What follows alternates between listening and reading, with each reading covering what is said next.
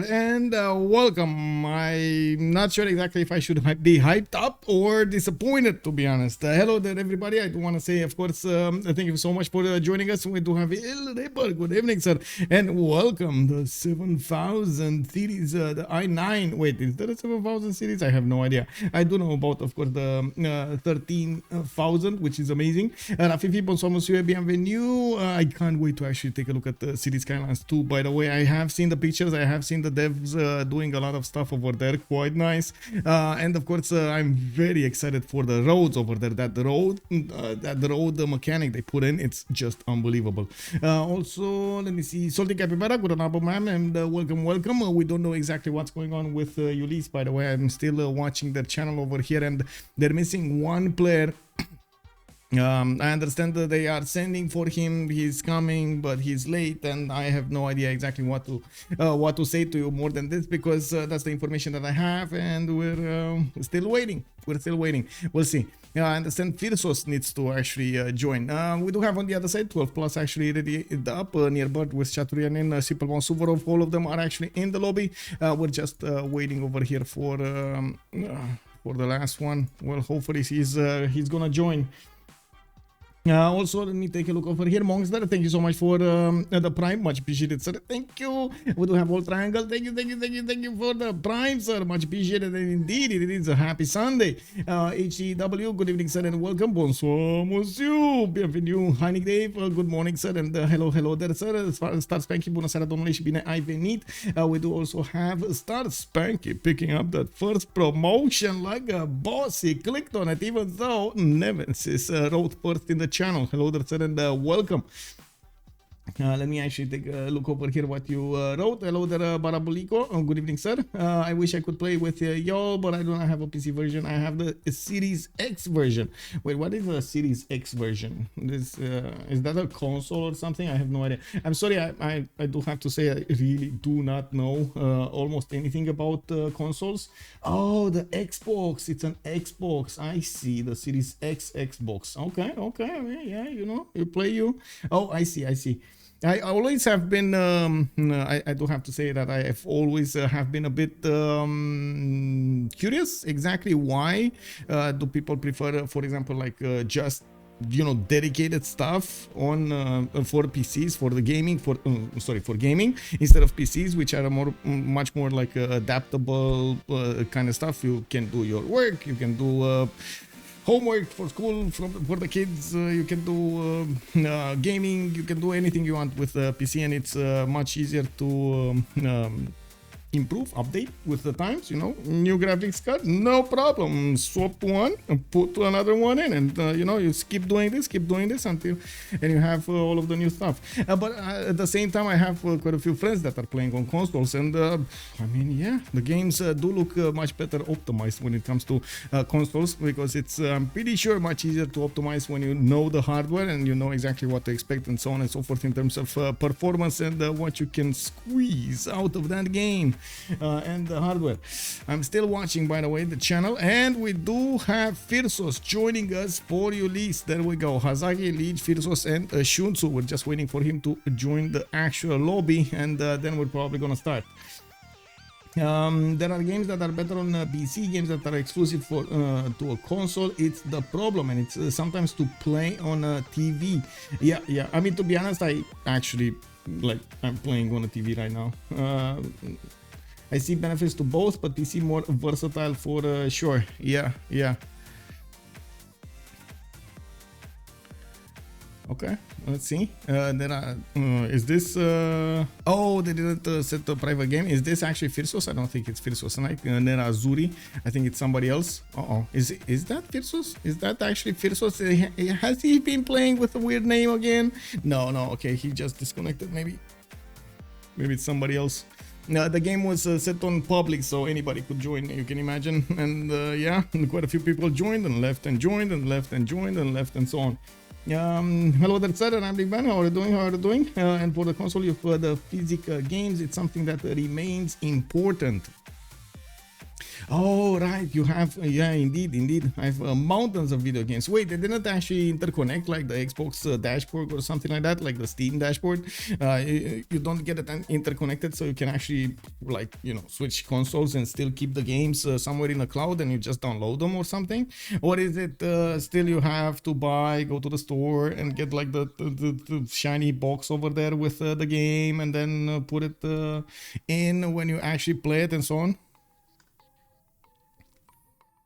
Which is it? I still have loads of PS1, Dreamcast, and 64 series. Oh my god, look nice, NES, etc. games, and have a big display of them.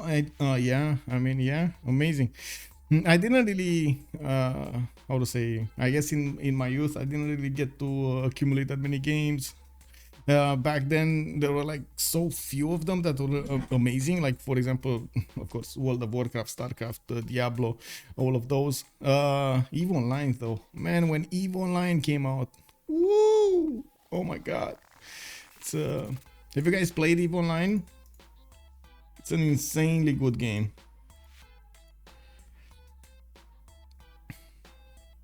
And they had big dreams with it. I mean, they already pushed a lot of the limits of single cluster games, like single universe, I should say, not cluster games, single universe games.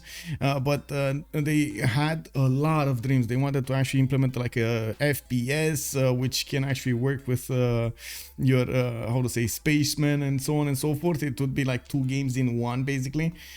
But they didn't actually get anywhere with it. I know there were some plans like back in 2008, 17, 16, somewhere around there, like yeah, somewhere around there. You know, but they at some point scrapped it, and I don't know why. But it would have been amazing. Can you imagine actually having like a planet, how to say, invasion or something like this? Whoa, somebody, Phyrsos has a wrong MPH version. He hasn't played for 2 days straight. Can you imagine that? Look at that. Anyway, I still have, and some prices are really crazy. For example, Chrono Tiger on DS, it's more than 100 euros. Oh, what is Chrono Tiger? Chrono Trigger, actually, not Tiger, sorry. Chrono Trigger. What is this? And why does it cost 100 euros? Does it make coffee? Hello? Does it draw? Wow, but it's, wait, it's 15 euros. What is this? It's 15 euros, man. Wait, my console is my entertainment center. I watch YouTube, Twitch, Netflix. I play my music, Spotify, and it's almost like having a PC. Oh, I see. Okay, makes sense. XDKHN, thank you so much. Thank you so much, sir. Primer. XDKHN. Let's nuking go. Cheers. Let's do it. Yes, indeed. Thank you so much. On PC, yes, but I'm talking about the DS version. What is the DS version? What is this DS version? You're talking about DS version. I don't know the acronyms. Version. Oh, the Nintendo DS. Oh, I see. And it's actually, what is it? Price. Let's see. Let's add price to the pool here. Oh, what the? Oh no, this is actually with the, oh my god, a mint condition Chrono Trigger, sealed, Y-fold, first print, Wii poster, a mint, yes, a mint. Oh my god, it's 499 plus tax. What the? What is this? Oh my god. Oh, a Nintendo DS, yeah. We're still waiting for Phyrsos. What is going on?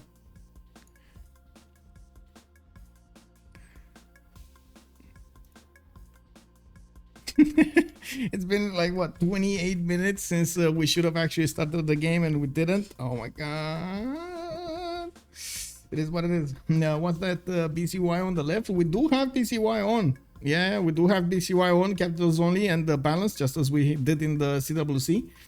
So they're gonna have basically like 2 2s everywhere when they settle their capital. Well, 2 2 underneath the capital if they settle turn 1. There is a, I believe, still a more small chance, but I think there was something like a graphical glitch or anyway. If you settle on horses, you don't get that production and the food. You get like a 1-1. Nintendo DS game prices became crazy. Some for games sold for millions. Whoa. Pokemon games values is insane. What's that? It's new BBG 5, I think.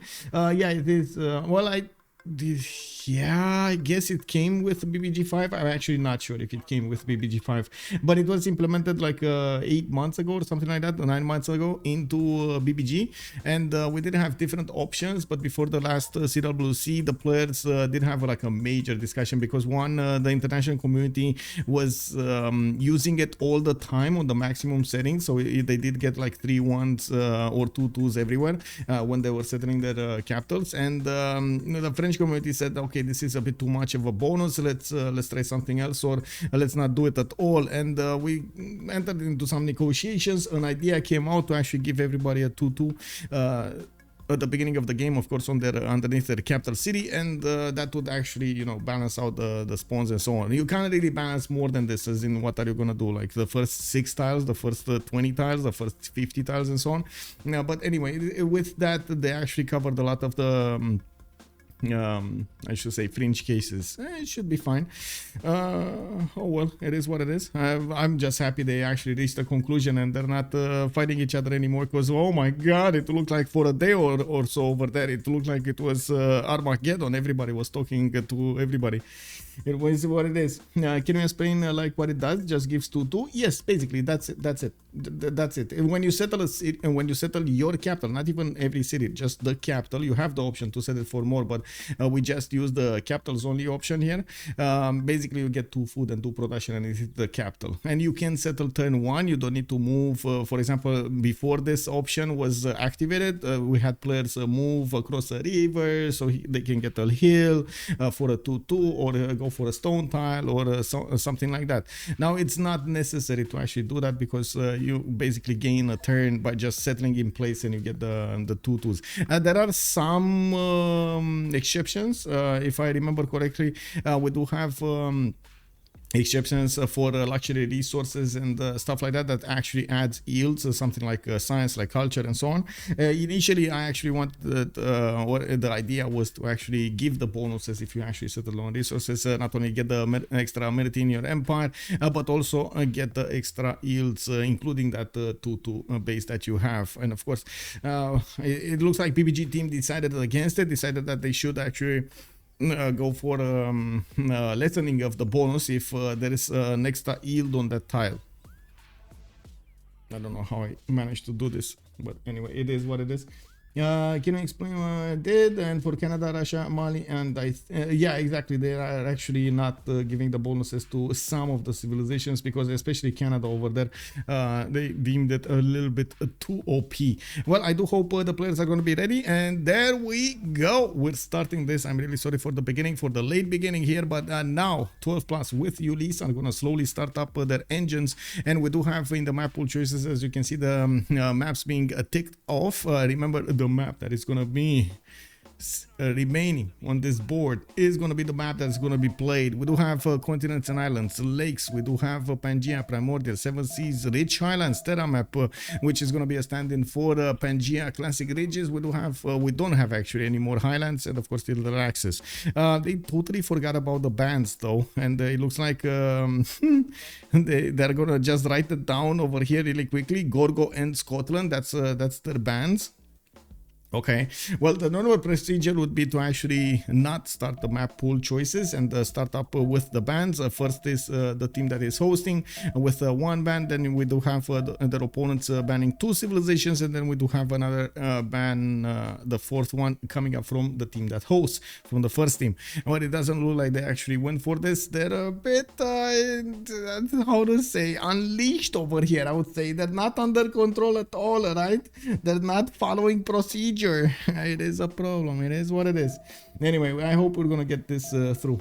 So if you settle on Lux, it won't give you the culture science, just the 2-2. No, it will give you the science and culture. It won't give you the extra 2. It won't give you the extra production anymore, or depending on the tile, I guess, if it does give you or not. Now we do have Ensaso. Good evening, sir. Also, oh wait, is this new? Are these new emotes? Look at that, voice you wiggles. We got a voice you wiggles from a Joe Kavanaugh. Interesting. Yeah, let's go. Anyway, pre-game bans. Simple Mouse is asking. Ulyss is not responding. I have no idea where they're taking this off, but they should actually ban them before they know the map pool choice, because it's a serious advantage to actually know the map pool choice before you do the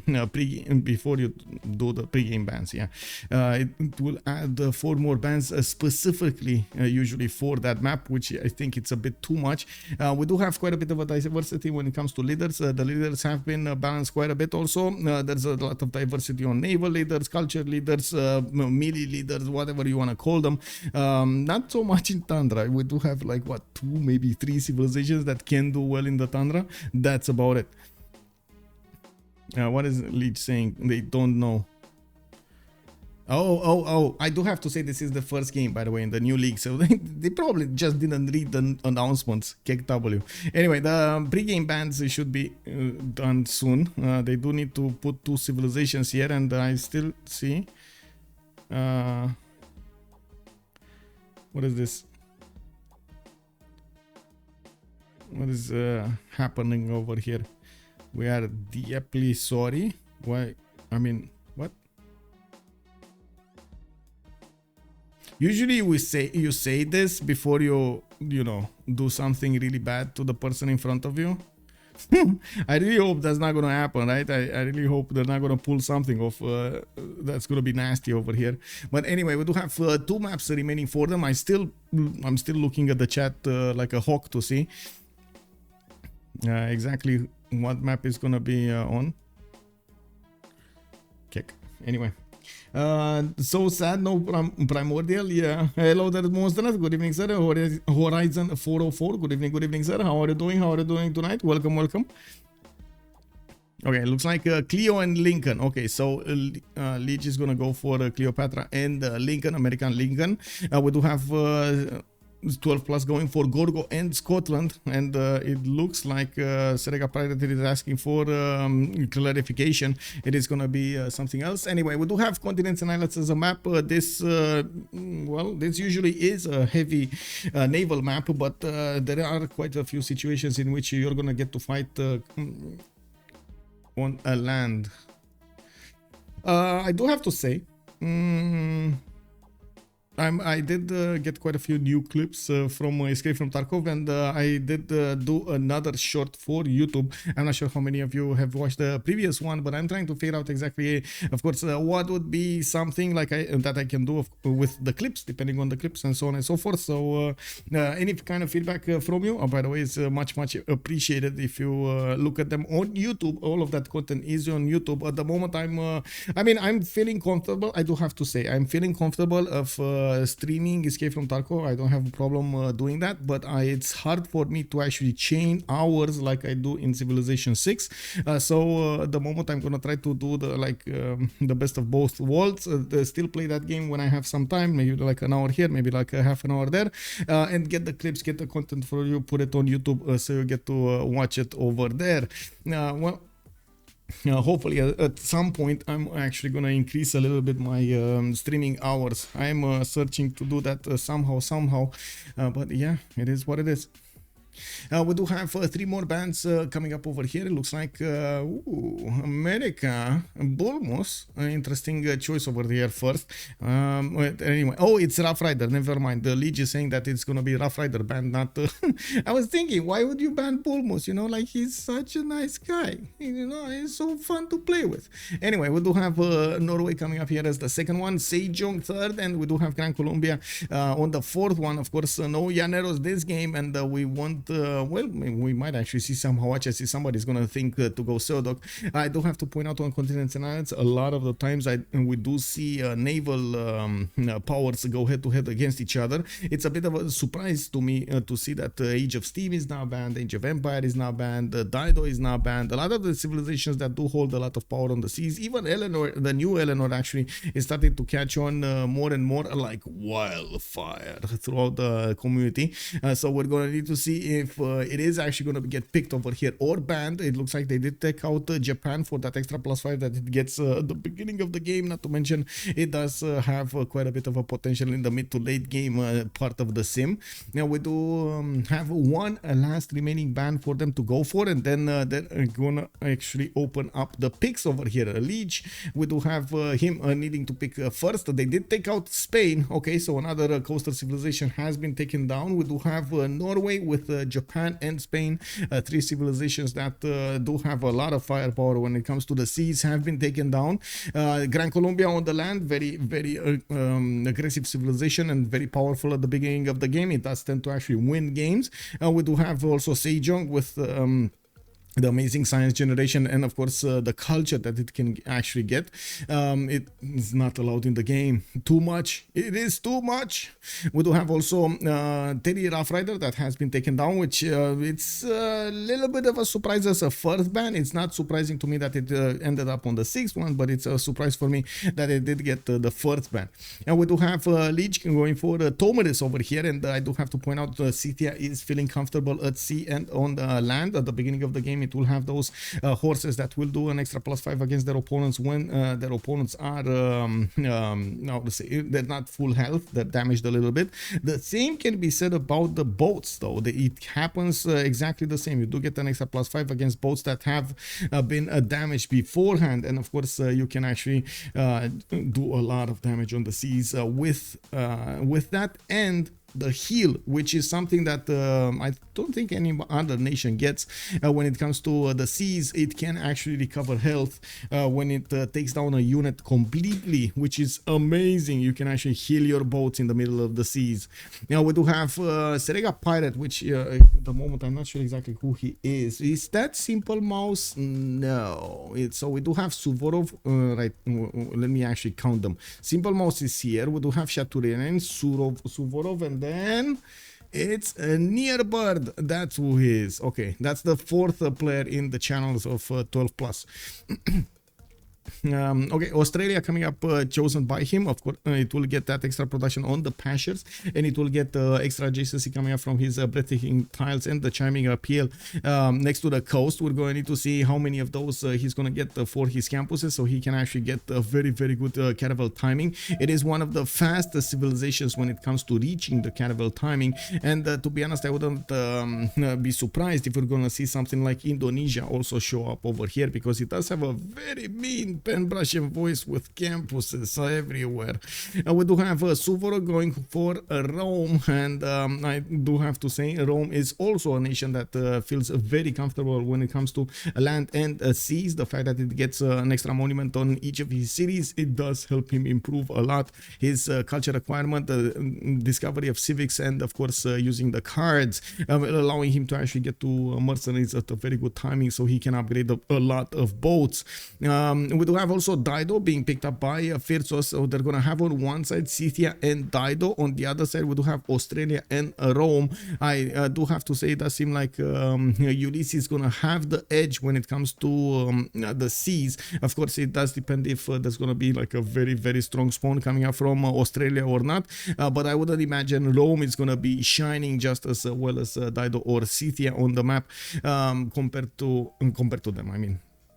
Now we're gonna need to see also 4 more bands for them to choose from, and it looks like Indonesia has been taken down. It's not gonna appear in the game. It will be taken down, unfortunately. A very good unit for Indonesia over there.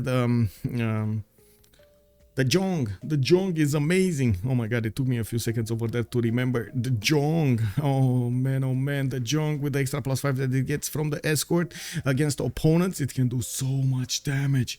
That is a bit of a problem though. You actually need Niter for it, and that actually stops you from upgrading at certain points in time. You do need an ally to actually get that Niter if you want to hit the timing properly. We do need to see also 3 more bans taken away from their options, and it looks like they're ticking down the clock over here. They're not really that sure exactly what to pick on the continents and islands map. I do have to say, usually on the continents and islands map, we do need to see flexible and naval prone civilizations, because otherwise whoever gets control of the seas usually does get to win, especially late game when those nukes start to fly from those submarines. You gotta be careful with that. We do need to see also the map. Maybe the map will actually give them options to go on a land warfare spree rather than fight on the seas, even though a lot of the times the teams do get mixed together. And of course there's some land fighting, maybe at some point there's going to be some naval fighting from the same players. Now we will have the same process with the remap tokens and so on and so forth. I'm going to speak about it in that moment in time, and of course we're going to take a look exactly what the players will choose to go for. We do need to wait for them to go through this ban phase now, with Cyrus being taken down as the next civilization. We've seen yesterday Cyrus can actually shine if you play him properly. We do have Basil II also being taken down over here, where I do have to say a lot of the times those drummers did push their opponents quite heavily. Not always actually did manage to take over cities and so on and so forth, but we've seen them create some tears on the cheeks of his opponents. So yeah, they don't want to take that chance. It looks like also Nadersha is gonna appear in the ban phase, and I gotta say again, I'm surprised. I'm gonna be honest about this. I'm surprised we see Nadersha and Cyrus being taken down here instead of the coastal civilizations. Maybe they did actually want to leave as many coastal civilizations, naval civilizations in the game as possible, so they can actually have their pick of the litter.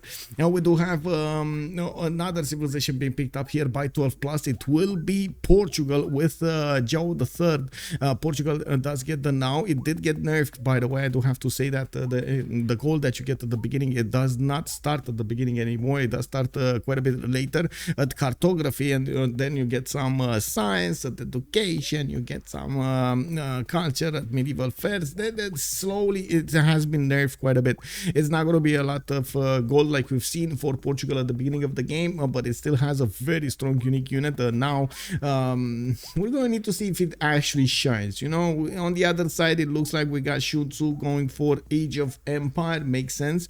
We do need to see Victoria get his free boats from building the harbors, and of course what is he gonna do with those boats. Now we do have Hazaggi here not actually picking Saladin. Didn't we talk a few streams ago about the missing Saladin? We just don't see him in the game anymore. But to be honest, we don't see Ottomans either, so it's still good. It's still good. Yeah, well, look, we got 3 civilizations here that we haven't seen in, no, 2, 3, 3? Is it 2 or 3? I think it's, I would actually say even Tomidis here. We don't actually see as much Tomidis as I would like. So I would count 3 over here. We got Jawa III, Suleiman Kanuni. This is the one that actually gets the Janissary, which is going to be amazing. Oh, maybe we're going to see some Janissary attack on somebody. One of the strongest musketmen around there. Oh my god. It's the goat of musketmen, you know. The thing I don't like with Ottoman, it's you have to build a commercial hub, same if you're on the coast. Yeah, I mean, yeah, you do want the Grand Bazaar, right, for the extra trade out capacity. Yeah, you need to do what you need to do, basically. It is what it is. It looks like Simple Mouse over here is not clear, but then he's actually going to pick Theodora. Okay, I see. They're going to pick Theodora. So that's the second Byzantium nation that we've seen introduced with the new leader pass. Is it the new leader pass? I hope it is. Anyway, now we're going to need to see how they're going to make use of it in the game, and by the looks of it... Oh my god, I'm sorry. Hiccups.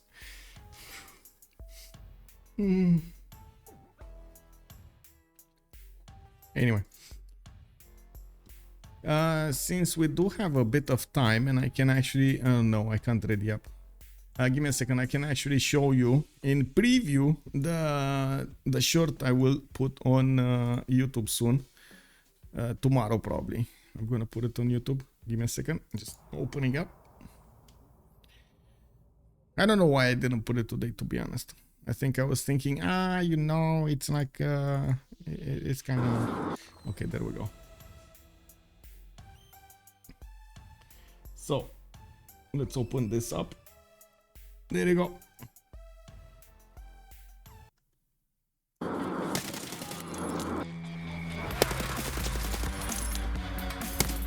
Next to you.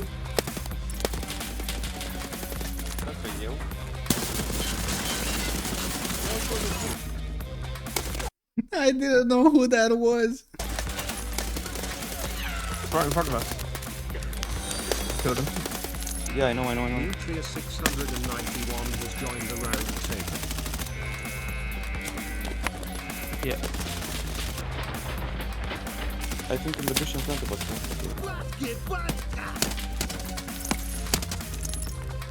Oh, he's not.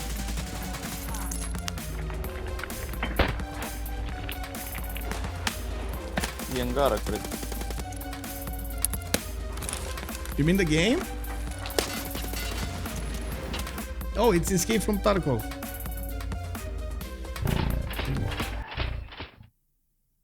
Oh, I see. Okay. Okay. It's Escape from Tarkov, if it's called. And I'm gonna put the clip, how to say, tomorrow on YouTube. I do actually put, I do have quite a few clips of it. Why do you stream it? What do you mean? I'm not streaming it. I mean, why am I showing the clip? Oh, because I made it today and I want to put it on YouTube, and I thought it's a good idea to actually give you a preview of what it's gonna be. I just found a red key card in Coachline. Oh, yeah. You mean a shoreline? Or, yeah, shoreline or lighthouse? Shoreline, right? Yeah. What did you show? Yeah. Okay, great. Good to know. That's good, right?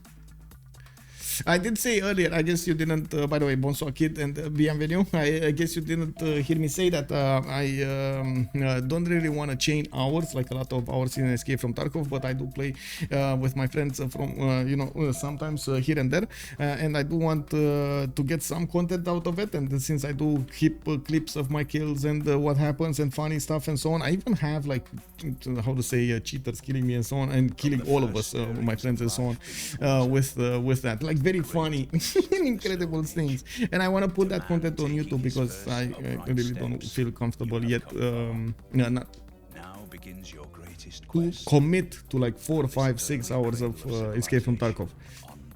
Bonsoir and bienvenue. We do have the games started, and the game started up over here. 12 plus versus their opponents. Ulyss, I do want to take this off. I do want to actually put the map in, right? We do need to click on the details of the map. So we do need to know, where is it?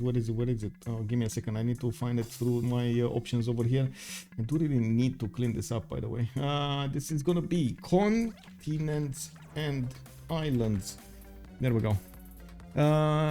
I banged my funny bone on the door frame yesterday and it still hurts today. Good evening, sir. Oh my god. Oh, oh man, the funny bone. Yeah, it's a problem. It's definitely a problem. Yeah. Anyway, we do have the game started off over here. Let me actually put the prediction, right? Totally forgot about this. How many remaps? 012. There we go. Start prediction. There we go. 5 minutes. Let's go. Let's see. What do we have here? On the west side of the map, we do have Phoenicia. I do want to check if there's anybody on the island. There is somebody on the island. It's going to be Lege over here with Age of Empire. He did choose to play it. And it looks like Lege is going to have coastal settle with an island. At least 4 cities, 5 cities can be placed. Let me actually see. 1 and a 2. And a 3, of course, with the capital, and oh, look at that, and a 3 and a 4 and a 5. 5 with the yeah. I mean, why not 6 over here? I mean, it's not good cities. Don't get me wrong. If you don't get God of the Sea over here, and not even with God of the Sea, it's gonna be good. Look at that. He has so little tiny resources available for him. Well, I guess at least he has banana. He has banana in the capital. It's all good, guys. We're saved.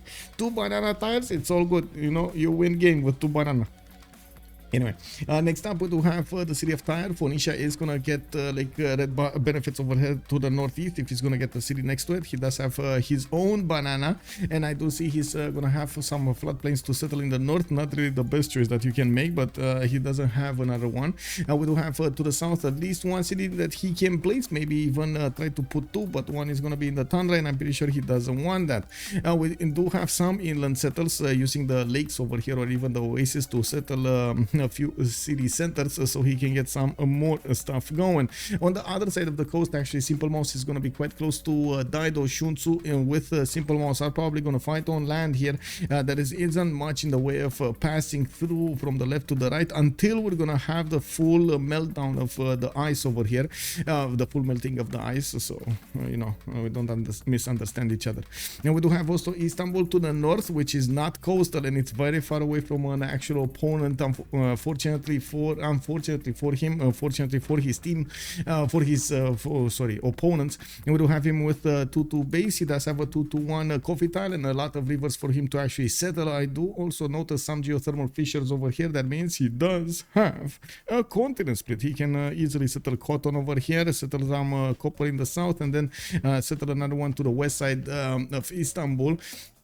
I'm pretty sure we're gonna see some cities on the east side, and because he will be on the coast over here, he can actually trade with Portugal. This is gonna be amazing. He's gonna be, oh wait, oh, no, oh my god, wait a second, I just realized Hazaggi is actually the opponent of Portugal. I thought they're allies. I swear to god, I actually thought they're allies. So Ottomans didn't have a target. I was for a second that I was so sad that we're not actually gonna see those Janissaries apply their power, their majesty against their opponents. We do have Portugal over here in the southeast that is probably going to be on the wrong end of the stick of Ottomans Janissaries. We do have a Simple Mouse on the coast with a 2-2 base here. He's probably just going to settle in place. There we go. We do have him with a +4 harbor, and I do see him having the benefits of quite a bit of coast to the south, not to mention quite a few islands. He does have on the east side near Bird, and this is an ally, so they can actually set up some coastal trade routes. He needs to be careful to actually plug the northern choke,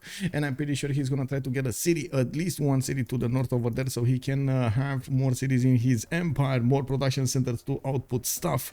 We do have Constantinople on the other side, on the eastern continent. I do have to mention, we didn't actually give an initial impression on the map, but we do have two very big continents and some very small islands next to them. There's not more of a fractally map like we've seen before in continents and island setup. It looks like near Bird is also gonna have to the east side of him Rome, and this is another ally, and to the north it looks like Canada is gonna be another ally. So there are three over here. Four of them are actually in the middle of the map.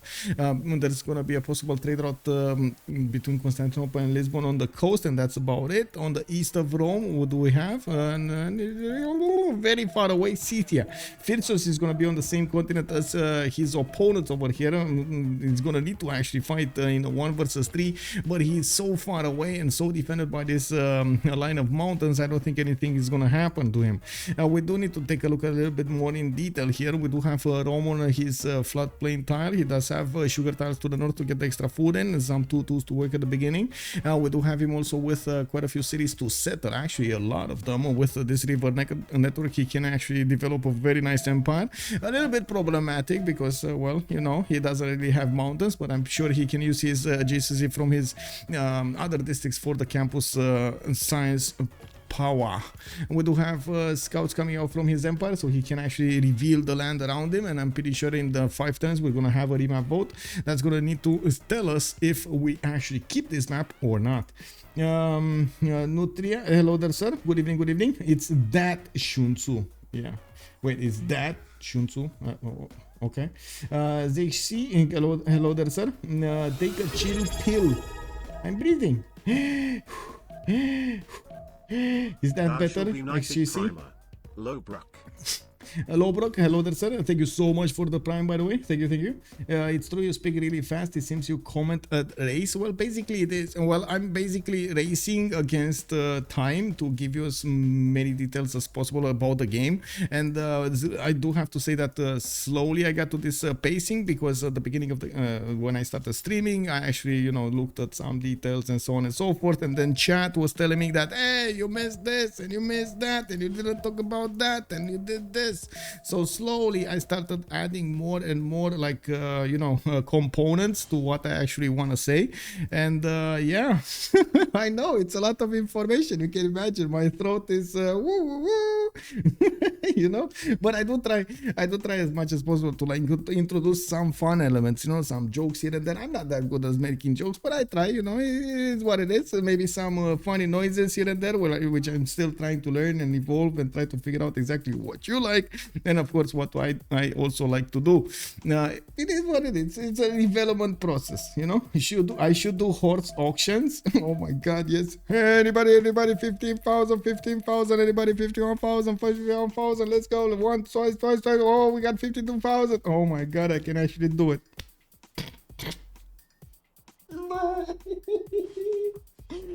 Oh my god.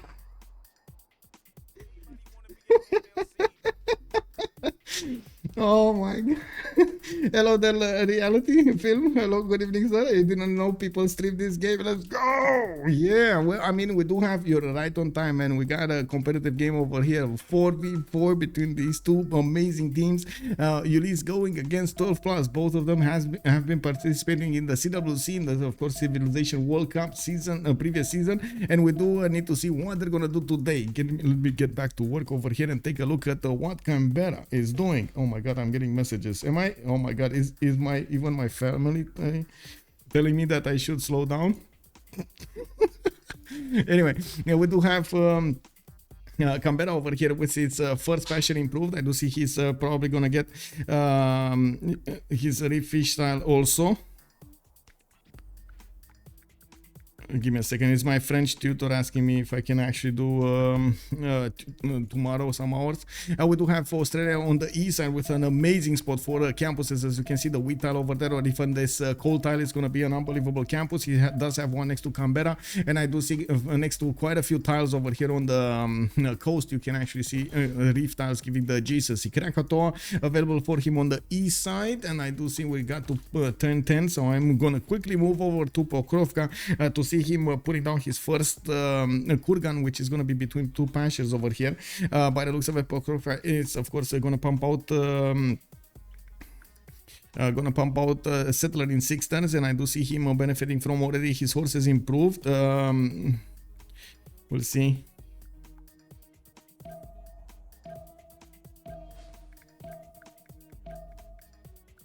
There we go. Okay, tomorrow tutoring. Oh my god, when am I actually gonna learn to speak fluently in French, guys? It will take quite a bit of time. I'm still reading through like thousands of texts. Oh my god. Anyway, hello there, sir. Good evening. Just tuned in for the horse auction. I bet 1,000 points. Let's go. And Alcidium, good evening, sir. In the sea. Oh, Vicky, where is Vicky? Is that what you're asking? Vicky is basically alone over here. It's Lege, all alone on the seas. Well, he's gonna have, wait a second, he's gonna have Scythia to trade with to the northwest. That's gonna be actually big for their economy. He doesn't have anybody on the western side. He doesn't have anybody on the eastern side. Oh, Dido, he actually has 2 very big trading partners, and he's probably gonna cut the lifeblood over here of gold from Portugal. And this is it. This is gonna be the map 0 remaps. Let's actually take a pick over here. What's going on? Manage prediction, choose outcome. We do have 0 remaps chosen, and somebody's gonna get to acquire a lot of points. It is. French is a hard language too. Some of us often do mistakes. I mean, to be honest, even like in Romanian also, we do have this problem with where our language is quite specific. If you want to say something, you need to be extremely specific with like a range of times and words and so on that you can actually use. And yeah, especially when it comes to like using the correct times and pronouns, you're gonna see a lot of mistakes on TV as well. But anyway, you see me also, I never actually consider myself to be an expert when it comes to English. Far from it. I'm actually, you know, it's my second language, and yeah, I do know some of it, but I basically learned it with you guys over here on the stream. I learned before. I did get the Cambridge and so on and so forth, but that's like way back. That's like in the when I was like 18. I was like 20 many years ago. Oh my god. Not yet. It's about that. Not yet, but it's about that. But anyway, the thing is with how to say, talking fast and explaining stuff, you're gonna do mistakes when it comes to correctly pronouncing some words or so on and so forth. Sometimes in your mind, you know, it sounds good, and then when you speak it out loud, it doesn't sound good anymore. Anyway, I do want to come back to the game over here, and I'm gonna finish my rant. We do have England going to the north to settle another city. He can actually just settle that 2-2 base, so he can get a +4 Royal Navy Dockyard. He does have a +3 over here in London. Wait, did they add an extra point of GCC to the harbors or not? I know they added it to the commercials, but anyway, we're gonna see that coming. I don't want to double check if they actually added that or not. Are barbarians on? No. In 4v4 we don't play with barbarians because they do cause quite a bit of a discrepancy between one team or another. Maybe one team will actually have a lot of barbarians to deal with, which is going to slow down their development, versus another team that will not have that problem and will develop much faster. So we took out that variable. He needs to protect the borders from Ottomans. Portugal, yeah, he does. Portugal with traders, is he win? We're going to need to see. In the city of London, we do have also horses in the second ring to the east side, iron on the third ring.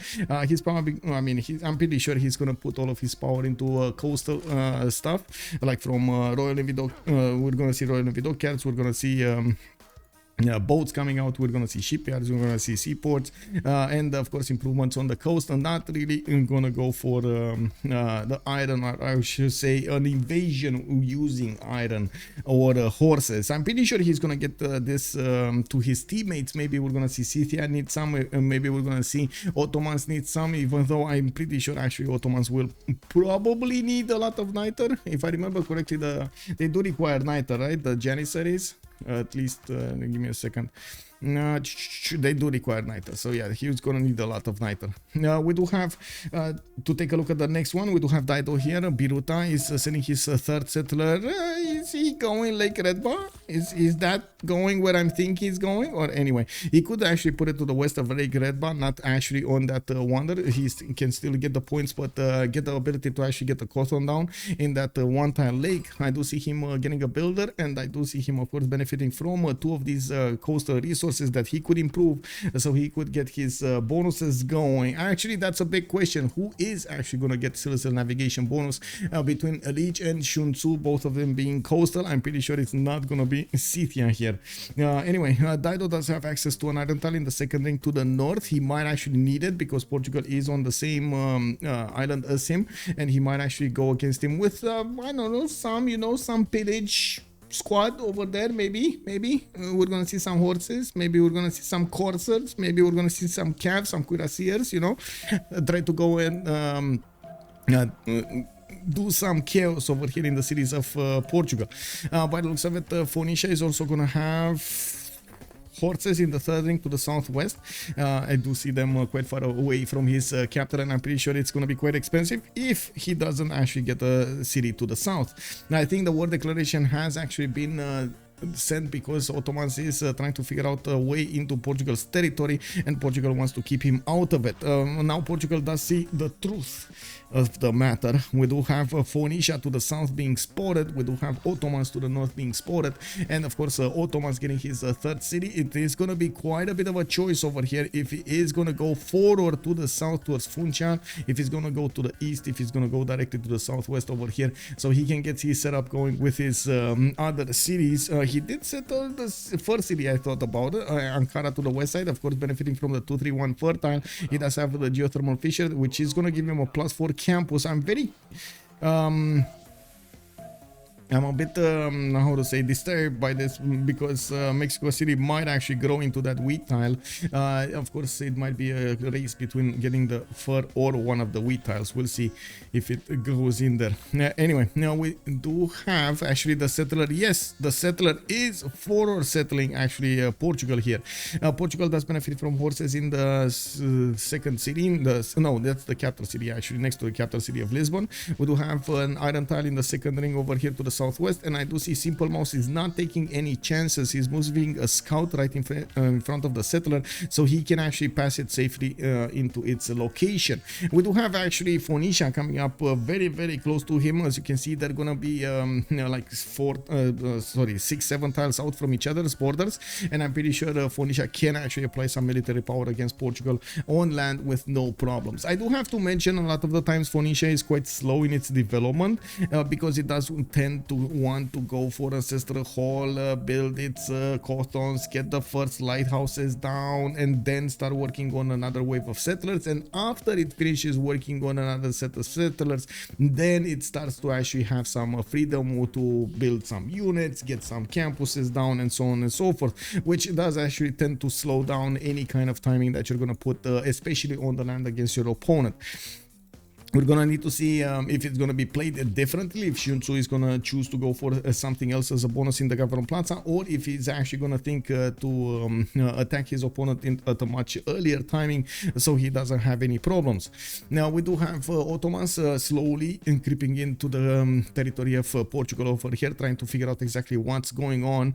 We do have Portugal getting his settler to the south, and I wouldn't be surprised if he's actually gonna settle the horse over there right next to the river. We do have also Basil II. Oh, sorry, Theodora here. This is Theodora, right? Byzantium Theodora. Yes, this is Byzantium Theodora.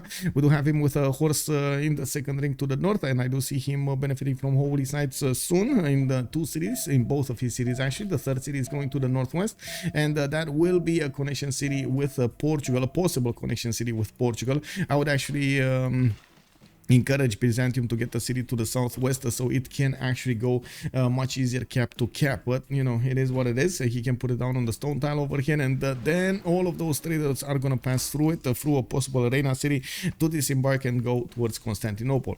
Now Constantinople does already benefit from some improved ivory tiles. I think he actually got a free builder here. By the looks of it, he did improve his horse and the ivory for it, for the amenity, and of course for the horse resource per turn.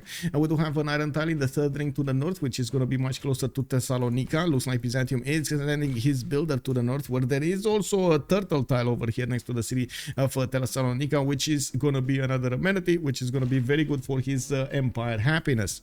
We do have to take a look next to him. Rome over here is going to have a lot of cities, but he's also going to be quite far away from his opponent.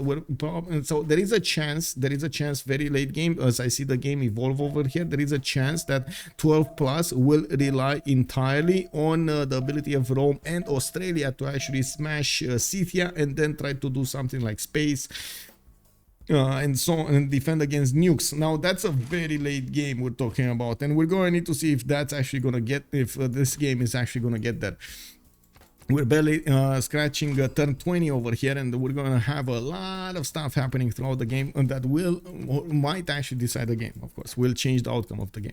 We do have another builder coming up from Rome here in 2 turns. It looks like he did settle Aquileia to the south, where he did have a forest fire. I do have traders coming up from Aquileia in 5 turns, and we do have him trying to scout out what's going on to the southwest over here of his empire. I'm actually a bit surprised he didn't settle in another location, but I guess he really wanted that sugar tile in his empire. Well, it is what it is. For example, I would have thought he's actually going to go to the north over here to benefit from the extra culture from the amber, and of course the 2-2 base would have good position to get the cities next to Australia and so on. But anyway, it is what it is. He can settle the marble tile as well for another amenity if he wants to, but that would actually stop the settle on the 1-2. You need to settle it somewhere else. Anyway, moving forward, we do have Australia to the north with already a pantheon. He did choose to go for God of the Sea, getting himself the extra production on his coastal improved resources. He already has one improved, and he's going to get the builder for another one. I'm pretty sure Celestial Navigation is on the research block here. Yeah, there we go. 9 turns to finish. We do have him.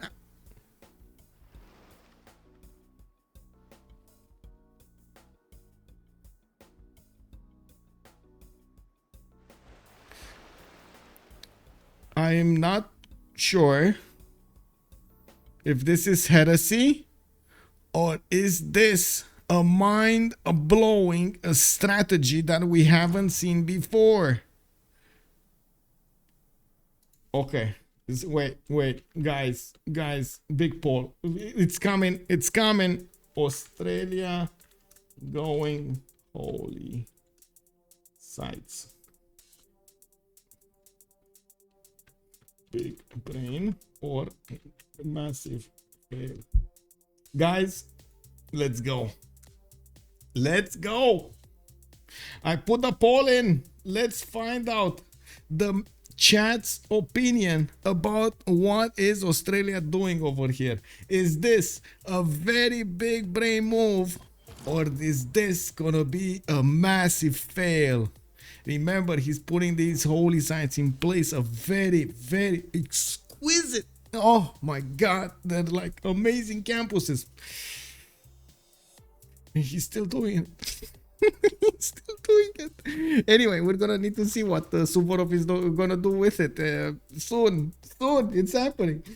By going triple force, this thing, doesn't he affect the next discount? Yes, it does. Yes, it does. It will have a little bit more. Wanzer, good evening, sir, and welcome. Dark Age Australia, 500 science turned 60. Yeah, let's see. Do you think he's actually gonna go monasticism Australia here? Oh my god, yes. Big brain, big brain. And look at that, we do have already 30 of you voting for a massive fail, while it does look like 14 of you said big brain. Well, we're gonna need to see how this ends up. Farchet, also good evening, sir. Did I have wait, Farchet, did I talk to you on Discord? Wait a second. Okay. Does it mean they also good evening. From their life, Ottoman went to Ibrahim into Portugal. Probably. Culture is quite important in the game to get new government feudality alliances. Yes. And the cards, like the cards are so extremely important. The ones that actually give you discounts or double bonuses for like campuses and so on. Given benefit, yeah. Holy sites on a +5 campus style. It is what it is, man. I guess it's monasticism. Yeah, you can't see the poll. It's actually in the chat. I don't know. It should be above the chat. Maybe it's something related. I don't know. Does it mean they aim for religious win, or there is something else? I think they're going for monasticism. So monasticism is a card, and that's what chat was saying over here. It converts basically your culture in science. It does give you a lot of culture, like plus 75 science for like a 25 penalty or something like that. What is it? What is it more? Is it? It's more. But anyway.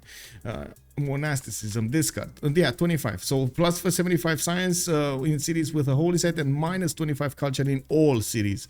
You do get like a massive penalty of culture, but you get a lot more science than the penalty.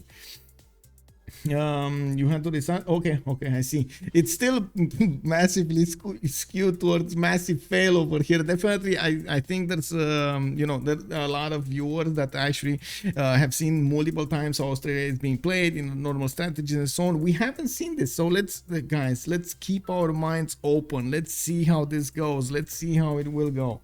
That's so big brain, I can't even. Yeah, okay.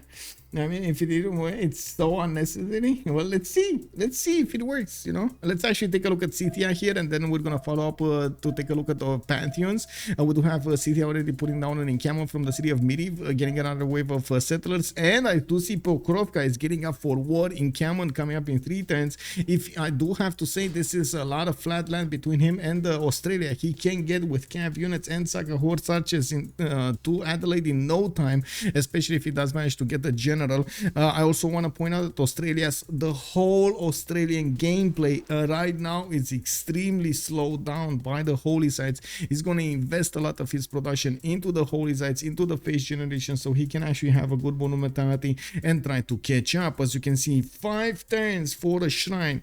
He's not gonna have that much gold because he's not putting his harbors down as quickly as he would. He usually, Australia does does base a lot of his mid-game, or I should say the first era, second era, a lot of its Pen Russian Voice Golden Age to generate the culture, because it does use the campuses to generate a lot of science, and then of course you do get the points for culture from the PBV.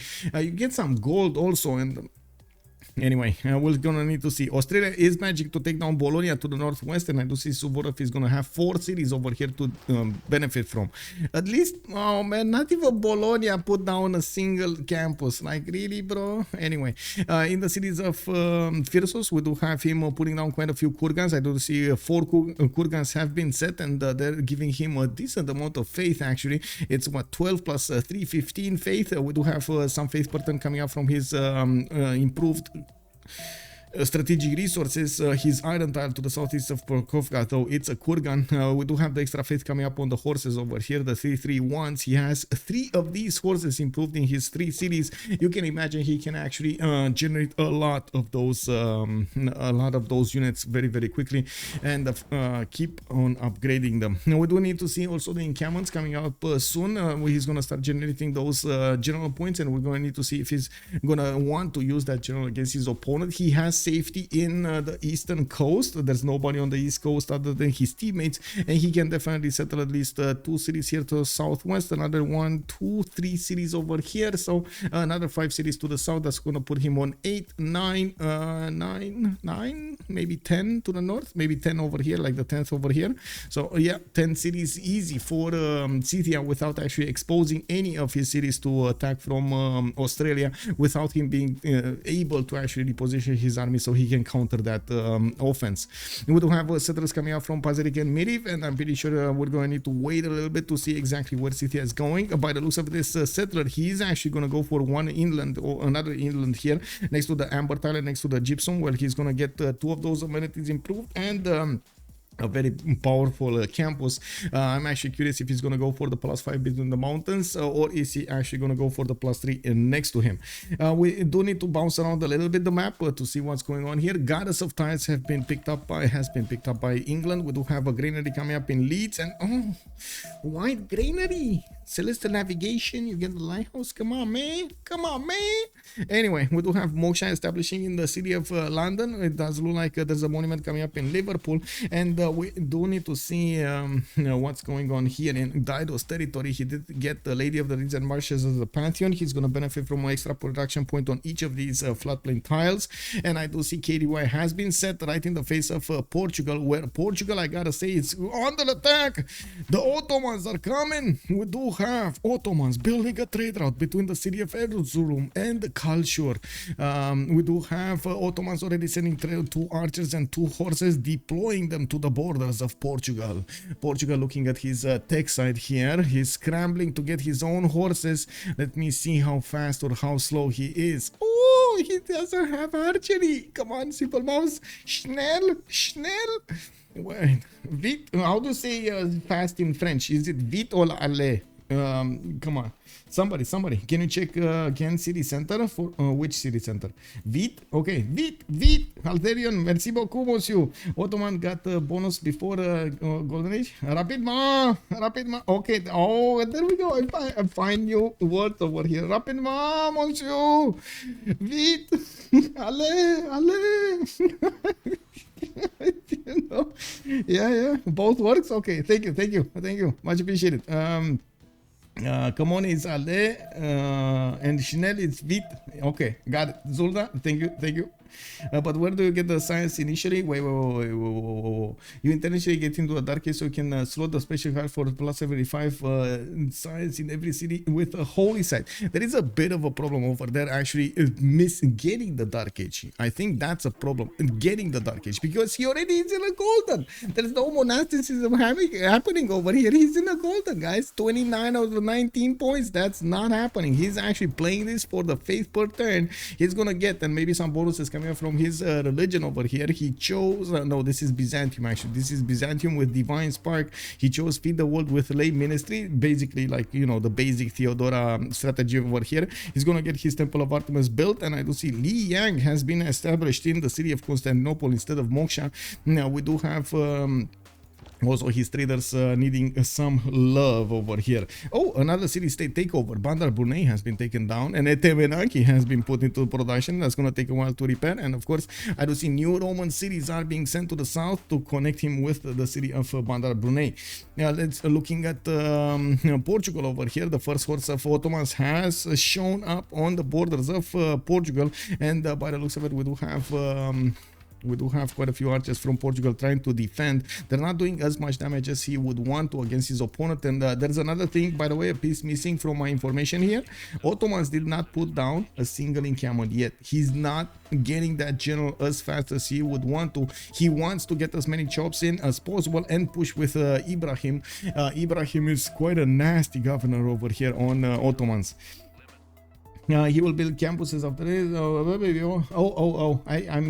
I'm so glad, by the way, that you guys are actually explaining over there what's going on, because I'm not sure exactly what was the question, so I don't know where it is. Can you see Ibrahim is in place? Yes, Ibrahim is in place, and we do have Ottomans over here with the horse dealing 37 damage against the warrior. And when you take a look at the city center, he does have the plus 10 Serasker bonus over there against that city center. It's 45 against 35 of the city of Funchal. He definitely needs a few more horses if he wants to push through the warrior, at least one that he can actually do the double hit on the warrior so he can push it out. There is another way. I mean, you know, last move, first move attack coming out from Hazaggi might actually do the trick here if he tries to sacrifice his scout as well to get the position on the city of Funchal.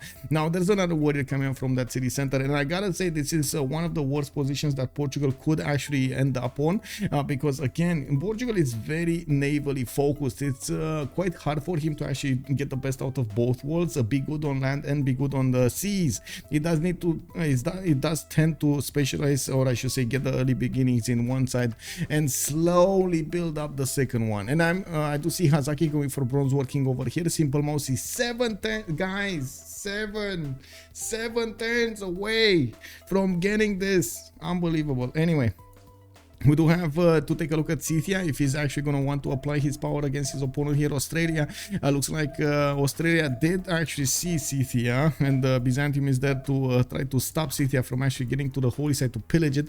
We do have a first harbor coming up in Perth, and I gotta say this is going to be one of the lowest science Australia that I have ever seen.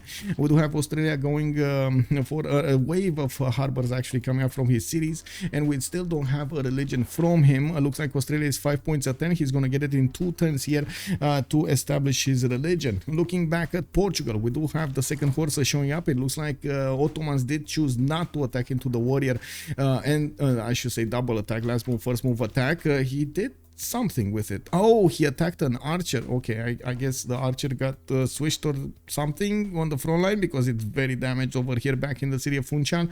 Or maybe the swords actually just moved in the forest and without hitting anything, and then you know, got hit. No, it didn't get hit by archers. Never mind.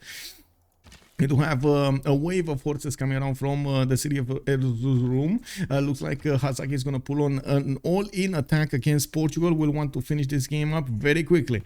We do have also Phoenicia coming up with Gavron Plaza in 2 turns. He's putting down his Cothons, and I do see new builders coming around from multiple cities. We do have Phoenicia upgrading his tiles, and I'm pretty sure he needs irrigation to get that banana. Get the banana. No, Sun-Tzu. Banana? No banana? Banana? Where banana? Anyway, Constantinople, I do see him starting his second wave of settlers, 2 of them coming up in 3 turns. I'm very curious if he is actually going to go for that southwestern city on the peninsula, so he gets it to connect with Portugal. Of course, the moment I do see him trading to Rome, creating that pathway towards the capital city of Rome. Rome is also putting down his Gavron Plaza. He did choose to go for goddess of festivals as a pantheon. You can see the amazing culture coming up on his plantations over here. 2 of them improved, the third one will get improved there, and he has quite a few more to go for. Looks like also one of the horses of Ottomans did need to get out of there. He's very low HP. Actually, he needs 1 more experience points to get to the next promotion, but he is right now down to 22 out of 100. If one of these level 1 archers hits him, that's gonna be it. That's gonna be it. He's gonna be hit by the Knights of Ney. And we do have Hazaggi actually, oh my god, a massive army over here. But look at Simple Moscow. He's actually building quite a few of these warriors, and well, I guess he doesn't have access to spearmen, right? That's why he's building warriors. He did manage to deal with the western attack over here next to Lisbon and Visio from Phoenicia. I do have to say Phoenicia didn't really go for an attack here, and like I said, it's very slow for Phoenicia to actually get everything done, mostly because of the choices that usually Phoenicia does when it comes to its empire development. We do have a fourth city coming up from Phoenicia, and it looks like he's moving it to the east side over here, southeast towards that lake, so he can get the position next to the mountains and of course on the lake. Now we do need to see if Ottomans is going to figure out a way to actually pass through the Portuguese defense. He does have quite a bit of strength on these horses, but I don't see him actually doing a massive attack against his opponent. He's more worried about getting more horses on the front line and hitting multiple units at the same time, so he actually manages to debalance Portugal here. Looking at the era score, we do have everybody in the golden age, including John Curtin, which is probably going to be the start of the game over here. We're going to keep on watching him to see how he's using that monumentality golden age. Now we do have, there we go, Ottomans actually getting the horses next to the city of Portugal. He's also going to get his archers right behind them. And I do see in that city center of Portugal, there is a galley inside. That means the city is going to get an extra 10 garrison defense because of that galley. And at the same time, the city does benefit from the river defense. That's an extra +5. It still doesn't get the full damage. If it would have been a classical unit, the base strength would have been a little bit higher. Ottomans cross the river with a few horses, and now he actually has an attack maneuver against Portugal here on the warriors. There are quite a few archers that are coming up from the city of Lisbon from the south, and I do have to say the traders are starting to come out. And there we go, he just bought a horse here directly in the city of Funchal and said, you know what, go back, Hazaggi, you cannot stay in my borders. What if my mom sees you? Go back. And well, we're going to need to see if Simple Mouse is going to get to push back Hazaggi over here from his borders. Let's actually take a look quickly on Scythia's development. I do see Saka horse archers coming out from his cities. He was the first one up to actually get encampments, and he does have one great general point per turn. He did put one down from Midiv, never finished it though. He does have a government plaza to the west of Pokrovka, and I do see he actually got the fourth city out in the south with a fifth one coming up soon to the north of Midiv, completing his line of cities over here to the north. Let's actually take a look at Australia's religion. What did he go for? Choral music with pilgrimage? I mean, where science? Where science? I mean, maybe Feed the World would have worked here, but where science? He's 9 science with 19 culture. He did choose to go for Moksha first, by the way. I would have expected him to actually try to go Pingala, so he can at least balance a little bit the extra culture he's going to get from choral music. Yeah, no, I like choral. He's going to struggle with culture. Let's see. Feed the World is on Theodora. Yes, exactly, big man. Feed the World got taken by somebody else, by his ally, actually. And I'm pretty sure that what, how to say, they did have a discussion about it. I think Feed the World would have been better to have high pop cities. You already benefit from housing in the cities of Australia on the coast. And so you might as well just, you know, populate them very, very quickly. I'm pretty sure he already has like what, 8 housing or something like that without a granary. Anyway, we do have a 6 settle coming up from Scythia soon. He's starting to build up that encampment, and I do see quite a few Saka horse archers coming out from his cities. I did mention that Suvorov not actually going for the normal campus slash into harbor slash into government plaza kind of strategy. Is going to slow down his development, especially going through the technology tree. We do have him actually with a horseback riding over here, and I do see him getting a few builders. I'm pretty sure when he's gonna hit monumentality. Oh, he did hit monumentality. Never mind, this is the first time, right? He actually chose monumentality. He is on 36 faith at 10. That's actually a pretty good number if you think about it, compared to other nations that do have this monumentality. What's appeal on the iron tile next to geothermals on Australia? Iron tile next to geothermal, this one, it's 0. It's actually, yeah, it's 0. It's appeal average 1. I mean, you know, it's 1, but it doesn't give you anything. It's not charming nor anything. It's still a +4 though. It's still a +4 because of the 2 geothermals, right? I'm pretty sure he can actually put a government plaza to increase adjacency to campuses. Put it here, government plaza, bam, into campuses. But anyway, it is what it is. Now we do need to take a look at near bird. Theodora did go for a monumentality golden age. She's 11 science with 8 culture, a little bit underwhelming here with 31 faith per turn. He's starting to get his builders out and improve some of his cities. So we do see new settlers also on both from his cities, and I do see Galley coming up from Thessalonica. I'm actually quite curious what is he gonna do with it. At least he's gonna start smelling out the furniture over here to the north. Uh-oh, is this Australia actually having... Oh, this is Australia actually having a pathway towards the south. But it's his ally, right? Nearbird with Australia, with Rome, and with Portugal are actually allies. So that shouldn't be that big of an issue throughout the game. We do have also Rome with a 14 science and 31 culture. He's at the moment with the biggest number of cities. He's on 5 cities. And actually, Scythia just settled his as well, right to the north. So he's tied with Scythia. We do have him 4 turns to get Great Path. He did actually get a flood over here. I guess he got mad. Oh no, you don't touch my sugar like that, man. Anyway, we do have markets coming up from Ostia, and I do see we do have new commercials in Achillea and Mediolanum. He did take over Bandar Brunei and still works on Temenanki over there. He doesn't have a very good array of production tiles over here next to that city center, but when Temenanki is going to finish and with Liang in that city center, he's going to be actually very happy, very happy. Prediction Ajax 2005. Good evening, sir, and thank you so much for reminding me. Let's actually put up the prediction for who will win. On one side we do have Team Ulyss, on the other side we do have 12 plus. I do have to say I'm really sorry for the beginning of the game. I did not know we're actually gonna have like a 30-minute delay over there on the game.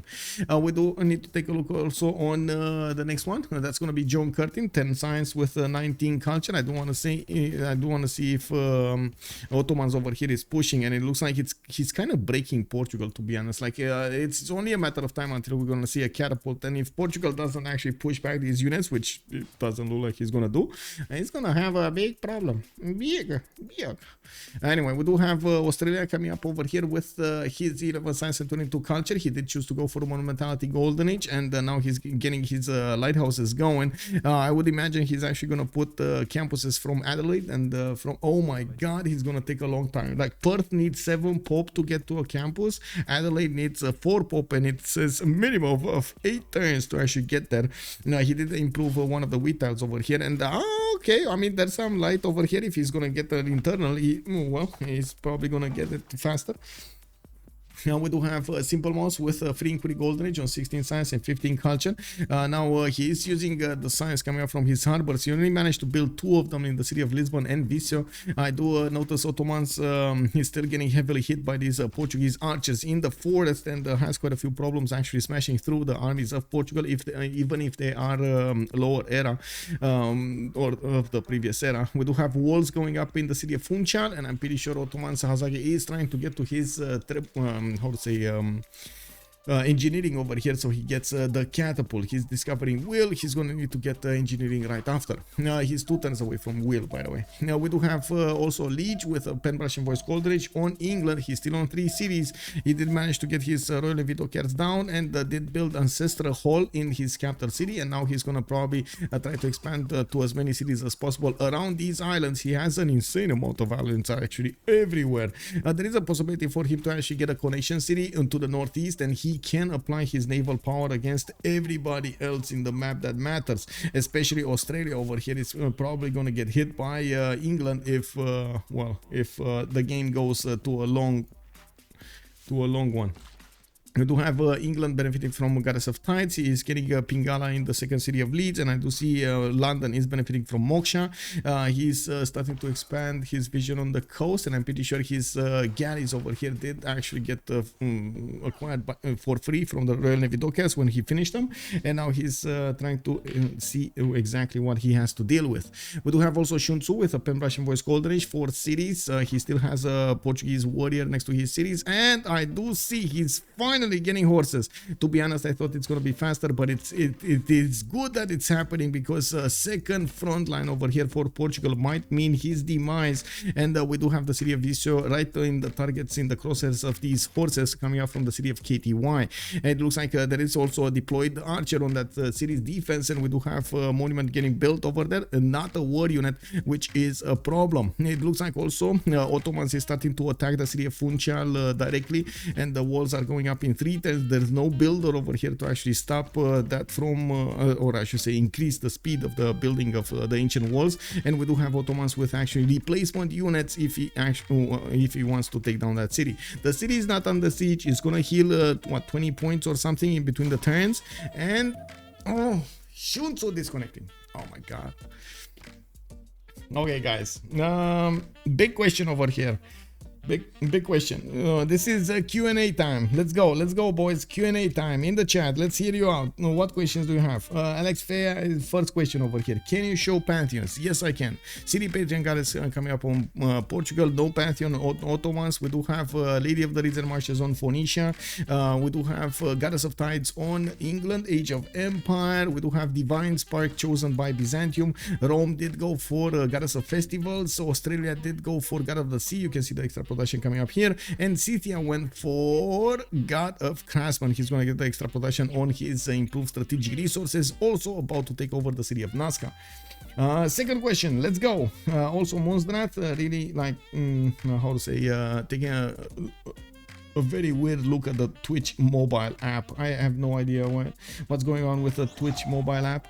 Also, how long till WQLL on Portugal? Oh, Farchet, I guess you're meaning wall. You think wall?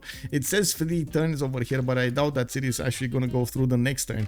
I do have to say that Ottomans can actually sacrifice one of his horses that attacks into the city center by attacking into the city center and dealing more damage, while he can actually reposition new horses to take their place and keep on taking the city. There isn't that much of an army from Portugal that could actually retake the city if that city is being taken over. Of course, Ottomans over here did not actually go for a 4th city. He did put down an encampment. He's getting his encampment training project done, and I do see he's on 3 great general points a turn. Just needs 1 project and he's gonna get the general, just the same as Scythia. It doesn't look like there's gonna be a general on Portugal. He's doing 2 points a turn, but there is a possibility that Scythia can actually out project the other generals, so he doesn't actually give Portugal a chance. Why there's 1 faith on the Nazca tile? Which one? 1 faith Nazca tile. Which one? This one? This one you mean? It's because of the Nazca line. The Nazca line actually adds yields to the tiles around it, depending on where you are on the civic tree, on the tech tree. I'm not sure exactly where are the baselines, but I know it gives food and I know it gives faith.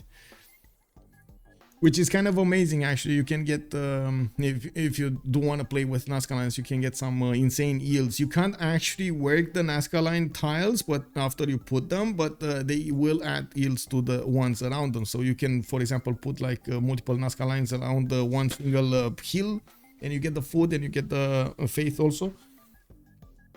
Yep, no problem. Alex 2005 is also seeing Portugal dead, and to be honest, yeah, he's not that far away from dead. It kind of looks like he's kind of dead, to be honest. Yeah, I can't say no to that, man. This is quite fast. And even if Portugal did get that horse, to be honest, they would have needed at least a builder over here to help him chop more units and get the walls up quickly. I don't think this would have stopped Ottomans, by the way. It would have just slowed him down. There is a tile over here that Ottomans has been using from the beginning of the game, this 2-2, that can actually reach the city center, and that can be held by one of the catapults of Ottomans. That's why Hazaggi is going so quickly towards engineering, so he can actually get the catapult to work against Funchal. Now Lisbon is getting nothing to produce here. Oh, we do have an AFK, so we're gonna need to see. There's a massive chance that Phoenicia will also take the city of Viseu, letting Portugal just live on the city of Lisbon until both armies actually clash over there on that city center. That's gonna probably spell disaster for 12 plus, to be honest.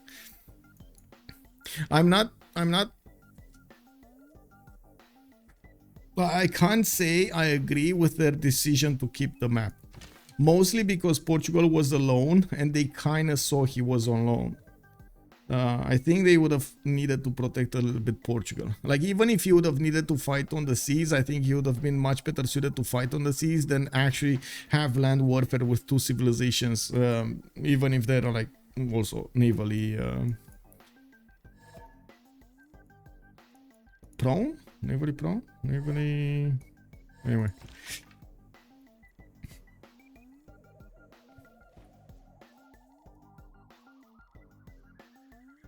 Okay, so we do have the game going on over here, and we're going to need to see what the players are going to do. Hazaggi is going to need to get those horses to work against Funchal soon.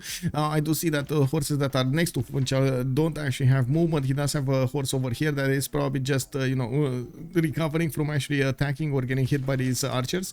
By the looks of it, Portugal does have a few promotions on these archers, even including a level 2 over here. We're going to need to see if he's going to choose to keep on attacking or promote. I do have to point out this might actually be a problem for the Simple Mouse, because he doesn't really have the opportunity to slow down and promote. This is a problem. He needs to keep on shooting the horses, because otherwise they're gonna definitely take over his cities, and I'm pretty sure he knows this.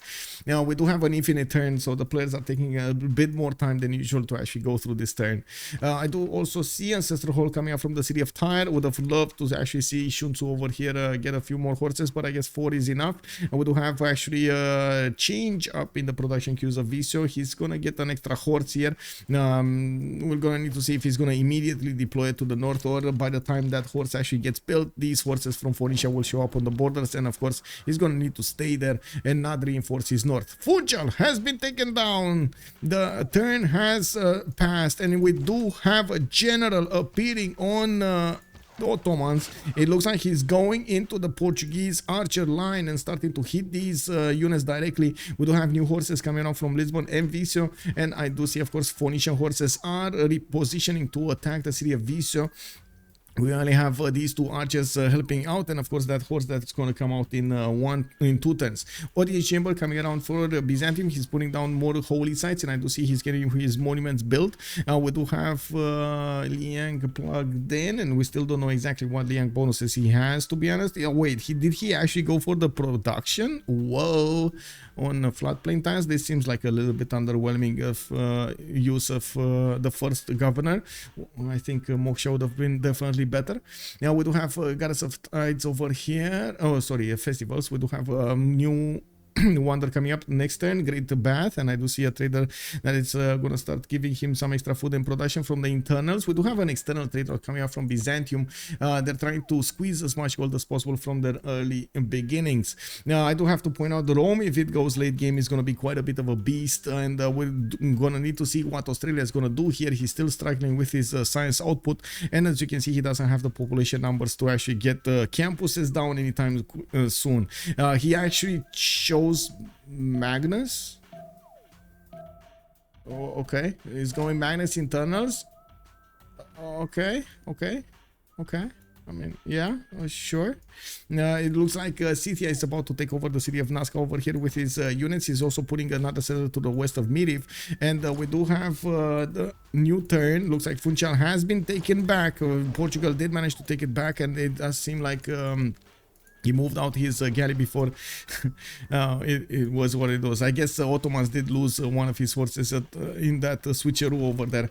Now we do have new horses coming up from Portugal, showing up to the north, and I do see the line of archers are helping him deal the damage against the Ottomans horses. There is a Phoenician attack about to happen on the city of Portugal, where he is trying to get a settler out. Wait, didn't he get a horse? Did that horse actually so fast get to the north over there? Oh my god, he doesn't have a horse. Anyway, we need to see if Visio is going to stay alive. He doesn't have a galley this time to help him increase the defense strength of that city center, and that's actually going to be quite a bit of a problem for Portugal. Now they do have enough gold to buy another horse if necessary, even though I'm not that convinced they're gonna get the opportunity. We do have the horse that can actually attack this archer next turn, and he's just gonna do it in 2 hits, and bam, that archer is gonna go down. The other horses can just ignore the one lonely archer to the north, and with the triple horses attacking Visio, he's probably gonna take that city down quite quickly, even if the horse gets out of that city center, and I'm pretty sure it's gonna get out of that city center.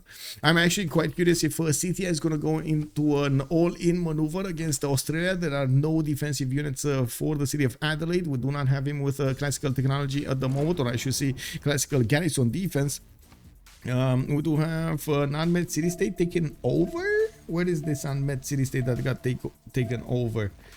I don't see it. Oh, Nazca. It's Nazca, right? It's Nazca. Yes, it is Nazca.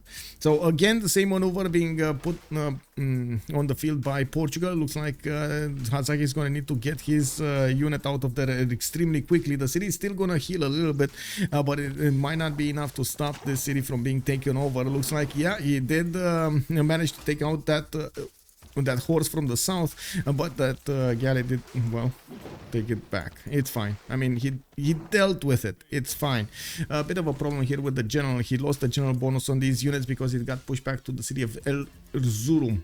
We do have new horses coming around, and I do see, of course, he's going to need his new units soon. We do have Hazaggi on 11 science with 14 culture. Deerbird, sorry, not Deerbird. The Simple Mouse is 16 and 14, and the city of Visio is in shambles. We do have Phoenicia attacking with his 4 horses. The archer in the south is going to be taken down next turn. There is a horse coming up next turn, but I fear this is going to be too late. Even if this horse over here of Phoenicia is very low HP, it can still do damage against that city center and allow the other Phoenician horse to finish the job. That's going to put Portugal on a single city, losing him quite a bit of science from this harbor in Visio, and of course the science coming up from the turtle. He does only have the city of Lisbon to rely on, and it does seem like Portugal is starting to run out of steam to actually get those going. As a whole, finishing up in the cities of Phoenicia, we do have campus in Biruta. Trapsakara Gen Bom Dia Senior, hello there. BTS returns. Oh, amazing. Good afternoon, Linda. Hello there, ma'am. How are you doing? Why is Phoenicia not helping Portugal? Their opponents. Basically, their opponents. Independent Baker, hello there, sir. He is helping. Yes, he is helping Portugal get out of the situation. He's basically, you know, hugging him. There is a sea in between. Yeah, Byzantium cannot get there fast enough. He's getting a galley here from Thessalonica, getting another one actually, and I do see Funchal can of course get hit multiple times, but that's not really what's happening. Trader has been pillaged, and it looks like the city of Visio is still alive for the moment, but not for long. This oh my god, the horse got out. 2 horses died in this maneuver, by the way. Phoenicia did lose 2 of his units. We do need to see if he's gonna get some more. I was saying at the beginning, well, he might need a few more units, but it's fine. The city of Visio is going to be taken down. That's what's important here. We do have in the north Ottomans needing to actually get Ibrahim in the city of Funchal. It looks like he's actually choosing Moksha at the moment. More horses coming out from his city center. He did manage to finish his government plaza and got Waldo's throne inside of it. Now, while I do see he had the city state to kill on the west side, he chose to actually take cities away from Portugal.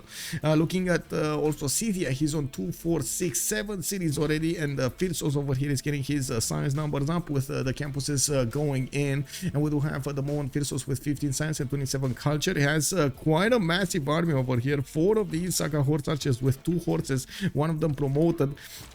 And there is also a general with this army, and I do have to take a look at the great people over here if we do actually have anybody trying to get these. No, actually, we do have a general here on Ottomans and 2 generals on Scythia, while by the looks of it, Scythia is making projects, so he takes the 3rd one also, which will stop his opponents from getting a general, at least for the classical and medieval units. They're gonna get the option for the medieval Renaissance ones. Bro, Australia goes campuses. He has knights by now. Yes, exactly, right? If Australia would have gone campuses, his whole tempo would have been different. We do have a first campus coming out from Bologna, and that's gonna be a +4. Oh, hey, you put down campus +4. Bam, bam, bam, bam. Let's see the takeover of the city of Visio, and then we're gonna take a look at the Scythian attack. Visio has been taken down and razed to the ground. Sun-Tzu is not gonna take any chances of allowing Portugal to get that city back. We do have a bit of a stalemate here, to be honest. It does look like Ottomans has a bit of a problem with Byzantium coming for this city. He cannot keep the loyalty there that easily, and he's trying to get the monument back. New horses are coming out from his cities, and he's 6 turns away from engineering. Engineering is the technology that unlocks catapults, and until he actually gets that, he's going to be very slow. Phoenicia next to him also is taking it slow with the science acquirement and the culture. 16 science with 34. Usually, you know, base Phoenicia gameplay here. We do have the lighthouses coming around, builders, and I'm actually very surprised. No, this is not the base Phoenicia gameplay. Phoenicia usually at this point he has like 3-4 settlers in production, but anyway, he's getting his builders out so he can improve his territory, get a little bit better. We do have the cities of Rome getting their audience chamber going, and it looks like Etemenaki has finished in the city of Bandar Brunei, where Liang is established and is getting so many of these production points. We do have to also take a look at how the dromos are going to be used here, and Dessa is going to be used by Nearbird to try to help out the defense of Portugal. We do have more settlers coming around from the Byzantine cities, and I do see a first theater square is appearing in Constantinople. He did choose to go for Liang city parks over here, so he gets his extra amenities and the appeals, well, I guess the tiles. Okay. Anyway, horses coming around from the cities of Australia. He's getting hit in Adelaide. He's going to get the horse next turn, and I do see Scythia will actually get the pleasure of hitting multiple times with his Saka horse archers. I'm actually quite curious if he's going to go immediately for the units or the city center. Now, of course, the horses did manage to attack it once, but it wasn't enough to significantly put down the garrison health before the horse gets out and, of course, increases the garrison health. We do need to see if Scythia, okay, he went for the unit, he destroyed the warrior, and I do see Australia did chop one of these horses over there. It looks like in the city he's not doing that much damage, but he can definitely take over the city. With the arrival of the horse over here, he can definitely take over the city. It's just a matter of time until these Saka horse archers take down the city's strength. New Saka horse archers coming around from his cities. I do have to point out that Scythia does have the ability to buy the units with faith, and at the Scythia has he has 28 faith per turn, and I'm pretty sure he needs to keep on buying this. He has 89 in the bank, and well, it's just one click away from getting another horse.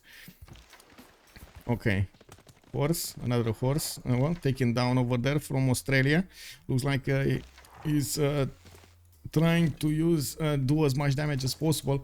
And again, Australia at the moment, exactly at his crucial moment in its development, when he was transitioning from building holy sites and harbors into campuses so he can prepare for the next part of the game, he's getting hit significantly in his cities, and it does look like, of course, Australia doesn't actually have enough strength to come out of it.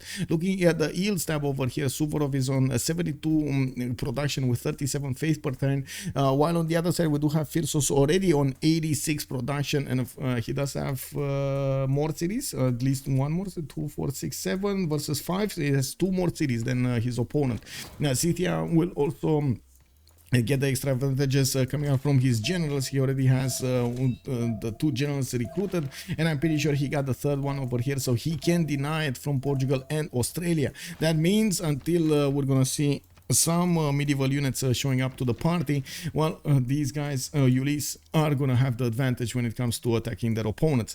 We do have only 1 city remaining for Portugal. It looks like Hazaggi over here is getting pushed by Byzantium from the north with quite a few dromons, and I do see his galleys are suffering. He's trying to push into Portuguese defenses in the city of Lisbon, but the walls are up, and it's very hard for him to actually punch through just with the horses. He's gonna need new units, and he's gonna need catapults to actually take down the city of Lisbon. He's also going to require a little bit of help from Phoenicia, which I'm pretty sure he's more excited of actually getting more cities on the west side than helping out attack Portugal.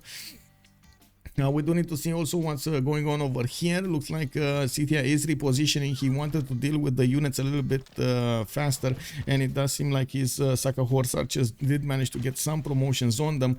Looks like Australia is trying to figure out exactly which is the weakest unit of the bunch, and yes, this level 1 horse is probably the weakest of the bunch. He can take it down, but that might mean he needs to move out or damage his horse inside of the city of Adelaide, which is definitely not ideal. We do have a possibility for Scythia to actually shoot at the city center. No, what happened with these? Everybody got a promotion. I see how it is, and the new Saka horse archers are coming in. It looks like a horse did go towards the south and got the builder away from G Long. That was a one charge builder. It's fine. Another archer is coming up from that side, and now Australia is gonna need to focus everything he has on trying to beat down Scythia from his borders. Ribbons don't have military counter. Is it just for spectators? Yes, basically it's just for spectators, the military strength, but you can still see it. Wait, you can still see it. No, you can see it. I don't think anyway, it does. Will they CC before the prediction is over? That's a very good question. Yeah, you can still see it.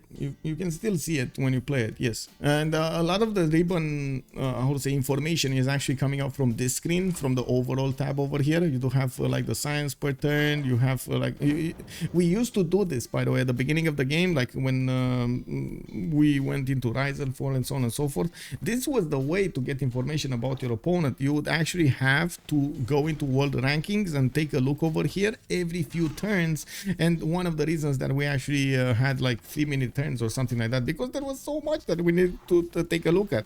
Now it's easy. You just look up and bam, you know, it's not like in the movie Don't Look Up. It just happens. Anyway, the score button shows the player cover. Yeah, remember that in Civ5. Yeah, unless the domination wincon is disabled. Yeah.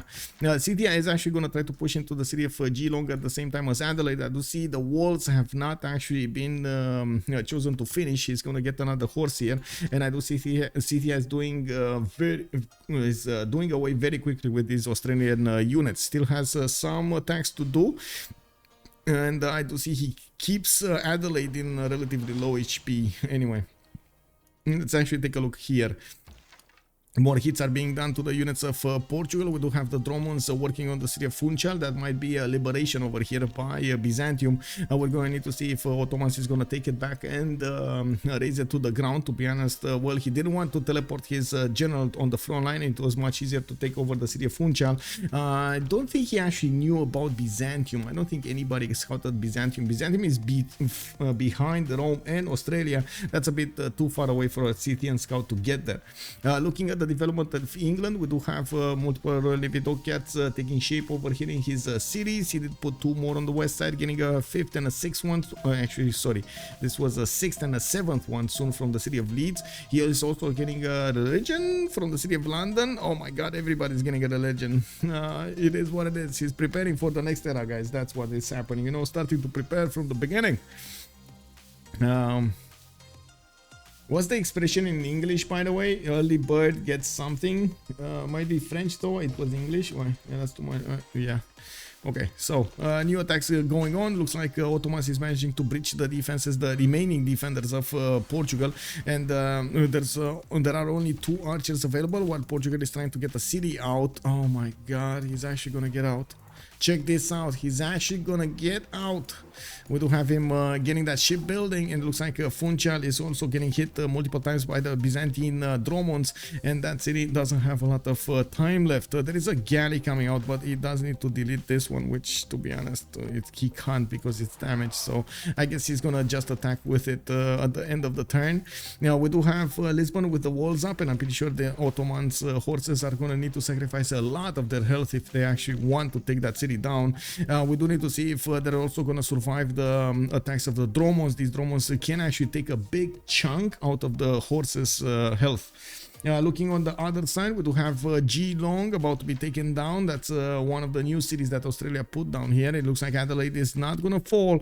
We do have new horses coming around, and I'm actually a bit surprised that Scythia did not choose to focus his efforts a little bit more on that city that already had 4 pop and built 2. He built 2 or 1? No, only one district, sorry. He only has only one. I thought he already put down the campus, but he did not. We do have spearmen coming around, and yes, they will do quite a bit of damage against the Saka horse archers. They can be deadly. We're going to need to see if Scythia is going to get this out of there. It does have a promotion, so there's a high chance that's going to happen. And we do have Scythia also preparing his upcoming attack. We do have the first heavy chariot coming up from Makeup, and I do see pyramids getting out of Nazca in 8 turns, allowing him to not only get the era score from the Wonder build, but also get a free builder and extra builder charges. Campus coming out from Mediv. I do see Scythia at the moment is on 25 science with 45 culture, but John Curtin did get to his own 27 and 34. Not bad, but still, you know, Suvorov is still ahead of his opponent. He's gonna lose a city though, whatever he does here. Geelong is gonna go down. And we do have some Scythian attacks on the units of Australia, taking one down, and it looks like he promoted another one. Geelong is just one hit away from this horse to be taken down, and there is a builder over there that can help him do something. Looks like, yeah, Phyrsos over here is pushing his plans against Australia with no counterattack yet.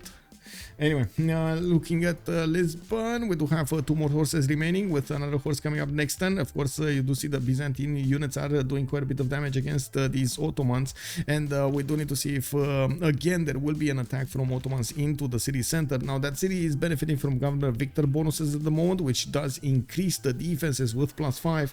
We do have Ottomans with not, I would say, not enough health on the horses to breach that defense in a proper amount of time, especially before the Portuguese settler actually gets to settle. He's gonna settle in 3 turns here. One to move, another one to disembark, and another one to settle. 3 turns. And I doubt the city of Lisbon is actually gonna go down in 3 turns. Even if they buy a catapult right now in Funchal, it's still not gonna get there in 3 turns to take down the city. Anyway, we do have campuses coming up from Phoenicia. Sun-Tzu is on 19 science with 38 culture. He's getting some watermills in the city of Biruta, and he's upgrading quite a few resources there. I do see Cothons coming up from his new cities. Only on 5 though, getting a 6th one soon. I was expecting a few more, but it is what it is. He did get his horses to attack into his opponent, took a city away from Portugal. I gotta say that is quite a problem for his opponents. If you take a look at the economy of 12 plus, it's basically just Rome. That's it. 59 gold per turn on Shaturyanin. We got 8 on Nearbird, 5 on Suvorov, and then Simple Mouse is on 3 gold a turn on Portugal. On the other side, 82. Sun-Tzu is 80. We got Phyrsos on 36 and Hazaggi on 12. And another horse goes down over here from Portugal. It does seem like, yes, Ottomans is managing to breach through these defenses, but he's not managing to breach through the wall fortification. And I believe actually we do have Ottomans here getting his, wait, what? Oh, never mind. That was, sorry, that was a visual bug over here that he has his garrison over 50. I thought he actually put something in, but then I thought, how can he get there with the culture? I thought he put the card in. Oh, anonymous gifter. Ooh, dropping 5 subs over here. Thank you so much, anonymous. Much appreciated, sir. We got Tonitar, we got Bruno Estno, we got Viatex, we got Flip 73, and we do have HDW 585. Hello there, sirs, and thank you so much, anonymous gifter. I was watching this Civic 3, right? I was taking a look at this defensive tactics. This one, Bastions, +6 defense and +6 range strengths. That would put it where it needs to be. Also, Flip. You said this game already quite entertaining. I hope you enjoy it. Also, all triangle, poke, let's go, clap. Indeed, we do have a few new settlers coming up from Phoenicia. We do have also Geelong taken over by Scythia, and looks like he's repositioning to attack the next cities of Australia. I'm pretty sure we're gonna see also Phyrsos try to get to his knights quite soon. He doesn't have the upgrade button yet on the heavy chariots, and I do notice he's going for apprenticeship coming up in 3 turns with civil service in 2. He's gonna get the alliance soon. The +5 bonus on his units are gonna allow him at least for a few turns to have oh no, not even a few turns, because Australia already has it activated. I do see the military alliance activated over here, so now it's advantage Australia. we do have to also take a look at the timer. It's fine. Classical era. Oh my god, so many things happen in this classical with the loss of Lisbon's 2 cities over here, and not that many units. We're gonna need to see if yeah, there we go. All catapults coming up from Erzurum in 2 turns. New horses on the way, also getting into Funchal, and I do see of course these Byzantine drones do have a problem actually attacking into that city center and taking it down. There is a Portuguese galley right next to it, and yeah, we do have some Byzantine galleys also. Looks like what's going on? New Phoenician horses, again, not enough strength. This is definitely not enough strength until Portugal is going to get his safety settler. I do have to point out Portugal being outmaneuvered from his initial land at the beginning of the game will create a massive disadvantage for 12 plus, mostly because it's going to be all up to Rome and Theodora to try to catch up, and I'm not that convinced they can actually catch up. Now, there's a bit also of a problem with Lisbon being positioned in the middle of the sea like this, because there's a very high chance Byzantium can actually take it back and keep liberating it, which is going to be causing quite a few issues. Diplo favor and so on. This new age will hit hard. Yeah, definitely. With good evening, sir. Also Raccoon. Both Ulyss, Griefer didn't delete the first town taken. Yeah, I mean, you know, yeah, they wanted to keep it, man. They wanted to keep it. G-Long over here does have rebellion in 2 turns. I do see victory is establishing, but that's not going to help that much. We do have Scythia and Osaka horse archers getting their promotions. I do see volley coming around here, and I do see this one still needs to get it. A level 2 promoted Osaka horse archers with 42 strength against that spearman. Definitely wants to get as soon as possible his military alliance, so he gets his extra +5 going. I'd also want to point out I just saw he's 4 turns away from getting knights out, and I do also want to point out he's probably going to buy these heavy chariots and build a few so he can get them on the front line. I wouldn't be surprised if he keeps on buying units on the front line as well. Wait, I do have a question, because I know like in Grandmaster Chapel you can only buy from your series. Did they change that on the Scythian units as well? Like you can't buy Scythian units in the cities you just got from your opponent? With faith, of course, because this would be massive over here. Scythia just keeps on buying units on the front line and upgrades them. Anyway, we do have Australia also with the choice to go for stirrups, which is a bit of a surprising. Usually when you find yourself in this kind of a situation, you do want to get pikemen to defend against somebody that attacks you with cav units, so you can be strong enough against cav units. Well, it looks like that's not what's happening, and Scythia is slowly tearing apart the Australian army. I'm pretty sure Rome over here is going to need to react, and he is doing just that, getting a few legions out from his city so he can protect himself against the encroaching army from Scythia. While yes, we do have the activation of the military alliance on all of these Scythian units to get the extra +5 bonuses. I'm pretty sure the Scythian knights will be very strong against Australia. Now we do need to see how fast Phyrsos is going to manage to upgrade and attack Australia with them. You can see he's getting quite a few of them, buying them in the city of Makeup and Nazca, and I do want to see if no, okay. Yeah, he does have 48 faith a turn. That's actually a lot of faith for Scythia without a holy site. He has so much faith coming up from these kurgans, and he did manage to, I guess, get pyramid, a holy site here in the city of Nazca. Oh my god, look at him just plant these kurgans everywhere. 1, 2, 3, 4, 5, 6, 7, 8, 9, 10 kurgans, 11, 12 kurgans, guys, with at least 3 faith a turn on each. Some of them are actually 5. That's unbelievable. Anyway, we do have Rome actually settling more cities. Shaturyanin is 43 science and 66 culture. If the game goes long, he's going to need to clean up the map, and we're going to need to see if Rome does want to take that challenge on. He's not only going to need to fight Scythia on the same land, but he's probably going to get nuked by England at some point in the later game. We do have Lege over here at the moment with only 28 science and 59 culture, but I'm pretty sure he's setting up his empire for a very strong free inquiry in the next series. He's already on 2, 4, 6, 7 cities. He does have quite a few islands to settle in the north, and as you can see, he's getting his ENA score going for his next golden age. We do have the city in the north of Lisbon raised to the ground. Ottomans is not actually going to dirty himself with that city center, and he's bringing a catapult for the city of Lisbon defenses. That's only 1 catapult though. He might actually lose it on the way. He needs to be careful. Byzantium also is going to use his drones to try to deal as much damage against the Ottomans horses, and you can see he just took 1 down. We do need to see if Ottomans will be able to take the city of Lisbon down.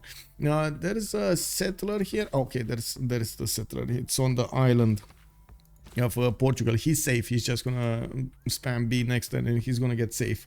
We do have Geelong actually going through cities, free cities. Looks like Scythia did see these Roman units to the southwest, and I'm pretty sure he's waiting for his next wave of units while he's doing some more damage against the Australian defenders. I'm pretty sure he can use his Saka horse archers to keep on deleting these horses. How much damage is he doing? Is he doing enough? No, it's not enough to actually take down the horse entirely with just the Saka horse archers. He would have probably needed at least one more. But anyway, Byzantium also on the backline of Rome is trying to get quite a few builders out. I'm pretty sure this is the feudalism timing activated for him, so he's gonna get the extra 2 charges on each of these builders from the feudalism card. He did manage to slow down the Portuguese demise over here, but couldn't actually stop it. We do have him also getting quite a few theater squares, and I do have to point out he's on 35 science with 63 culture. He doesn't have a single campus in his empire, but he does have quite a few city parks for the culture and the science. I do also notice he's using Moksha in the capital city, with Pingala establishing next turn in Nicaea, while Sinop is gonna get the Liang bonuses. We do have him with the audience chamber, so he's getting the extra housing, the extra food in each of these cities, and of course the extra amenity from each of these governors. Did they get to liberate off, or did he slap back too fast? I mean, the only win condition here is Rome bounces back and the Theodora culture victories. Yeah, basically that's the only one. But can you culture victory with like a very aggressive Scythia next to you? I'm not that convinced, and especially I do have to point out Phyrsos is actually very competitive when it comes to his stats. He's doing both things at the same time, attacking and simming. So yeah, I would actually say Phyrsos over here is probably gonna have the upper hand in the next part of the game. Yeah, it's a very long shot. You were saying something about, so Portugal got this one here. I wanted to take a look at what you were asking. Wait, oh, this one, right? If he actually got the liberation off. Let's take a look at the score screen. He did. Theodora did get the liberation of. You can see the 100 diplo favor showing up over here on near bird. They will probably get whatever option they want in the next World Congress. Well, I mean, if we get there. We do have 7 more turns until the classical era is going to finish, and we're going to switch into the medieval one. Looks like Australia is starting to see what's on his coast. He doesn't have an easy connection with Scythia, but there is a possibility to canal through the west side here. You see this deer tile and the other one? It can be canaled. We're going to need to see if Scythia is going to want to do that. I'm pretty sure not, but, you know, just putting it out there. Now we do have Ottomans still waiting for his capital to show up on the borders of Lisbon, getting a wave of settlers in all of behind us. He basically did win to slow down considerably Simple Mouse from getting anywhere. He doesn't have an economy, and he can't really keep his teammates with gold. He can't really help them with gold. I do also want to point out there is quite a bit of a problem over here in the gold per turn from 12 plus. They only have 52 gold per turn, and they're gonna need to upgrade a lot of units in the next part of the game, when of course we're gonna see actually that switch from the classical units to the medieval units, from the medieval to the Renaissance ones, and so on. We do have Shaturyanin with 162 production. He's actually the most productive in the game here with 2, 4, 6, 7 cities. I do see he's getting his theater squares down, new baths coming around. He's putting his commercials and new industrial zones. I don't really see him min-maxing his industrial zones as much as we've seen for example, the French players do, with getting as many of these aqueducts to hit as many of these industrial zones as possible. We do have him prioritizing a little bit of a different setup, which makes me think we might actually not see him shine with like 1,000 production later on. Now we do see Scythia trying to get Geelong again. We do have Scythia with a few generals on the front line, including Trungtrak and Hannibal Barca. Knights are coming in, 2, 4, 5 knights with another 2, 4, 5, 6, 7 needing to, oh my god, wait a second, 2, 4, 6, 8. 8, yeah, 8 more knights. Oh my god, 13 knights, and he's upgrading. Oh my god. Guys, what is Australia gonna do against all of this army?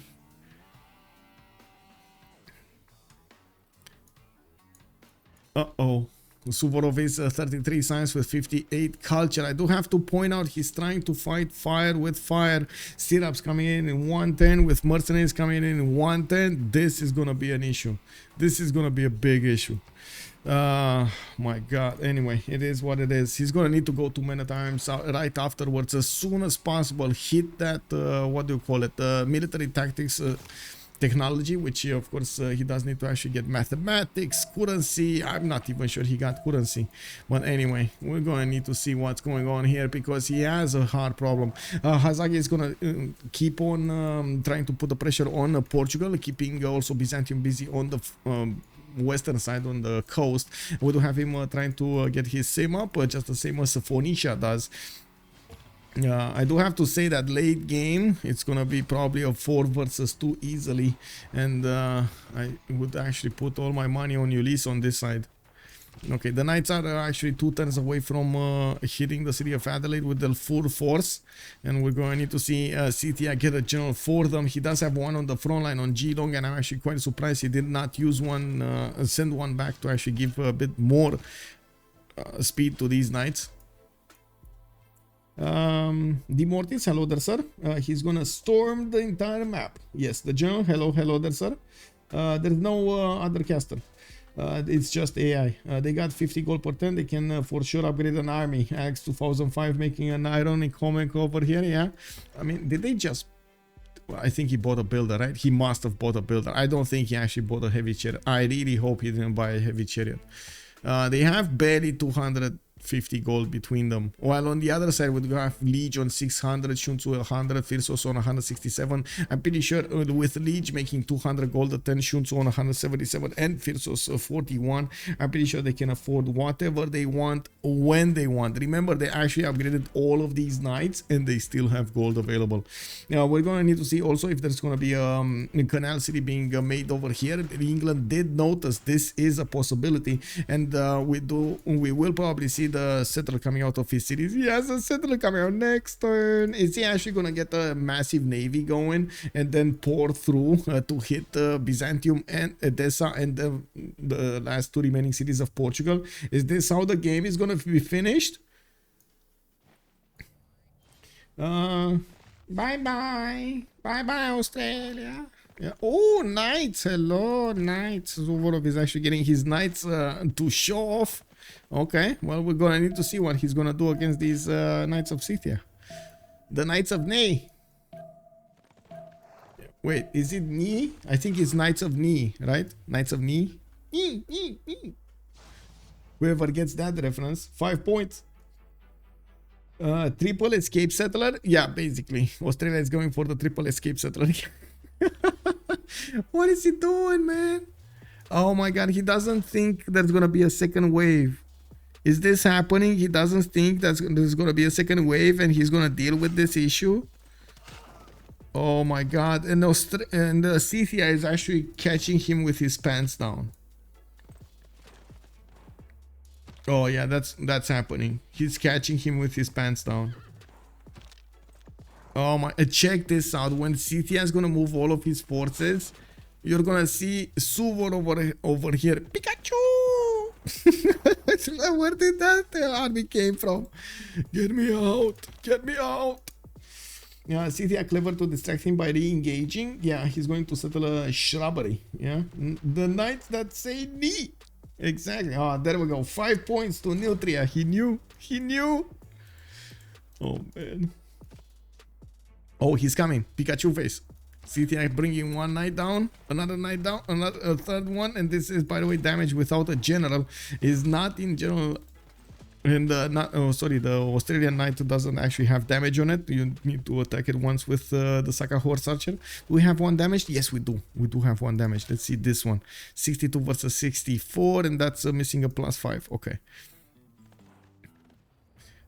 Okay, we do have catapults getting built in Makeup. I do see Scythia did manage to upgrade most of his territory over here, chop and upgrade most of his territory, getting another wave of catapults, and I'm pretty sure he's gonna send them as quickly as possible to his opponent's borders. I'm actually surprised he didn't just buy one from Geelong. Seems like they have more than enough gold to do that. We do have also Phoenicia coming up with more settlers, 2, 4, 6, 8, 9, 10 cities soon. He's still with his standing army next to the Portuguese borders, where we do have the catapults slowly getting there, but he does need to attack it from the south, from the west, direct west of Lisbon, so he can keep on attacking it. We do have also Ottomans getting his commercial hubs down, new settlers coming in, and I do see Pingala getting into the city on the west side. I'm still a bit surprised he didn't actually take over Mexico City, but you know, it is what it is. He made his choice. We do have Scythia with the problem. Ancient walls are going to go up in Adelaide, and he's going to need to clear out all of the Australian army before he pushes in. I'm pretty sure he cannot take over that city center with just 2 knights hits, and oh my god, that's a lot of damage. Oh my. Oh my. Oh my, oh my, oh my. Like these Saka horse archers are deadly to the Australian units. Anyway, we do need to see the full attack of Scythia soon when it's gonna reveal itself. We need to take a look at the era score here. We do have a nearby with 62 out of 56. Looks like he got his golden age and keeps on building up culture stuff. He is on 49 science with 94 culture. We do have Shaturyanin, 77 out of 63. He got his golden age as well, getting 4 ministry coming up from Rome, and I do see baths from his other cities, still getting new settlers to expand to the south, and I do see him getting his amphitheaters going. A few legions to the north to defend against a possible attack from Scythia, but that's about the extent of his help on the military. We do have also Simple Mouse with Golden Age. Unfortunately, he lost most of his territory. He has 2 cities remaining. One of them might be a safety settler. We're going to need to see if England is going to come in. We do have a settler from England, which is in the seas. Is he? Oh no, he's not sending it there. He's sending it here. It's not here. Come on, please, man. Oh my god, this would have been amazing, by the way. If he got that settler over there, it would have been amazing. Lege is 56 out of 59 points. He's getting a campus out in 2 turns here. This is going to be a +3, and I believe that's actually the first one. Wait, Leeds has another one. This is a +2. This is a +2 from Leeds. So yeah, this is probably going to be his first splendid campus, which is going to give him the points. We do have also Liverpool putting down an industrial zone to the southeast towards a cat. Okay, well, I guess that's where he had the +2. That's where he put it. We do have also Sun-Tzu with Penbashevo's Golden Age. He needs a lot more points if he actually wants to get the Golden Age. He's getting his biomes out from his cities, and I do see he's coupling his economy together with Lege successfully. They have so much gold between them. My god, we got Theodora squares coming up from quite a few inland cities, and I'm pretty sure he's gonna go into a dark age. Has a few of these campuses coming in, but those are so many points that he needs to acquire if he actually wants to go for a golden age. It's gonna be like 14 points, no, 13 points, sorry, 13 points. We do have also Phyrsos on 15 out of 52, pushing into his opponent. He secured his golden age and got his massive army to work against Australia. He doesn't have that big of a problem when it comes to his gold pattern. He has good science numbers with good each culture numbers, and he's doing massive amounts of damage against Australia, barely losing any unit over here on the offense, while he got his knights to attack into his opponent. I'm pretty sure he needs actually a few more Saka horse archers if he actually wants to push faster. But anyway, he's probably gonna get Geelong again. He's waiting for his catapult to join the front line so he can attack into the cities of Australia. Looks like Dido even levied the city of Geneva. Wait, Dido is actually trying to get the golden. 58 out of 64. He just needs 6 points. Is Sun-Tzu gonna get it? Is he gonna get it? Diplomatic service coming up in 1 turn, and he probably got no, he did not actually. He did not get monarchy, or did he? Is he waiting? Did he get it and is he waiting to switch to it? I guess we're gonna need to see in just a few seconds. We do have Ottomans here getting his 4th city to the southwest. I do see 1 more settler, 2, 3 more settlers coming in from his cities. One probably here or here, actually next to the banana. Another one over here, and he's probably gonna stay away from the coast because he doesn't want to lose his cities to the Dromos, right? Who wants that? We do have to take a look what's going to happen in the next few turns. Of course, between the Australian units and the Scythian units over here, the war has died down between Ottomans and the Portugal. While I gotta say, man, Sun-Tzu still needs 6 points. Thought on this Australia build? Don't do it. Don't do it. Kyber, hello there, sir. Would you be so kind to let us see? Wait. Kyber said something and I didn't catch it. I'm sorry, Kyber. It's hard for me to keep up with chat. Would you be so kind to let us see what Australian religion is? Yes, choral music with the faith. The faith coming up from his religion. This is Australia's religion also. Hello. It's JCZXC actually told you also.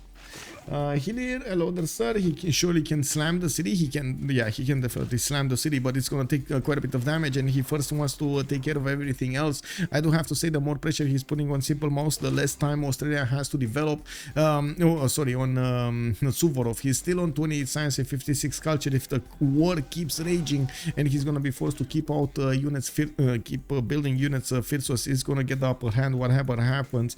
We do have Phyrsos keeping these 2 tiles to the east of Adelaide, and there is a catapult that is going to arrive next to the city of Adelaide. It will start chipping away at the walls, even if there is victor established in there. Now we do have the Saka Horse Archers dealing the initial damage against the units of Australia, and then a follow-up attacks from the Scythian Knights happens. We do have quite a bit of damage being dealt to these spearmen, and you can see these Knights can actually two-shot them quite easily and get their health back. 30 HP is always getting back whenever they take down a unit. Let's actually take a look on England development. We do have another city going to the northwest, a new settler coming up from Leeds. This might be it, boys. I mean, I'm pretty sure he can settle another city to the north of Leeds, but I really hope this settler is that settler, you know. He has the time to build up a navy in his cities while he's sending the settler to the northeast, and while he gets there, he just gets like, 12 boats, 14 boats, bam. Anyway, now we got Lege also on 85 science and 90 culture. This is before he actually switches into a free inquiry golden age, and we're going to need to see if that's actually going to be his choice in the next turn. We do have religion from him as well. Zen meditation with crusade and cross-cultural dialogue is going to be his option. He did choose to build a holy site, so that means he has the option to get missionaries and apostles, so he can convert his allies. Can you imagine how much science he can actually get from converting his allies that are right next to him? Woohoo! Hello, Monsieur Hazaggi! Comment ça va aujourd'hui? Oh my god, Shaturyanin, man, is coming in for the kill. Can they take back Mexico City? That's the question. Can they take back Mexico City? No, that's actually 9 envoys placed in that city center. Oh my god. Anyway, Hazaggi might actually lose his Gavron Plaza City, losing also his Warlord's Throne. We do have a horse that can attack from culture. Another horse is going to finish from that. Oh no, I don't think he is actually going to lose this. This horse is going to die. There's not going to be enough strength on the other ones, so it should be fine. Yeah, there we go. It's fine. It's fine. He's not losing it. He's not losing it. It's fine. He's gonna be well. He's gonna be fine. I don't know where this settler is going. Why is he going to the west instead of going to the east? Hello? This is much better settled than this. Anyway, I mean, not than this, but you know what I mean. Where is Australia? Okay, there we go. Another wave of units died from Australia. We do see the Scythian units moving in. They got really close up and personal with the city of Adelaide, and the catapult is going to get its movement next. And I do have to point out, this general over here needs to move 1 tile to the north, so he actually gets the catapult in his area, so it can actually receive the extra movement and the ability to shoot and move. I should say move and shoot. Now we do have more damage done. Scythia still going against the Australian units and taking them one by one. We do not have Australia's production working on that many units anymore, and by the looks of it, at the tech side over here, he is 1 turn away from getting military tactics, but it is too late right now because we do have level 2 crossbows coming in from Scythia, which is gonna allow him to basically delete the pikemen also. The pikemen kryptonite, I should say, is the crossbow, or of course the field cannon, but I think that's a bit of an overkill, don't you think? And we do have a few more catapults coming up from Scythia. He's slowly getting them to the front line, and of course they're, you know, they're taking the time. We will have a pause in just a few seconds over here for 2 minutes, and it looks like Ottomans did manage to deal the damage on the walls of Lisbon. That city is gonna go down whatever happens. There is a Byzantium dromon there, actually a few dromons that can take back the city and keep on taking it back, and I'm pretty sure Ottomans maybe will give one liberation away, but that's about it. That city is not really developed. It only has one single harbor, and that's about it. The government plaza never actually got built, and well, the upgraded tiles got pillaged anyway. Oh, it's fine. Okay, so we do have the new turn. Tier Strat has joined the round table. Tier Strat, thank you so much for the follow, sir, and good evening, good evening. Okay, so we do have a pause of 2 minutes, and we're gonna come back after this pause. I do need to vote B, because on the other side there's a computer. Islander 01 has joined the round table. Oh, let's go Faith, actually. Thank you so much for the follow, Islander 01. Much appreciated, sir. Let's go for silver. Silver, not olives. And whatever in me. So, 2 minutes, guys, and we're coming back.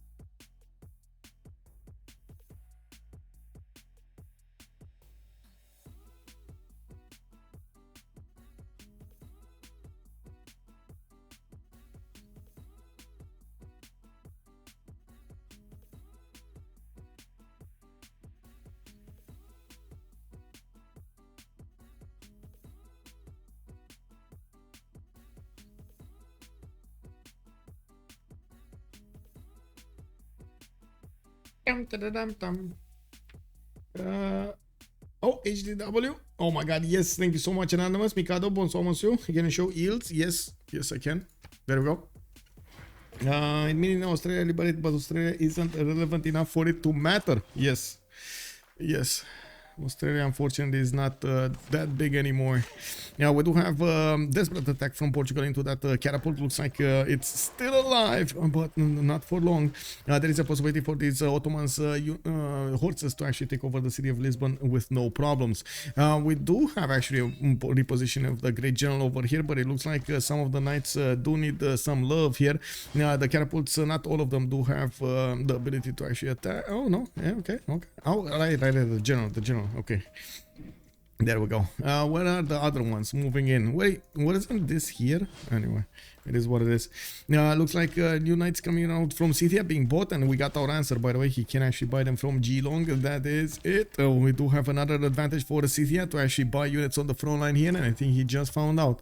We do have also Scythia getting bonuses here. Let's see the Golden Age bonuses, and then we're gonna finish up with the world session. We do have Theodora with a pen, brush, and voice Golden Age. This is the first one, actually. He got a monumentality in the first era.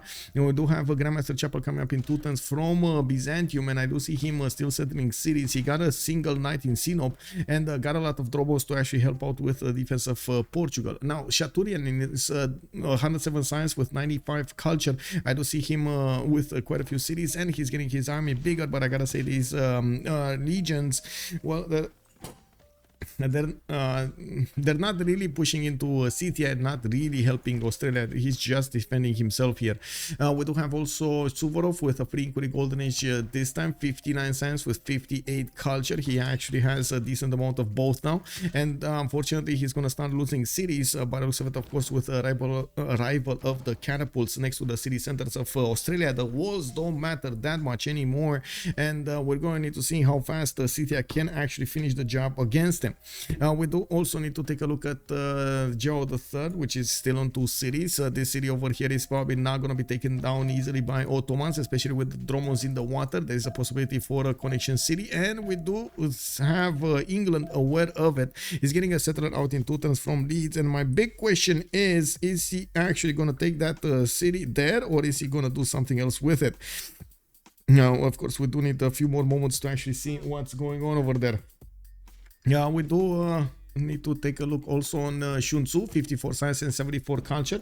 Got an amazing amount of cities, 2, 4, 6, 8, 10, 11 cities for Phoenicia. He's getting quite bigger than Shaturyanin, but he still needs to catch up in the stats there. We do have him with 249 gold a turn and 220 production already. He's actually keeping up very nicely with Rome, and this is pre-shipyards production and pre-industrial zone production. So you can imagine he's gonna get a lot more. We do have also Phyrsos with 79 science and 74 culture. That is, he's hitting John Curtin for quite some time now with his units, and he has the advantage when it comes to first of all promoted units and unit count. We do have also him with another very big advantage, the fact that he has technological superiority and cultural superiority over his opponent. And we also have him with quite a bit of faith in the bank. He has 200 faith. He's making 57 faith a turn from his Kurgans, so he has a lot of flexibility when it comes to buying out cav units on the front line. A massive wave of markets is coming out from his cities. He has Liang in the first city with Magnus established in the city of Kuloba. By the way, this is beautiful how he is simming behind all of this attack. By the way, he has so big of an army on the front line and keeps on simming behind this. I love this. We do have Hazaggi with Dark Age, and well, unfortunately he got hit quite a bit in his capital city. He didn't have enough strength to get to his golden age, but he did his job. He put Portugal in 1 city, or I should say let him stay on 2 cities. And you can see he doesn't want to give the free liberation to Byzantium. He just wants to keep as much as possible Portugal contained.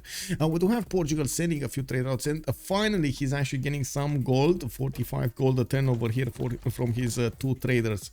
Now we do have also to take a look how Scythia is going to finish the job on the city of Adelaide. His crossbows can do massive amounts of damage against that city center as well as the units. If you take a look at the damage counter on a single pikeman, it can it does 60 versus 56. It does like what, 25 or 30 damage, around 30-ish damage, and you can see how much damage he's doing with the knights. So it kind of looks like all of this army is just gonna melt here of Australia, and even if he gets walls, those walls are just gonna be put down. I'm also thinking Rome over here should have actually entered the war a long time ago. Like Rome, I'm thinking Rome should have gone towards the knights or something to help out on Geelong. But I guess, you know, that's a moot point right now. And I know I got called out. I know. Maybe I actually mispronounced moot point, like mute instead of moot, with an extra, an earlier T and an extra E over there. I know. I'm sorry. I didn't mean to. It is what it is. It is a moot point. Yes, I know. Independent Baker, he doesn't have to do the canal. He can just go under. Wait, under? Wait, whoa. He can. Oh my god. Oh, I didn't see this. Independent Baker. Thank you. That is, oh my god, this is such a valuable information over here. So we might actually see a big fleet coming up from Lege going through that one tile choke point in the south over here to get into the seas of Portugal to finish the job. He needs to finish the job. And immediately after Portugal did see that boat in the south over here, it looks like he got out. Man, you look at that. He's building a settler. He's getting one in 13 turns from the city of Faro. Canisian 23, as a native English speaker, I'll allow it. You speak English better than I do French. Okay, thank you. Dan didn't think Lege would go over 150 on the free ink. Well, he did. He's 170 over here with 68 culture. And look at that beautiful goal per turn, 415 goal per turn. He's making more than double the amount of goal per turn his opponents combined are generating. Okay, looks like at least one catapult is going to get to shoot the city of Adelaide next turn. He's finishing up with the units next to G Long. He lost the control of that city, but I don't think he cares that much. He got a lot of army anyway working. He's also trying to hit the city of Hobart on the west side, which actually spreads the Australian defenders a bit thinner than just on Canberra and Adelaide. We do have Scythia also with the ability to actually heal after he deals the, how to say, final blow. I'm actually a bit surprised we don't see him hit the cities of Adelaide, but anyway, it is what it is. He's taking his good old time. It's fine. We do have the piemen that also need to die here. It looks like Scythia's catapult is gonna shoot next turn. Oh, two catapults will shoot next turn. I was wondering what happened with this one, the initial one that he got next to the city of Adelaide. Looks like it repositioned to the south to get the promotion and get some heals back. There is a quadrim over there doing some damage, but I'm pretty sure it doesn't hit. It's just the walls that are hitting. Okay, one hit. 2 hits, walls are down, and now these knights can actually attack against the city center itself, and you can see the repositioning to do just that. They don't deal enough damage, the 3 of them don't deal enough damage to take it over completely, but oh no, it did. Oh, it did. So there we go, another city has fallen over here from 12 plus. We don't actually have a counter-attack happening anywhere. There was some movement on the city of Ottomans, but now he's gonna take his vengeance on the city of Mexico City. Oh my god, is he gonna lose a settler?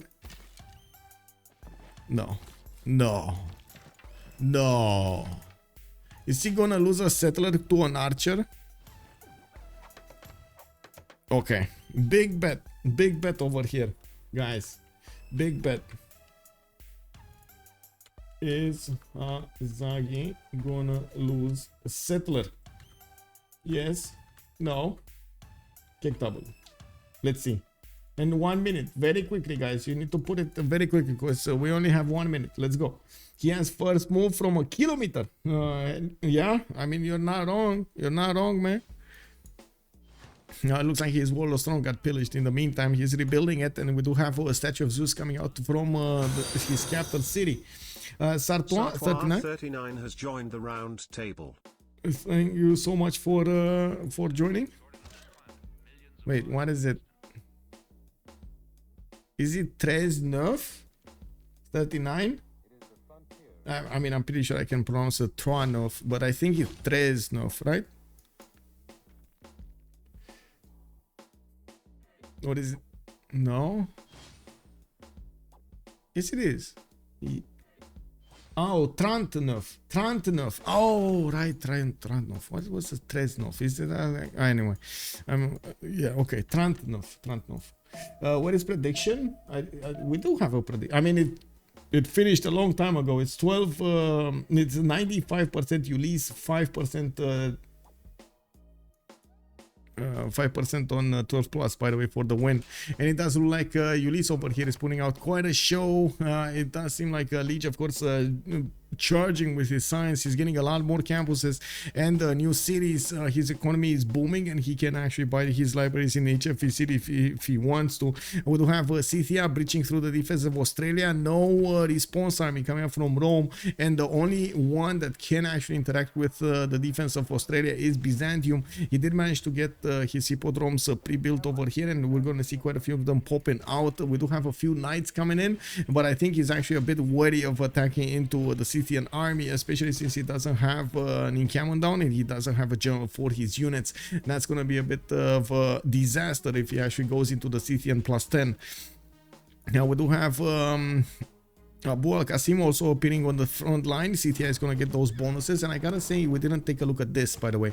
Producing is 100% with gold. Okay, the chosen luxury resource grants no amenities, sugar. Okay, I mean that hits Rome, home. We got chosen player against 2 diplo victory points. Lege. Okay, and I gotta say over here we do have Rome with the sugar tiles, as you can see to the north of that city center, and looks like he's on 0 happiness level. He's at content in most of his cities. He doesn't have the extra bonuses, nor does he actually get the penalties on his cities either. Let's actually take a look at the yield tab here. We do have a Lege with 195 production. Shaturyanin is 249. Got overtaken by Sun-Tzu on the other continent. While Sun-Tzu is preparing his industrial zones, Rome already has quite a few industrial zones. Actually, if you look at the great people here, he already has 2 great engineer points per turn, while England has 1, Byzantium has 4. Whoa, he actually has 4 industrial zones, or what did that happen? Oh no, he has 1, but it's with Oracle and Bengala. I see how it is. I see how it is. He has 1. Okay. Well, it looks like there are only 3 units defending the city of Canberra, with walls going up in 2 turns. We got trebuchets getting upgraded in the city of Adelaide. That city is still gonna rebel in 2 turns, and it looks like we're going to need to see if Canberra is gonna fall in the next 2 turns. There is that possibility, you know. The units of Scythia are getting right up close and personal with the city of Canberra. Even if the trebuchet will take a few turns to get there, he's still gonna want to hit it with all of his might and power. Now we do have 1, 2 maybe attacks from a crossbow against that city center, with 3 attacks possible from the knights. Pretty sure it's not gonna go down. It's still gonna require, he's probably gonna get the walls up, but it's not gonna matter. Again, trebuchets are walking in and the walls are just gonna be useless. Now we do have quite a few units swimming from the northwestern cities, especially from Bologna. Menatimes and pikemen are in the water. New ones are coming in from the other cities, and Suvorov is trying to stop the bleed, but it doesn't look like he has any kind of success over here. With Canberra getting the ancient walls up next, and we do have Scythia needing to deal with the pikemen in the north. That is quite damaged, and we do have him actually defending the northwest quite nicely. Let's actually see if that knight is going to remain alive. I'm pretty sure the crossbow is gonna die. Oh wait, did he just leave Canberra all alone in the dark? He did. He did. I mean, this crossbow is down, this pikeman is down. That's actually a 2-for-1 trade. Definitely it's not in the advantage of Suvorov to take these trades. So basically Scythia only lost 1 unit, 1 knight, and then Australia lost 2 units in the process. I'm pretty sure this pikeman is gonna go down. It's just a matter of time until the knight attacks, or one of the knight attacks. Okay, trebuchet gets into position right before the ancient walls go up. Perth is trying to get the walls up. I'm pretty sure he's gonna try to follow up with other units there. We do need to see also what Scythia is doing here. Magnus in Stoke-upon-Trent, sorry, England, what is he doing here? We do have him spreading his religion, and he's gonna get a lot of science coming up from his religion when it comes to cross-cultural dialogue. The +1 science for every 3 followers of this religion in other civilizations is gonna be very important. He did manage to recruit also Imhotep as a great engineer, getting the workshops going and working on his science numbers. 213 science with 100 culture, 211 production. We do have also Sun-Tzu getting to 243, while he still needs to get a lot of campuses down. He's making a bit of a sacrifice to get Colosseum here, but that Colosseum is gonna make his people happy in at least 4 cities that I can see. Is this in range? 2, 4, 6. Yeah, Byblos as well, so 5 cities. Wait, is this in range? 2, 4, 6. No, this is not in range. So 5 cities Colosseum coming up importance from the city of Biruta. We do have Sun-Tzu finishing up his upgrades on most of his territory, even got cities in the south, in the inland, and I do see him putting down a lot of campuses so he can get his science up. I'd also notice Ottomans over here is struggling to get back into the game with only 23 science and 22 culture. He's working on the city of Mexico City, which kind of, well, makes me think he's getting worked by Mexico City, not the other way around. We do have to see also how Scythia is going to finish his attack on his opponent over here.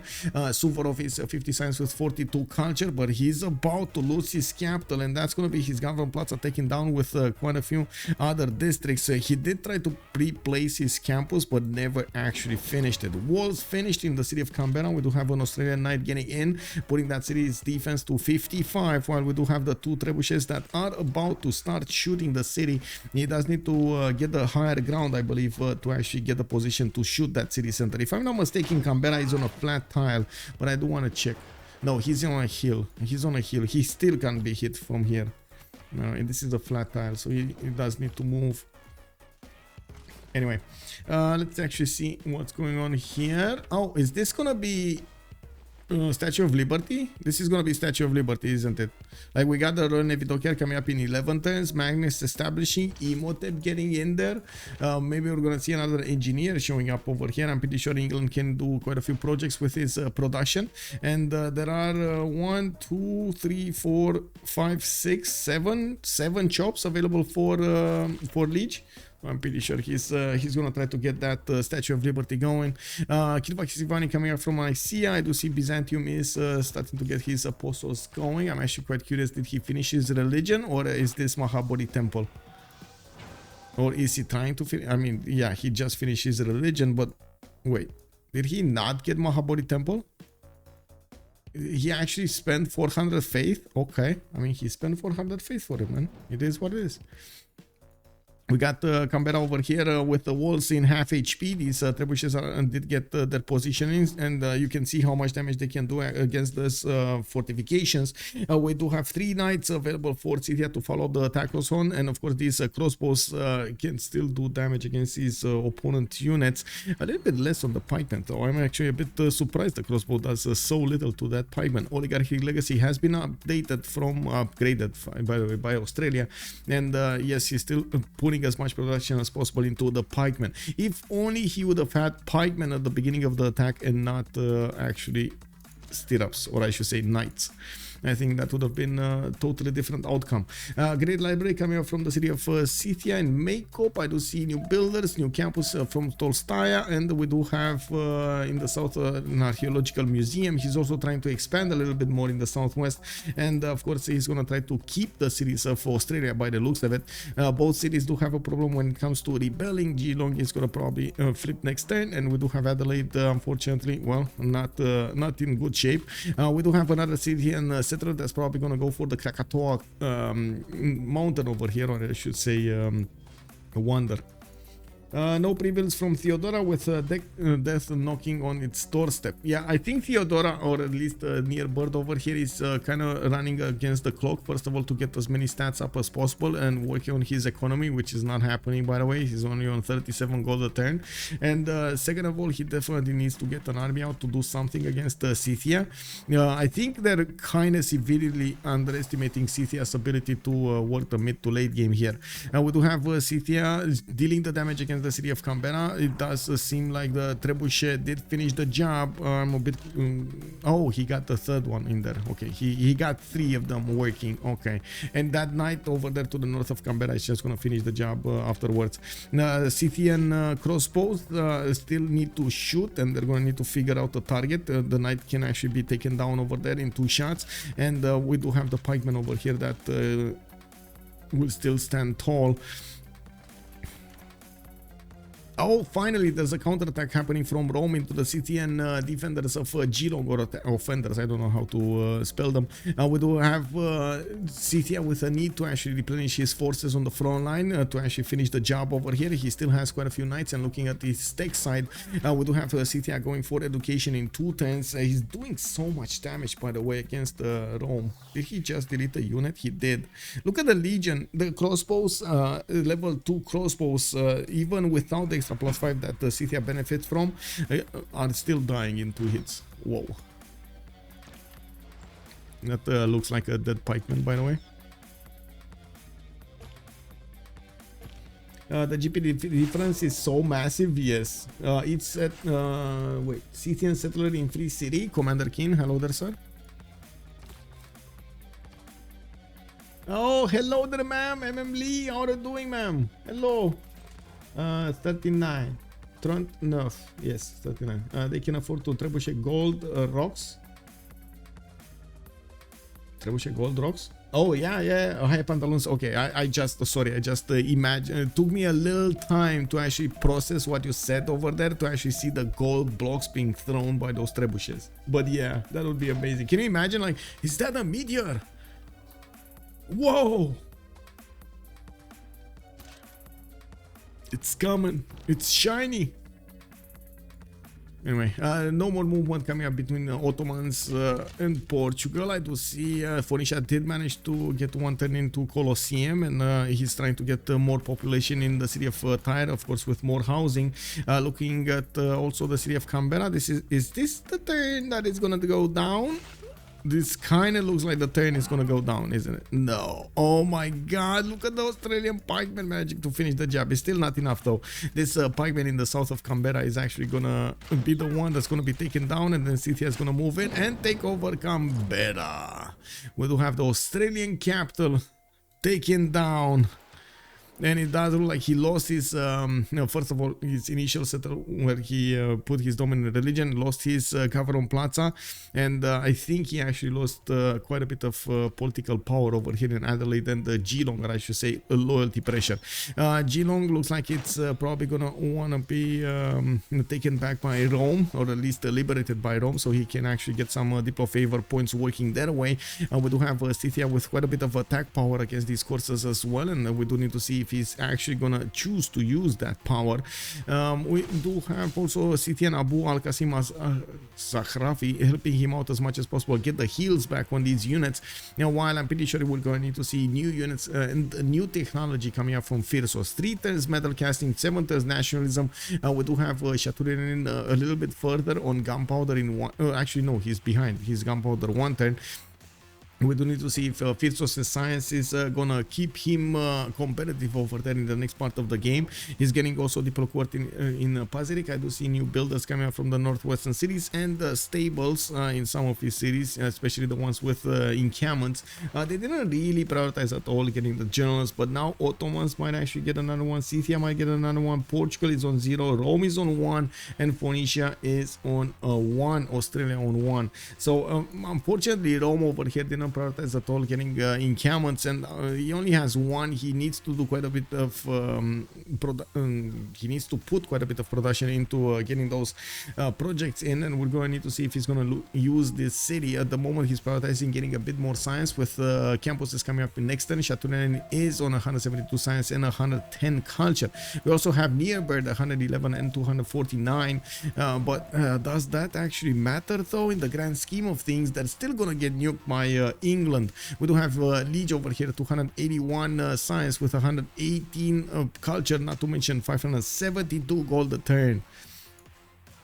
10 seem like too much. No, gonna lose plenty by those units by then to Muskermen. Yeah. Can I see some yields bills? Yeah, we're looking at yields. We're watching like a hawk. We're watching. Okay, so we got some Byzantine knights, we got some Roman coursers, and it looks like Scythia is not actually applying his power against the south here. He's actually repositioning a little bit to the north, and we do have another settler that is going to take position soon.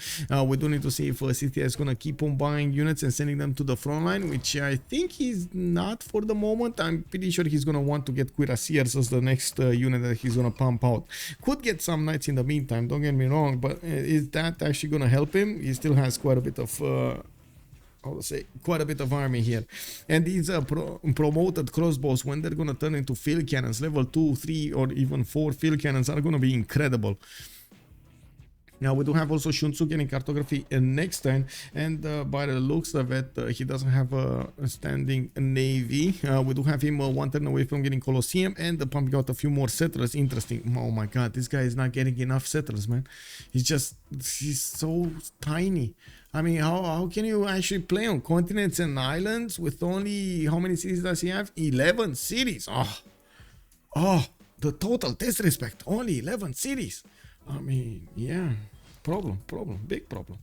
Anyway, the two cities actually got raised to the ground. Scythia is not gonna handle that pressure anymore, and by the looks of it, he's gonna need to do something about it. Give me a second over here. I'm trying to figure out what my phone wants. Oh, my phone actually wants. Ooh, data warning. Ooh. I mean, it's unlimited data, my friend. Anyway, it is what it is. The Roman units to the south, to be honest, are basically like paper thin. These knights are gonna make so quick work of these Roman units. Yeah, exactly. Only 11 cities, man. Yeah, exactly. Total 5 cities, you know, like get 3 cities over there, win game. Yeah, it's not how Civ6 works, is it? We do have Ottomans also still working on Mexico City. He is getting a battering ram with the spearmen to actually attack into that city center, and you can see it actually works to do a lot of damage against the walls. He has a few horses that have been keeping tabs on what's happening inside of the city of Mexico City from around it, but they didn't actually attack into it yet. Engazargamu. Oh, they actually took Engazargamu for Portugal, so he stays alive with a third city. Interesting. 14 science, 23 culture, 51 gold per turn. I mean, at least he's making some gold, you know. 51 gold per turn is some gold. We do have Rome trying to cut in the half of the Scythian army, and it looks like he's gonna actually get a big, massive counter attack over here from Scythia. He's gonna lose quite a few units. Let's actually see how Scythia is gonna try to use his crossbows and, of course, his other units to deal with the Roman threat from the south. With musketmen being deployed, we do have quite a few coursers as well from Rome, which have been doing damage against these units. When shipyards is my question. When shipyards on Sun-Tzu? He's getting okay, he got Francis Drake. Looking at the text side, 2 turns cartography. He probably already has shipyards, or no? No, he's probably not. Oh, okay. Well, this is becoming a significant problem here. Sun-Tzu did get 142 science with 152 culture. I'm pretty sure they know he's not in a free inquiry golden age, and this science will stick. And this is just the beginning. He's getting a lot more campuses. He's getting a lot more of these libraries in them, and the fact that he can actually use the gold per turn to buy 2 libraries guys, it's 2 libraries a turn that he can buy with 386 gold per turn, and have some more gold to put aside, and that is incredible. So you can imagine he's probably going to be on 200 plus science quite quickly after he's going to finish these campuses and get the libraries and the universities inside of them. We're going to need to see how he's going to try to use that science against his opponent, and of course when is he going to try to use that against his opponent. We were thinking at the beginning of the game, looking at how this game might actually develop in the next, in the next turns. We were thinking that might be a chance on Rome and on Byzantium to do something, but unfortunately, with the demise of Australia there, it does look like their chances are slipping. The fact is, late game, we're probably going to see a lot of nuclear submarines. We're probably going to see a lot of nukes flying, and whoever has control over the seas is probably control and win the game. We do have a much stronger economy coming up on Ulyss. We do have them with quite an amazing amount of production. Actually, we do have 2 members over Rome's production right now. Unfortunately, Rome is going to get slowed down by Scythia considerably. The fact that he's going to need to build armies while his opponents will not need to build armies is going to be a significant differentiator between the 2 nations in development. Baralov, bonsoir monsieur, bienvenue. Also, Phyrsos is making as much money as the entire opposite team. Yeah, he is. It's amazing. Actually, Phyrsos, you mean... don't you mean like Sun-Tzu or Lege? Because Phyrsos is 169. He's also making a lot of gold. Don't get me wrong. It's a lot of gold. Looks like Mexico City has been taken down. Ottomans gets a new city, 2, 4, 6, 8 cities at the moment, and he's starting to improve them with, of course, new districts, campuses, new plantations set here and there to get some amenities. We do have new markets coming in, and I'm pretty sure he's gonna want his Grand Bazaar, so he gets the extra trade routes. I can only imagine the gold that he's gonna make. We don't have a new Portuguese settler going somewhere. I have no idea where this guy is going. To the northeast, I guess. He's trying to get on islands or something. Anyway, We do have an attack coming up from... No, sorry, this is Ottomans. Kick. I was seeing these units get into the borders of Phoenicia and I was getting excited. I thought there were some disembarked units that I didn't see before, but no, Ottomans is actually going to get his Phyrsos, which are much stronger units to attack into the Portuguese defenders. But again, I'm pretty sure they're not going to want to take Lisbon away from Portugal, just so they don't give... an easy 100 dip of favor on their opponents. Kilvak is Ioanni coming up from Nicaea. There is also... Oh, I see. Scythia is repositioning to Soloka to actually get his heels popping off the knights. And we do have Canberra here. Upgrading some bombards. That means he's soon on ballistics. He's 4 turns away ballistics, and he needs to keep these level 2 and level 3 crossbows alive. Like, these are extremely valuable for the next part of the game.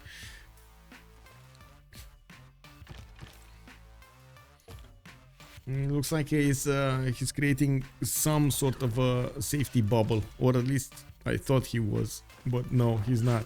He's just gonna keep pounding on jumping on Rome. And I do have to say, yes, Rome is gonna get his ballistics. The fact that he doesn't have a lot of pre-builds will mean he's gonna need to hard build as many of these units as possible. He doesn't have a general for them, and the general is going to be quite expensive in terms of projects. He doesn't have a lot of points racked up. He's only on 16.4 out of 155, and the next one is a Renaissance Industrial General. You know, just well for those cuirassiers. We're going to need to see if Rome is going to want to get a few projects in. He definitely needs at least 3 or 4 projects to get that. Now we do have also Scythia in the next 4 turns getting his cuirassier, so that's going to be more dangerous for his opponents, especially Australia, which doesn't actually have the technological level to get a very good advantage. He also is going for square digging. Okay, I mean, I guess, you know, he got caravels, but okay, okay. I mean, sure. I was expecting him to go ballistics, to be honest. I was expecting him to get piking shots and stuff, but he's not. He's actually getting caravels and for some reason square digging. Phyrsos is almost, yeah. Scythia should have kept the 2 towns so that with them and Soka he could keep loyalty on Canberra. I'm not sure he could have kept loyalty on Canberra, whatever happens over here. Yeah, even in a golden age, his cities are so far away, and he didn't have enough population numbers in these cities because they flipped quite a few times, so they weren't applying that much loyalty pressure. The same can be said about Soloka. It's only 2 pop here. It's not that big when it comes to loyalty.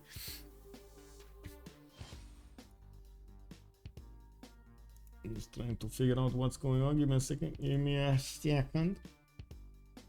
Oh, I see how it is.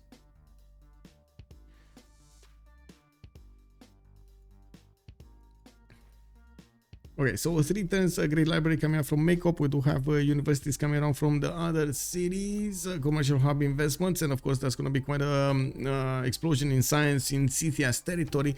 Shaturyanin was and still is in a free inquiry golden age. All of this science of Rome is just gonna poof in the air. He's gonna need to get his own universities and everything set up. I do also notice there's a race for Forbidden City. Vandar Brunei is gonna finish it next turn, while we did have Stock upon Trent try to build it. It's not gonna finish. Imhotep even if it was there, it's definitely not gonna build enough. And we do have oh my Phyrsos. Is this gonna be the famous cuirassier plus level 3 field cannons attack against his opponent with cords on every one of his... Oh my god, look at how many he's buying. He just got 2, 4, 6, 7, 8, 9 of these heavy chariots this turn. He got them this turn. Of course, there's also a possibility that Scythia wants these for amenities, you know, from the what there's a card somewhere. This one? No, I forgot what it is actually. There's a card that gives you +1 amenity if you have in this one retainers, +1 amenity for cities with a garrison unit. Okay, commercial hub investments coming. We didn't actually check who actually got the extra trade route merchants. Let me actually quickly check that. Do we have any? We do have Hypatia on Australia. We do have Rome actually getting Marco Polo for the next trade route. Then Scythia got Ibfadlan. And then nothing. Nothing. There's nothing here. Anyway, it is what it is. So that means there's a third one somewhere. Zankian, I think, is missing, right? He got Ibfadlan and then Marco Polo. Brutal Boy 01 has joined the round table. Brutal Boy 01, thank you so much for the follow, sir. Also, Hylar 95, yeah, it's for a minute, it's not one. Yeah. No, it's there's some 8 scenarios, no one loses a city, they settle to loyalty. Yeah. Well, we do have Scythia upgrading quite a few of his knights into cuirassiers, and it looks like a ballistic scheme a little bit faster than Australia expected. We do have Australia immediately retreating from the borders of Canberra, even if that city is going to flip next turn. There's way too much firepower on these cuirassiers to handle them. You can see they cannot attack anymore with the men-at-arms. The pikemen do a little bit more damage, but it's still not enough, and especially if they do get in too close to the crossbows, the crossbows will take them down. We do have a massive repositioning of the army of Scythia with new units coming in. It looks like he's not actually gonna get to use retainers. He is gonna core everything up that he bought and send it to the front line. We do need to see if he's actually gonna want to pull off an attack against directly Rome over here. Man, oh man, if he actually hits Rome and he rails a third target, I mean, what are they waiting? We do have universities coming in from quite a few cities from Phoenicia, 6 turns away from getting the new era. Nearbird, 96 out of 104 points, needs 8 more points to get a golden age. We do have Shaturyanin with 9 points necessary, Suvorov with way too many, like 12 points. Simple Mouse is 46 out of 55, needs 9 points, but I'm not sure if it matters anymore. Victoria, 5 points out, looks like he has a serious chance of getting it.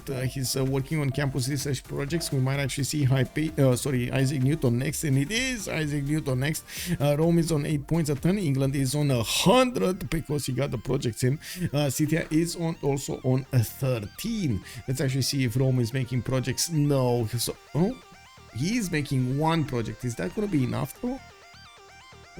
No, it's 100% not going to be enough. Is he making another project? Maybe he's making 2 projects and I didn't see. No, I only see 1 project. Pretty sure it's not enough. No, it's not enough. 130 out of 155. We got England. There we go. He got it. England got it. He got it with gold. He got both of them. Ibn Khaldun and Isaac Newton. He got the extra amenities over there. And of course the universities. Very nice. That's 400 science on Lege.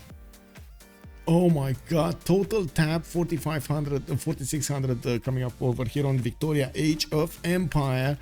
He does have a 375 production with 351 production on Sun-Tzu. I do have to point out we do have quite a few shipyards coming up from his harbors, and that actually gives him a lot of production from the adjacency of those harbors. Oh, it looks like this is not gonna be what I imagined. I thought this is gonna be the Statue of Liberty city, but that's not what it turns out to be. It looks like he's just chopping a library there. Okay, sure. I mean, why not? Why not?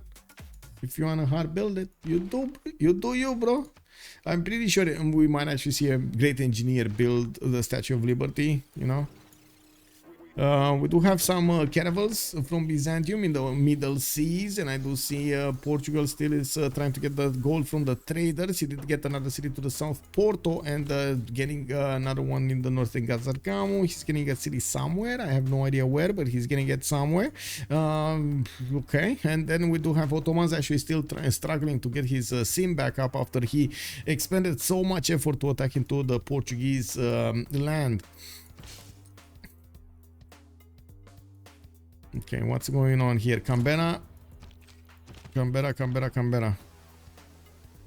Oh my god, this is the moment, by the way. This is the moment that Scythia needs to attack directly into Rome. If he attacks directly into Rome, it's gonna be a disaster for Shaturyanin. I mean, if he attacks Rome over here into the courtroom, these cities will fall so fast. Even if he does have 352 production, I'm pretty sure it's not enough to actually stop so many of these Scythian core units come against him. We do have encampment training projects coming up from Scythia. He's definitely eyeballing one of the great generals, and I think one of them did get picked up. Give me a second over here. No. Oh, Timur. No. This was quite far behind. So we do have Ottomans on 2 points, Portugal on 0, Rome on 2, Phoenicia on 2, Scythia on 4, Australia on 1, and I'm pretty sure Phoenicia is going to get quite a few projects. 1, 2, 3. This is a commercial hub investment, different type of project. Attack on a cat. Wait, what is a cat? What is a cat? A cat? This is no, this is Kabul. This is Kabul. Is there an Akkad somewhere? Oh, this. Theodora should try culture victory. No other win condition. Yeah, I don't think there's. I mean, I don't think culture victory is a condition as well, especially with Dido free seeming over here with like what 13 cities or whatever. He's on 11 cities right now, getting more settlers on the way. I'm pretty sure he can just spam out these theater squares, and that's gonna slow down the culture victory until some nukes fall. So that's not. I don't think that's a strategy. I mean, there is a chance your opponents might actually make a mistake, which anytime can happen, but more often than not, these teams at this level, like Division 1 level and so on, or CWC level, they don't really make mistakes. They make different. I mean, I guess it depends on how you think of a mistake. They make maybe different decisions when it comes to their strategies, but usually they do see into the future and try to predict their opponent as much as and as best as possible. Not enough production. He just has science throw the golden. Yeah. Oh, through the golden. Yeah. Well, the science is gonna go. The science is definitely gonna go. I'm actually quite curious how my science is gonna have remaining, because Shaturyanin has quite a few good commercials, and he's gonna lose all of the science from this. Like, this is a +10. This is a +10. That's 20 science, right? We got another +10 probably, or more. Another +10, so that's 30 science just from 3 cities, 3 commercials. And this is 6, so 36. This is another 8, so what, 44. We do have this one over here, that's probably gonna be another 4, so that's 48. 48. This one, it's another 6. 54. So yeah, another one here, I think. Yeah, another 2 gold, 56, 58, oh, whatever. Anyway, he's gonna lose at least 50 science. Is Lege on Pembrasian voice or the science one? Hello there, he's on the science one. Also, Athenian, he can get the production or just kill them with both the regular way. Yeah, I'm actually quite curious if you're gonna see a massive amount of ironclads pouring through the south over here. There's like a one-tile choke they can get through, and I'm pretty sure the caravels of Byzantium are just not gonna be up to the task of withstanding damage from ironclads and some frigates behind them or battleships.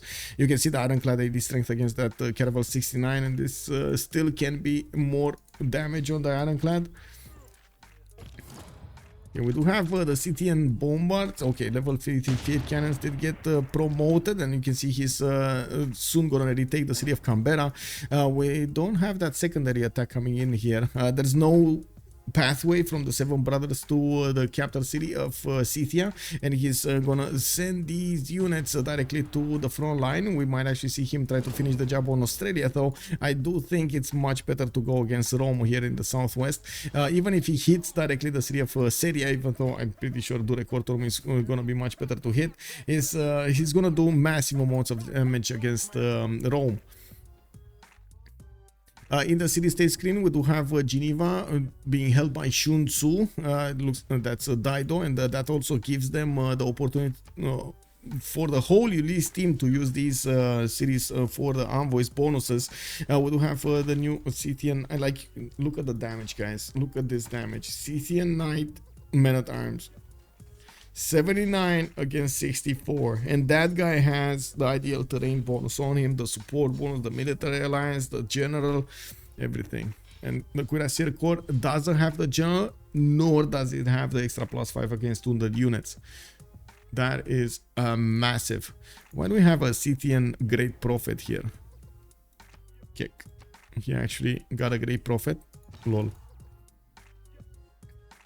Anyway, I'm very curious if England is actually going to manage. Oh, he's going for Venetian. Okay, this is Isodor. He's actually building Venetian in 4 turns over here. So we might actually see a navy from him. Woo woo! We got a navy. Is he going to go submarines though? What is he? Or destroyers? Lege is 1 turn now, steam power. No. Oh, I see. So he did manage to get I would say Sun-Tzu, the admiral for the ironclad, and not getting the technology. How many of these units we have? 1, 2, 3, 4, 5, 6. Okay, 6 of these cuirassier corps. With a possible 7th, and we do have a few bombards, a few more crossbows that need to turn into field cannons. It should be more than a strong enough army to push through Australia. We still don't have an army coming up from Byzantium. He's still struggling to actually get the gold up. Near bird is 148 science with 352 culture, 300 production, and 147 faith. He does have the option to buy units with faith, and I do see him prioritizing getting a few new campuses. Also trying to build the Mahabodhi temple from Amasia, which is going to give him an extra 2 points in the diplo screen, and at the same time 2 free apostles, which he can use to wait a second, to spread his religion, because he did finish it already. He got stupas and holy waters. That's the last perk. Rome did also found Jesuit education with stewardship. He's gonna get the ability to buy some campus and theater square buildings with faith, and the stewardship is gonna give him some extra bonuses for his commercials and campuses. We do need to see Scythia getting his ball rolling over here, and we're going to need to see where is he gonna go.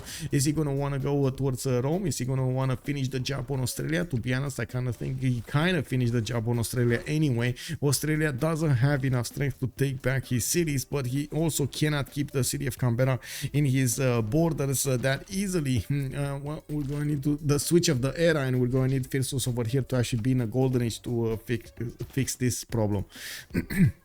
Now we do have campus research projects and morning camo projects coming up from him. Scythia will need at least 3 projects to actually get the John Dark, the great general of the Renaissance industrial era, so he can get that extra +5 on his cuirassiers. We do have the Australian caravels dying to the level 2 bombards easily. Getting 2 shot over there, no problems. These level, by the way, look at the level 4 field cannon. Woo, woo. Okay, we do have Scythia over here 2-shotting the pikemen quite easily with the level 4 field cannon. I gotta say, this level 4 does actually have the expert marksman promotion for an additional attack per time. This is amazing, but it doesn't have to move. Like, that's the prerequisite. You do not need to move, or you need to not move, I should say. Looks like Ottomans is actually going to go into the water with a few courses, going to try to hit the city of Faro, which is only 20 defense strength. We do have a horse coming around from that city, and I'm pretty sure Hazaggi wants to see the lay of the land. They don't have a lot of vision on these seas. They did try to get the boat in from the south, and now England is going to need to follow up with stronger units to go against that. Now we do have over here Isaac Newton still waiting to activate in the campus, and that's actually 420. Guys, this is 421 science, yes, with 3 inquiry, but this is before he gets his labs. Whoa. Whoa. He got his industrialization. He has 487 production. And I do see him now getting quite a few workshops and new industrial zones from multiple cities, and finishing up his coal power plants. I'm pretty sure he gonna get big. Gonna get very big. Oh my god, can I complain a little bit? I'm sorry, I actually agreed tomorrow to have French lessons at the time that I'm barely getting my first coffee going. Can I complain a little bit that I can't actually learn French if I can't read, as in I can't see? I can hear though, I can hear. He will get the double shot on the field cannon even if it moves, as long as he has a general. Yeah, of course, with the general, but I was referring without the general. With the general, it's easy. Yeah. You know, also, thank you for the precision over there, for the extra detail. Thank you. Lege is leging around. Yeah, he's basically like throwing his weight all around there. Yeah. Well, we do have the Scythian replacements over here, or the reinforcements actually getting into the borders of Canberra. We do have Victor establishing in that city center. Doesn't actually stop the rebellion. That city is going to go down regardless. We do need to see if Scythia, Scythia looks like he's going to want to follow up the attack on Australia there. Rifling coming up in 2 turns on Phyrsos, and I'm pretty sure we're going to see Scythian tanks soon. Looking at the yield stab here, he did get to 200 science and 121 culture. That's actually quite big. I'm pretty sure Shaturyanin is not going to get a technological advantage over Phyrsos.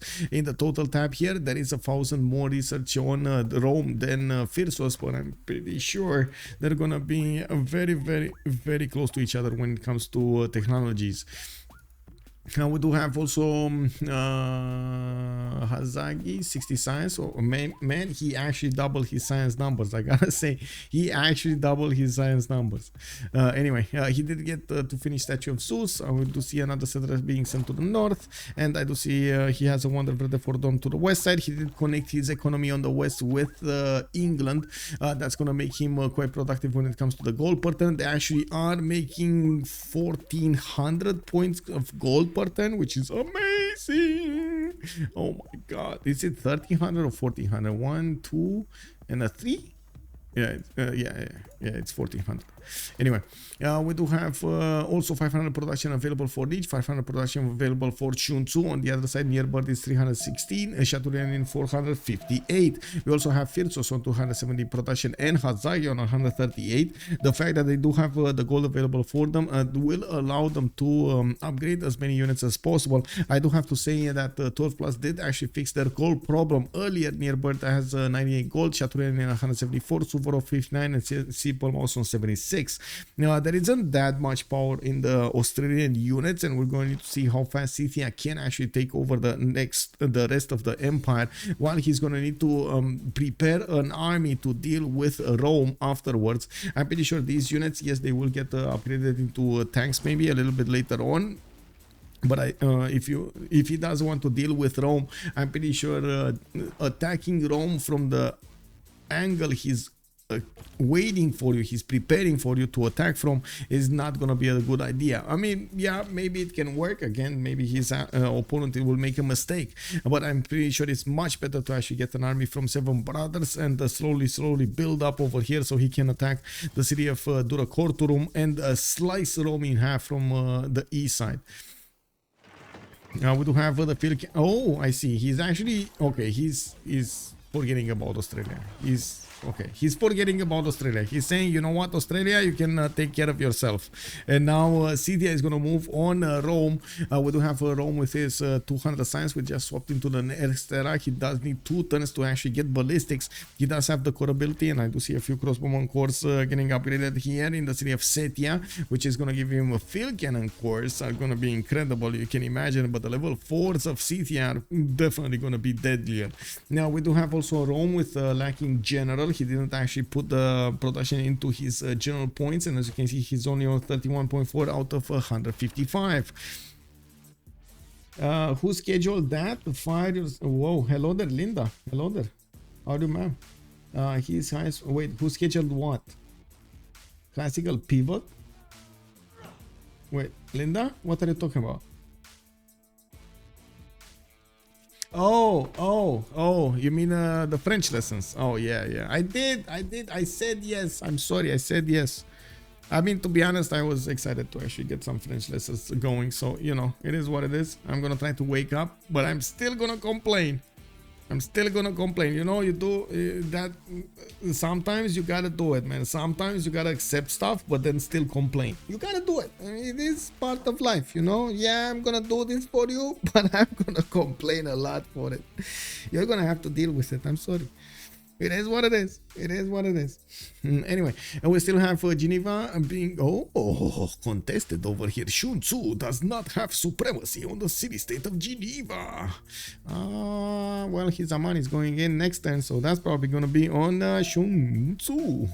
Maybe that's actually the difference in science. Oh my god, look at the difference in science. We got 3 people from 3 players from Ulyss on more than 200 science, while it does seem like on the other side, yes, we do have Nearbird with 300 culture, but they barely are getting to the 200 science mark. Now we're gonna have a pause of 2 minutes, and we're gonna come back after this World Congress to actually see what will transpire during the game. And yeah, we'll see what happens. Be right back. 2 minutes. Bonsoir, GGB CSS. Hello there, sir. Bonsoir et bienvenue.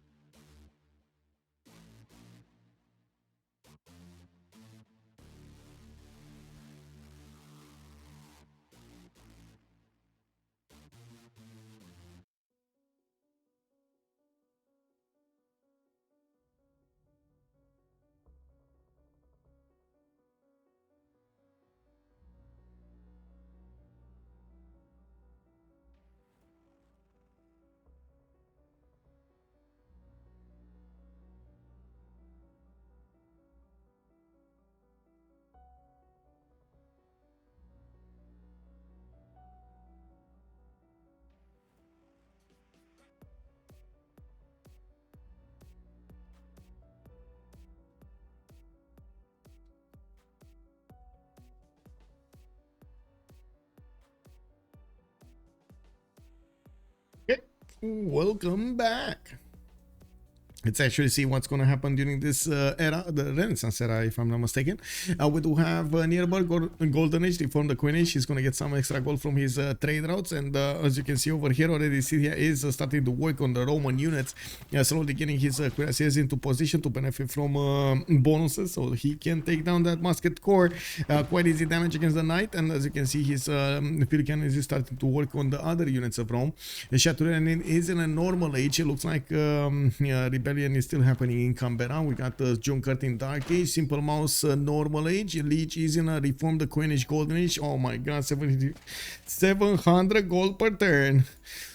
We do have him getting his flood barriers up, and I do see him working on the swords, and I have no idea why am I hiccuping so badly. Somebody's talking about me. It is what it is. Sun-Tzu 232 science, 132 culture, Dido Dark Age. Unfortunately, Phyrsos reformed the Coin Age. He did jump up to 186 gold per turn, and I do see him getting his armor is up, getting a spy in makeup. He did get spied on by Byzantium with a level 2 spy there, and that's a bit unfortunate. He's gonna require a bit more damage to go against Byzantium here. While Rome looks like he's trying to fix the bleed. Do they have gold to actually upgrade? Yeah, they do. They do have gold, enough gold to upgrade Shaturyanin next turn. They have 1400, actually more than 2000 gold per turn. Yeah, more than what, 2400. Now we do have Shaturyanin with 1 and a 2 and a 3 cuirassiers, and then he's gonna have a few field cannons which are gonna die very quickly.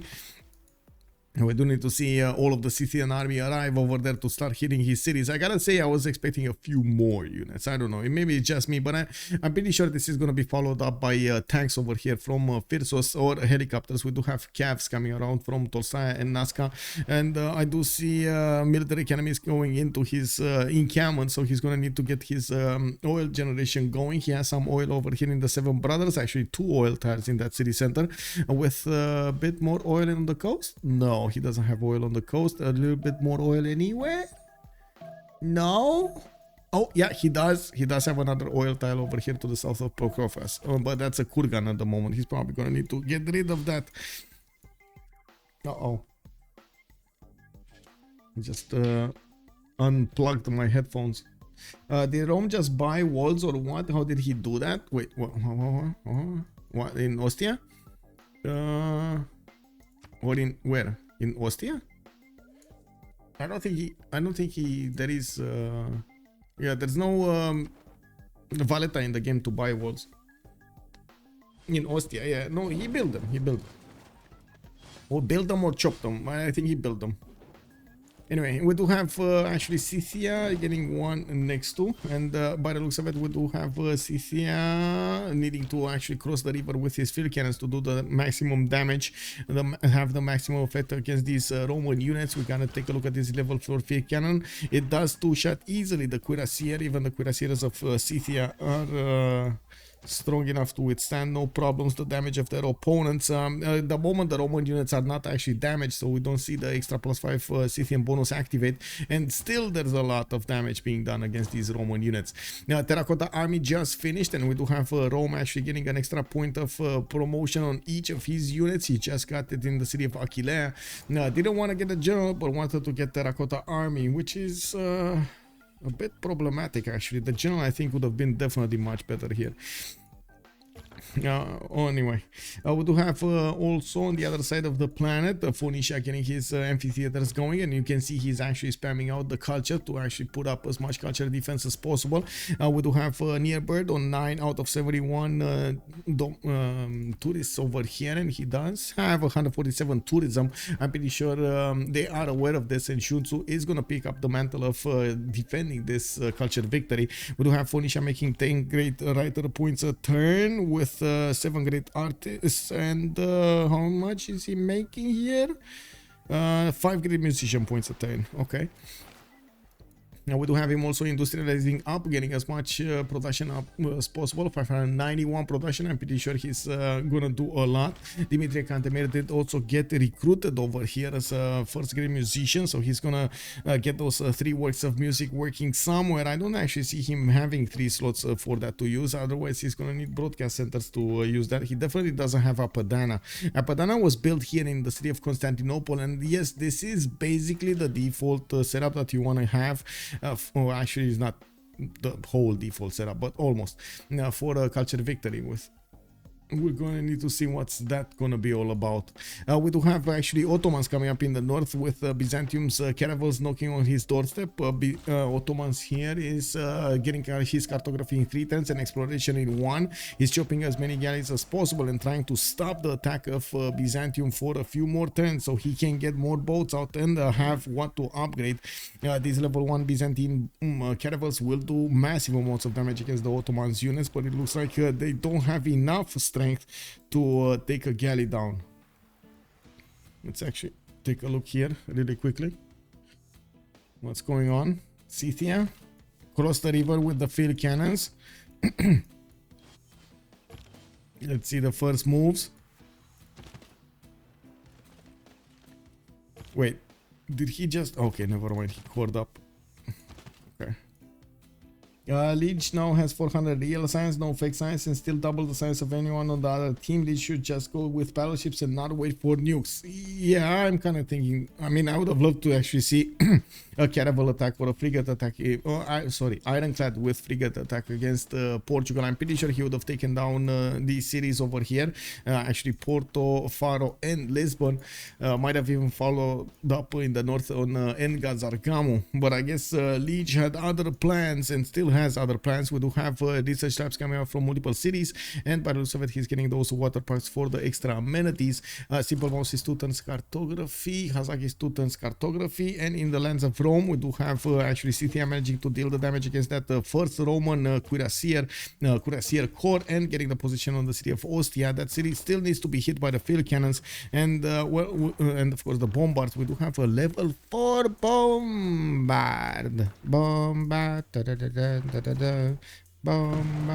Anyway, we do have Scythia also doing some attacks against the Roman city of Scythia, and I do have to point out Shaturyanin is trying to get to his steel walls with military science coming up in 2 turns. He's going to need rifling just as well as Phyrsos. I also think actually Rome did go for industrialization. I do see the 1-5 mines over here coming up on him, and I do see factories. He's getting quite a bit of production because of this on 515 production versus Phyrsos' 226.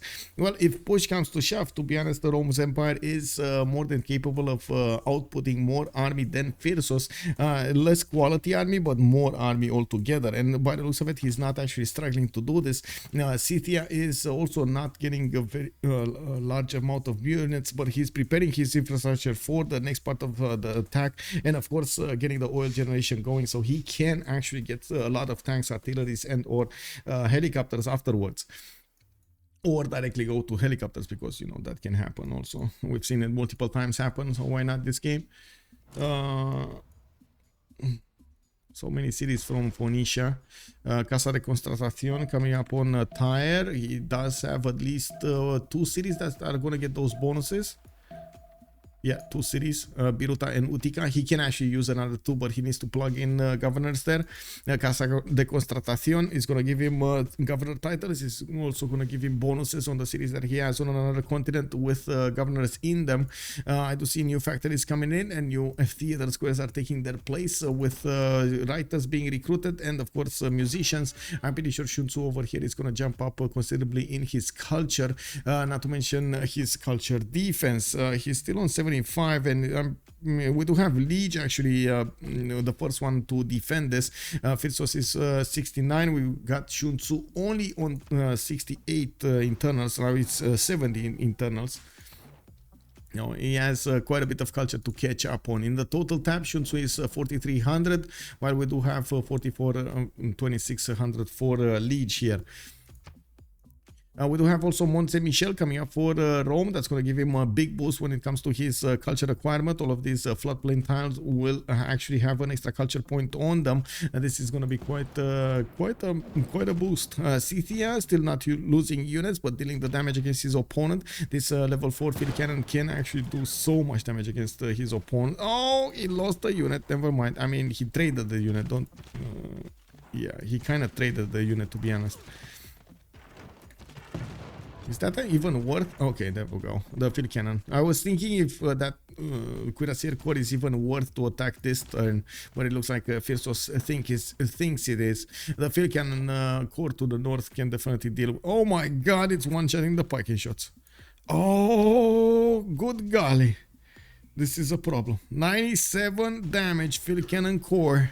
Scythian field cannon corps against the Australian units. Oh my god. Okay, that's a problem. We do have this Incamus finishing up in 2 turns. Another settler coming up here. Very curious, where is he going to go for? He could actually try to get another connection city. Building up new cuirassiers, and of course getting his military academies. Doesn't have a lot of production, but he still has the faith. 541 faith in the bank right now. He can definitely try to buy some more units with faith if need be. 32 turns, culture victory copium, yeah, basically. Rock bands, good evening, sir.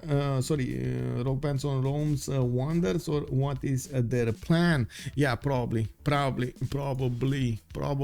gonna try the rock bands. We do have ideology coming up in 2 turns for near birth, so he's very close to getting what was it, Cold War over here, so you get the rock bands. We do have him with quite a bit of culture output, and we do have a dam being built in Aquileia, but unfortunately, because Rome over here is putting quite a bit of effort into, is not putting a decent amount of effort into building up his army. It looks like Scythia is just gonna tear him apart slowly but surely, just like he did in Australia's territory.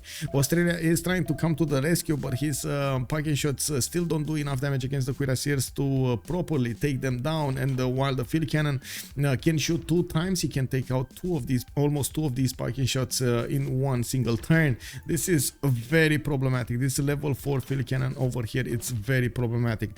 Some of his cuirassier corps, especially the damaged ones, do have promotions on them, so they will get their heals back up, their health back up. We do have the level 4 field cannon starting to get into range of the city of Scythia over here. This level 4 field cannon does have can attack after shells and what was the other two? Crew weapons and then a grape shot. Okay, so he still needs to get into range to Scythia here. Oh, that's a dead trebuchet. Level 4 field cannon actually went across. Okay, he wanted to get out of the Australian reach. And it looks like Scythia is just tearing apart the Australian army to the north, slowly but surely. We do have Scythia sending that settler to the south. I'm thinking cattle tile. We do have new cuirassier corps and cuirassier coming out from the city of Scythia with some calves on the way. We can definitely try to attack the courtroom and smash it to smithereens. He's healing off the Australian units, yeah, basically. Also, Max, hello there, sir. Well, they want to try their luck to the fullest. I can understand that. Yeah, Lege is building labs. Is it not really over? Yeah, it is kind of over. To be honest, it kind of felt over since they actually lost Portugal. But to be honest, there were a few chances, very slim chances, but there were a few chances.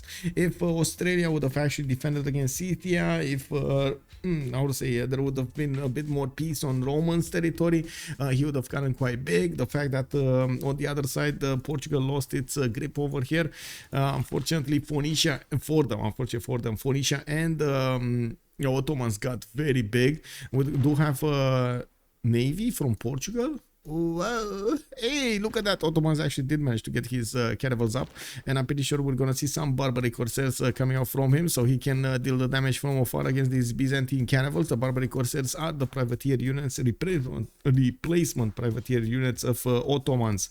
Quite dangerous. Another city coming out from Portugal, man. He's trying to settle everywhere, trying to get that gold in for his teammates. 152 gold. It's still very good, very good. Okay, now the production has started of units. These are pre-built tanks coming up from Phyrsos. He's delaying getting his combustion immediately. I do see he's not getting steel walls. Is there military tactics coming up next turn from him? Interesting delay over here.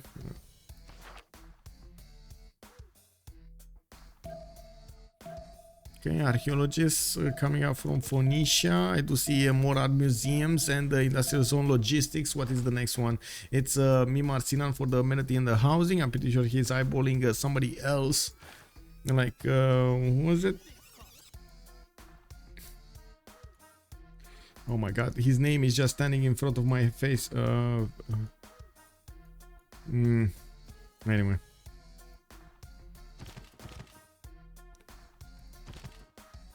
Anything happening in English territory? No, I don't see a navy.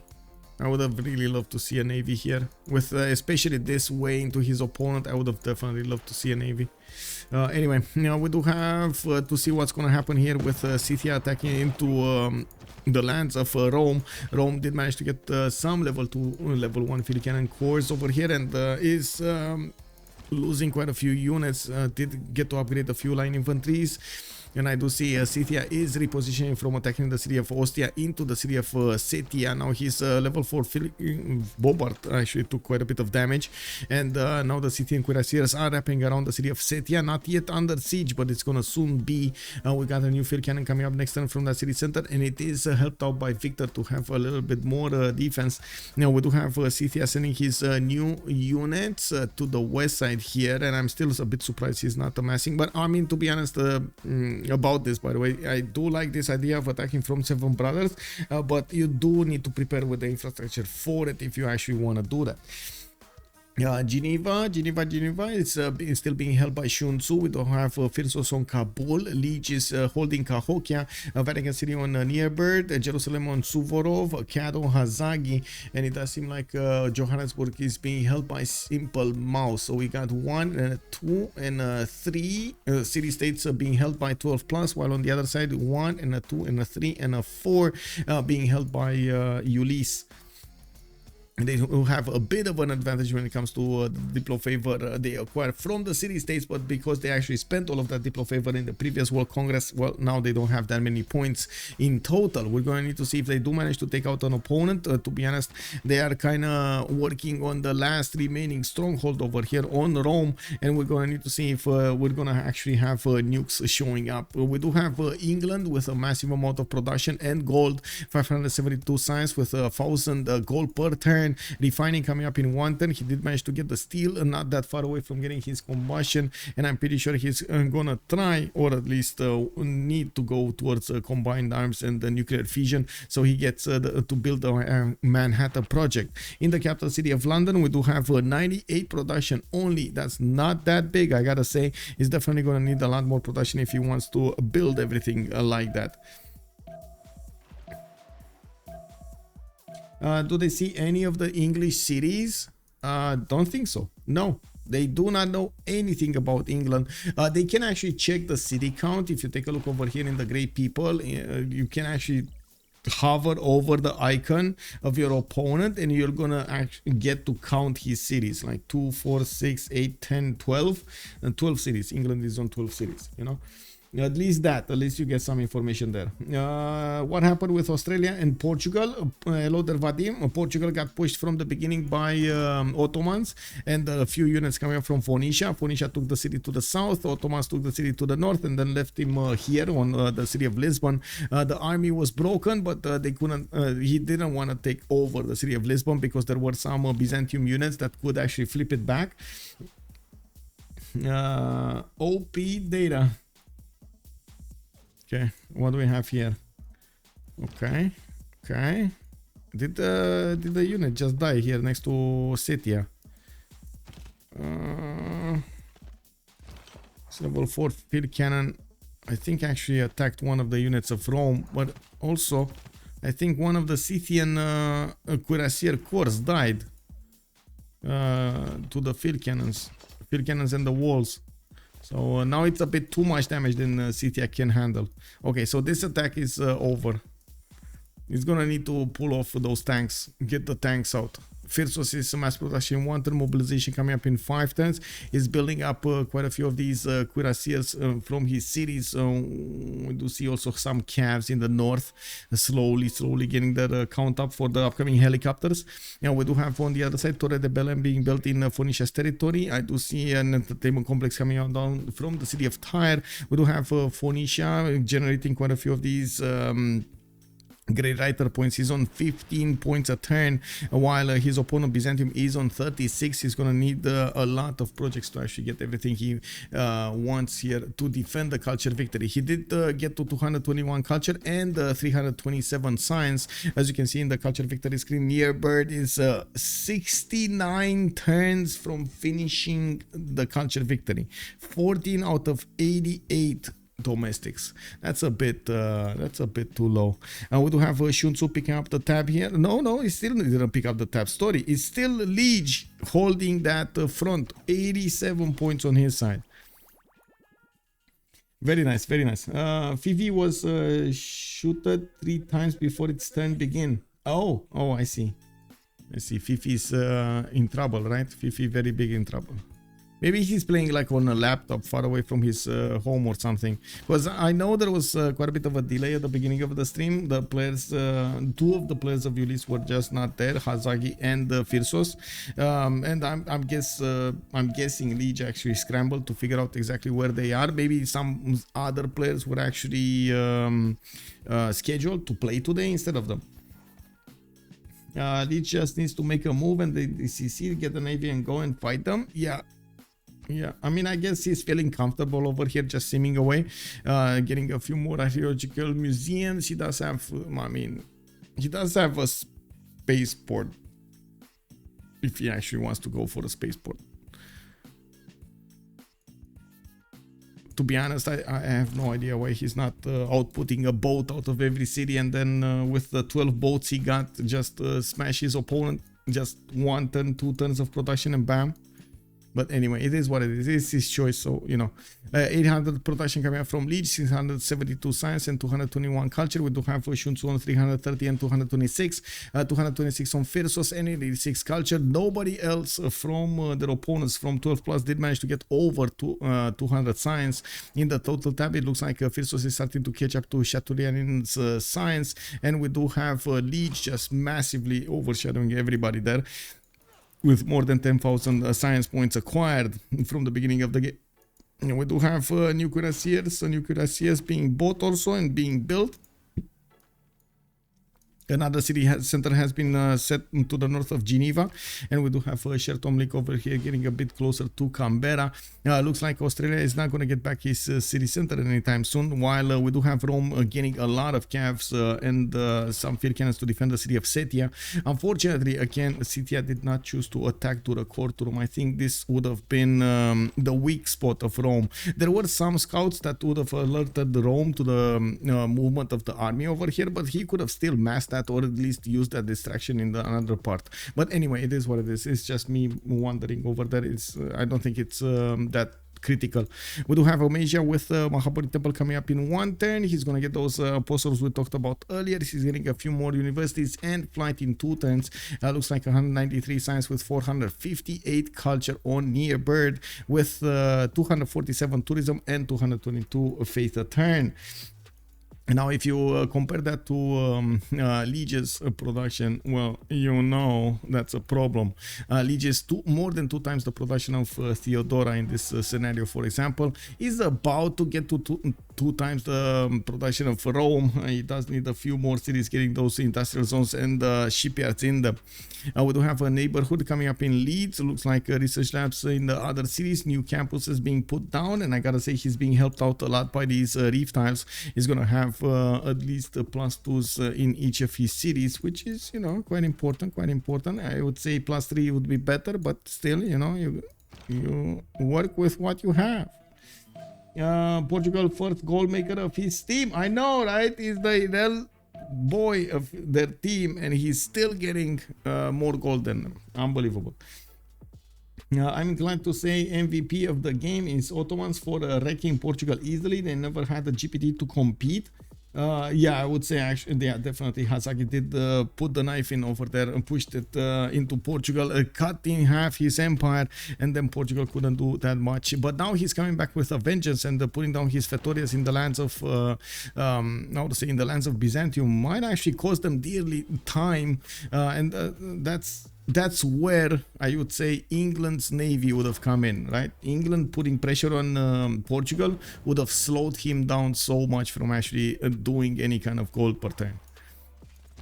We do have only a few scattered units from Scythia retreating from the lands of Rome. Now he's getting everything built in Shaturyanin and getting the new units from his main cities to the west side. He's slowly but surely. He has quite a few of them beginning built and bought and built and bought and sent to the front line. 408 faith in the bank here for Sun-Tzu. Oh, Phyrsos is 131 with 116 faith a turn. That's actually quite big for a faith a turn. Scythia.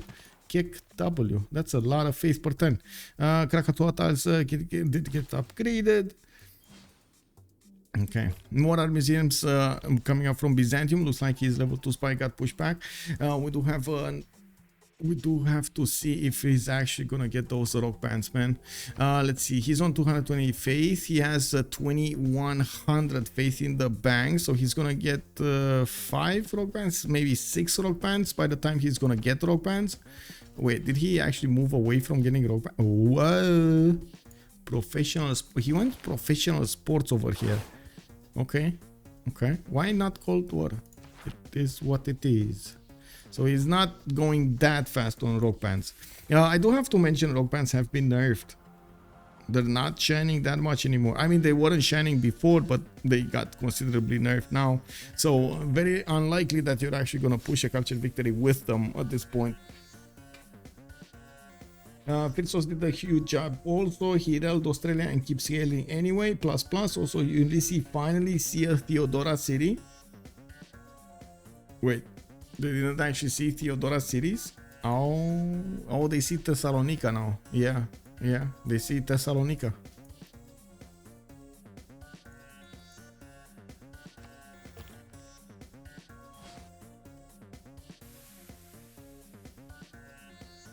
Ah, there we go. He did get the rock bands. Okay, he did get the rock bands. 1, 2, 3, 4, 5, 6. Okay, there we go. 6. Does he have any more faith? No, that was all his faith. 6 rock bands. We're going to need to see what kind of promotions they will get, and of course where they're gonna get to play, and how fast Scythia can actually get to his tanks. Combustion 110 coming up from Phyrsos with mobilization in 3. He did manage to put more of these calves in production for the upcoming helicopters, and we do have 1, 2, 3, 4, 5 tank cores. Only 5 tank cores. That's not that much. I gotta say, that's not that much. Only like 6 tank cores.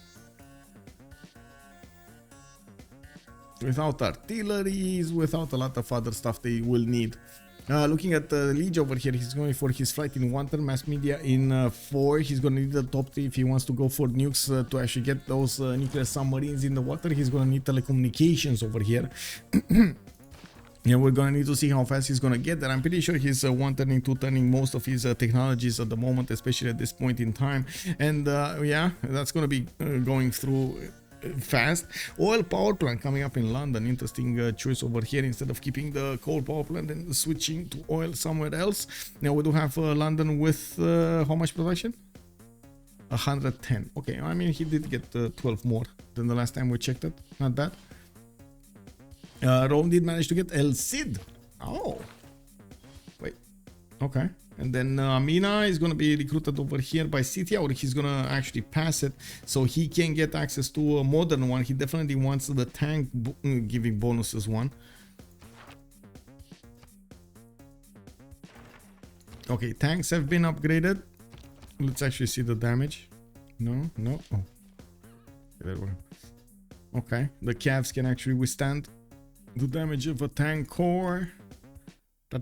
Tank core. So calf core can, I mean, I'm pretty sure he cannot withstand with the general. And if the calf core is damaged a little bit, it's gonna fall quite quickly with the extra +10 on these Scythian tanks. Now we do have an encampment project coming up from Miriv next turn, and it looks like Scythia is gonna need at least a few more. I'm pretty sure it's gonna be more expensive to get the modern generals. Now we do have Phoenicia also getting some calf cores, starting to get the military academies in his encampments. Actually put down 2 encampments here, and we're going to need to see his oil generation soon. Looks like he's going for scientific theory with mobilization coming up in 1, upgrading his oil tiles slowly but surely. He did manage to discover steel walls, and we're going to need to see what he's going to follow up with. He also has the ability to actually put down units on the east side if he wants to. Just they do have enough gold to just buy the units if they need be. In the waters over here, they're making more than 2,000 gold per turn. Oh my god, considerably more than 2,000 gold per turn. Okay, so what's happening here? What's with the rock bands? Near Bird Music Festival. Okay, National Parks and Natural Wonders. I think there was a natural wonder somewhere, wasn't it? No. Oh yeah, it's equal. It's equal. Okay, we do have this one that needs a promotion. This one needs a promotion. This one needs a promotion, and this one. Okay, this one. What is this? The Purple Lizard, a space rock. Performs spaceports and campuses for 500 extra tourism, 1,000 tourism if campus has a university. Okay, well, I mean, that's a little bit better, but still that's not a lot of tourism. Nearby is 17 out of 104, and we do have Lege getting his defenses up on 103. Now that he's getting more culture up, looks like he's keeping up quite nicely with the necessary defense. Sun-Tzu did get more culture in the meantime with that amount of science and culture. We're going to need to see Sun-Tzu getting a lot more of these theater square festivals to actually get his defense going. But after he did finish most of his theater squares, and he does have the money to invest if he needs me, you can imagine that it's going to be quite good for Ulyss to defend against the cultured victory. We do need to see also how fast Scythia can actually reposition his armies to go against Rome over here. He's getting his tank corps upgraded in the city's borders of Shaturyanin, and in the meantime starting to build up his helicopter pre-built count. Plastics coming up in 2 turns, mobilization in 1. We're probably going to see quite a few helicopter armies starting to get promoted, upgraded here. And again, 7 brothers, man. Get your army into 7 brothers. And then attack with the tanks on Scythia. Force over here Rome to deploy everything, and then bam, hit him from the east side. Bam. He's waiting destroyer army fascism. Just told him he's waiting destroyer army fascism. Whoa. Lege has to be doing a pacifist challenge. Anyone could see getting a navy is just the correct play. Yeah, I mean, yeah, he's waiting for a long time, man. It is what it is, man. I wish England would do a naval play. Hazardous haze. I think we all do. We all want them. So rough Geneva was only... Yeah, Geneva was the only one. I think... Wait, wasn't there Fez or something also?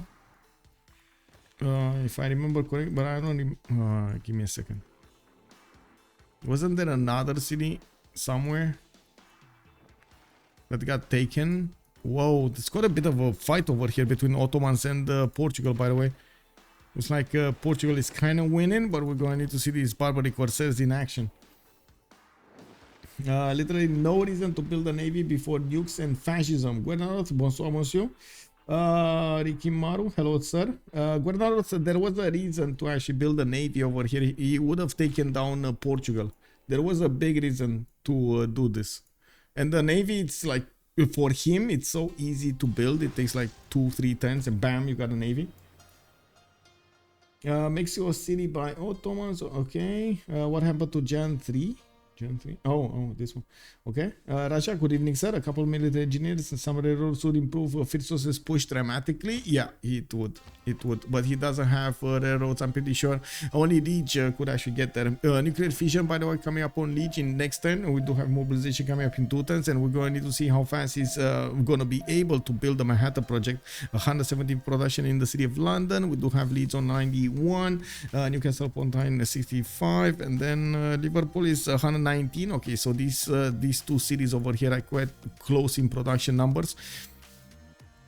Every reason to ban, there is about 400 gold per ton to be killed in those waters, and it's a free win on the seas. Yeah. Even Hazaggi has more boats than Lege now. Yeah, basically. Yeah.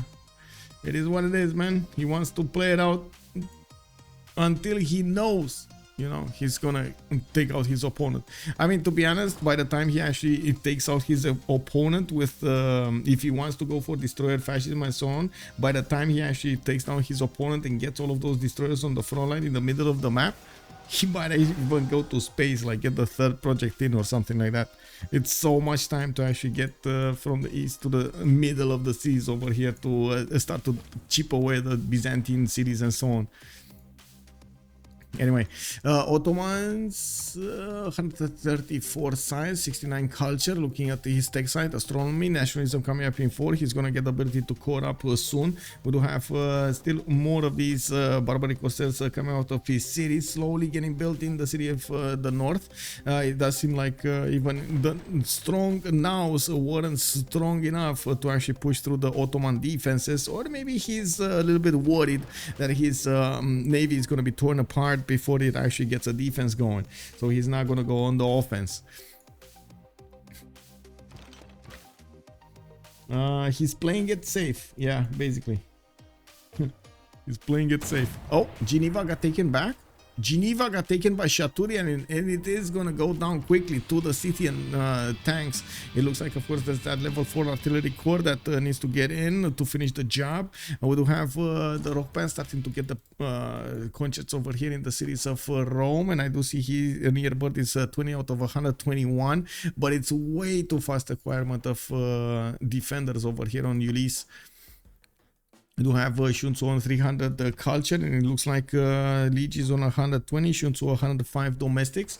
Looking at Lege's cities, finishing up his spaceport. Didn't he just finish Manhattan project? Why is he not actually putting it in production? He wants to finish probably the seaport. Okay, I mean, yeah, sure. Finish your seaport. I guess we're gonna see a massive destroyer armadas come out of his cities with follow-up in nuclear submarines, and when he's gonna get here. By the way, this is basically the perfect attack point into both nations, into Rome's land and into Byzantium's land from the seas with submarines. You can definitely shoot nukes against the main cities of Rome, no problem, even attacking Rome directly.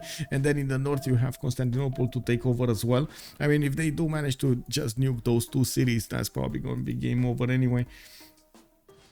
We don't have actually a standing navy of Portugal to defend the south. It's only Byzantium that has a caravel over there. One single caravel without the ability to actually upgrade. We got some Byzantine rock pants in the water here. What are they doing? Oh, they're going for the... no, they're not. Where are these guys going? Okay, water part district. There's no water part district. Whatever. Anyway, Geneva is 77 strength. These tank forts are significantly stronger than it, and they don't actually receive that much damage if they do attack into it. We do have a tank army also coming up from Scythia, and it looks like he keeps on building up his cav count. New encampments also put down. Encampment research project coming up from one of his cities, and I do see him. Oh, actually, Alfred Noble is the next one. Who did pick up the new culture ones? Oh, Dido, look at that. Picking up a merchant and an artist and a writer. Just in one fell swoop. He got the two toys and of course the 4 amenities for them. And we do have in the culture screen 309, 306 science. Let me actually take a look at his series here. Aerodromes coming up from Biruta. We do have neighborhoods coming up from Nora. Flood barriers to protect his cities, and he still has Dimitri Kandemir to actually make some music if he needs to. Taj Mahal in Inuk, we do have only 7 more turns until the next era, and we're going to need to see what's going to happen there. I'm pretty sure Nearbird over here keeps on playing these rock bands to get as many points as possible, and we do need to see this one 0 album sales. This one got 40 album sales. Okay, this one got 0. New one got bought. These ones didn't move. Wait, did one die?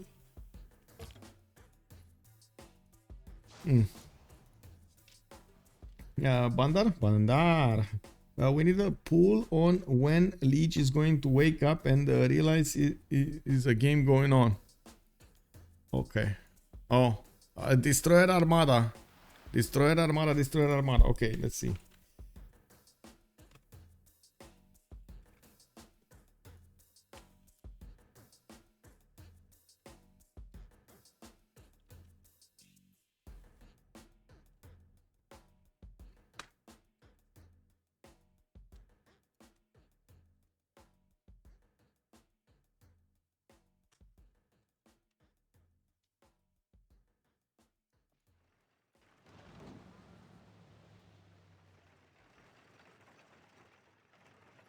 Oh, Geneva got taken down.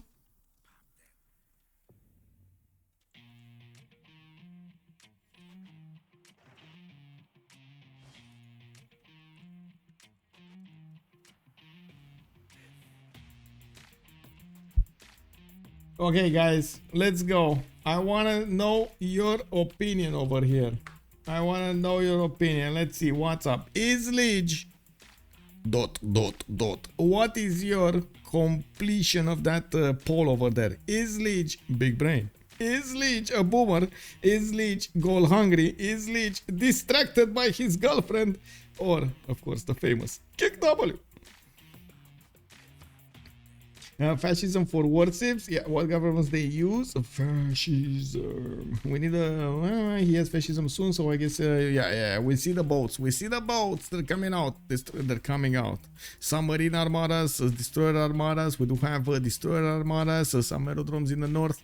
And it looks like he's getting his Manhattan project coming up from Liverpool in 5 turns.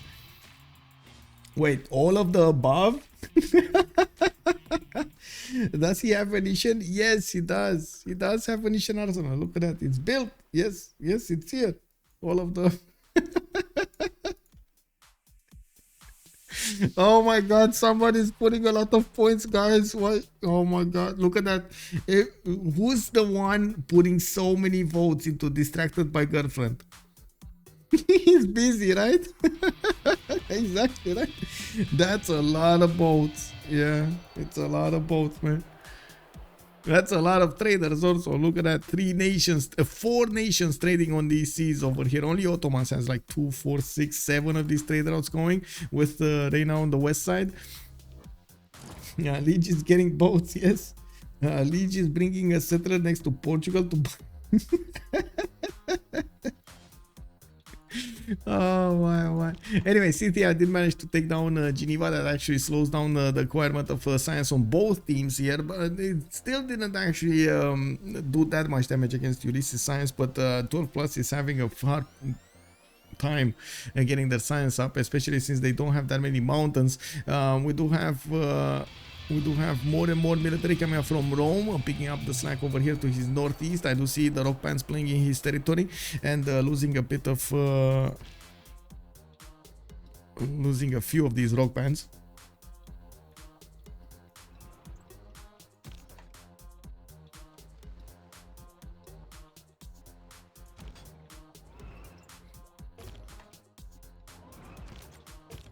Okay, tank army. Tank corp 5. That's it. And a level 4 artillery. Oh, another one died. Okay, I guess Byzantium's chances are dying as well as these alongside these rock bands over here. Theodora Festival coming in, National History Museum. Okay, so yeah, he wants to go cultured victory. Oh, and he's gonna have ironclads, just ironclads against destroyers. Oh, that's not gonna go well. We do have Ottomans also trading patches with the Portuguese Navy over here. Looks like a few of his barbaric corsairs are gonna take a beating. He doesn't do an amazing amount of damage, especially against these promoted nows. All of the nows do have a 1 promotion base, and they do get that 7+7 emblem promotion immediately. If they do manage to get to level 2 and get to reinforced hull, that's a major problem.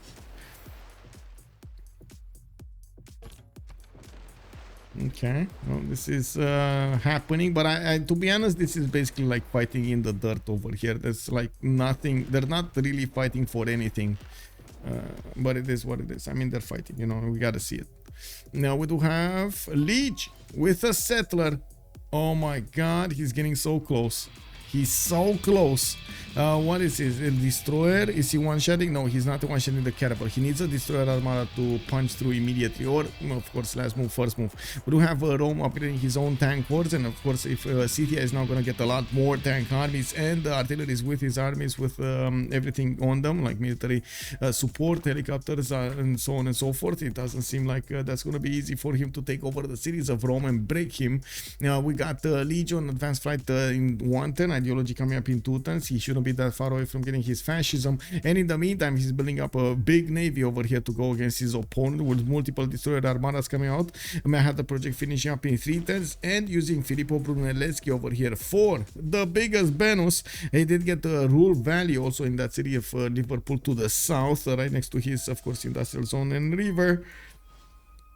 Oh my, very nice, very nice. So 1, 2, 3, 4, 5 destroyer armadas with a few submarine armadas, at least 2 submarine armadas that can shoot nukes. Well, will get to shoot nukes when he's gonna get his advanced flight telecommunications. Scratch that, telecommunications. That's the one.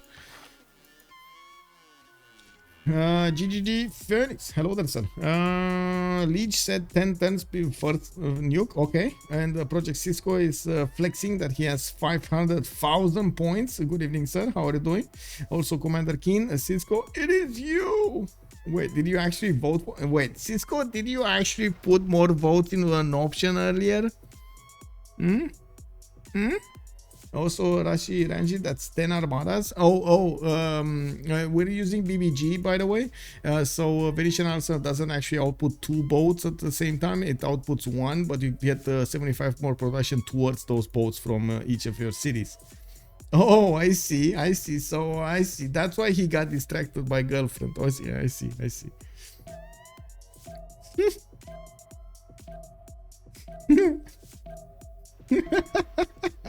Wow, winning the vote like that, Cisco, man. Oh my god, man. Just flexing those points.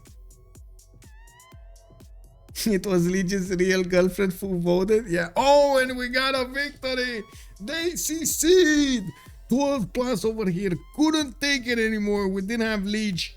Oh, so close to get his nuke over his opponent. You know what I'm gonna do, right? I'm gonna screenshot the poll. And you know what I'm gonna do, right? Wait, poll management. Why does it? Oh my god, what the? Twitch. Hello? Learn to update stuff. Okay.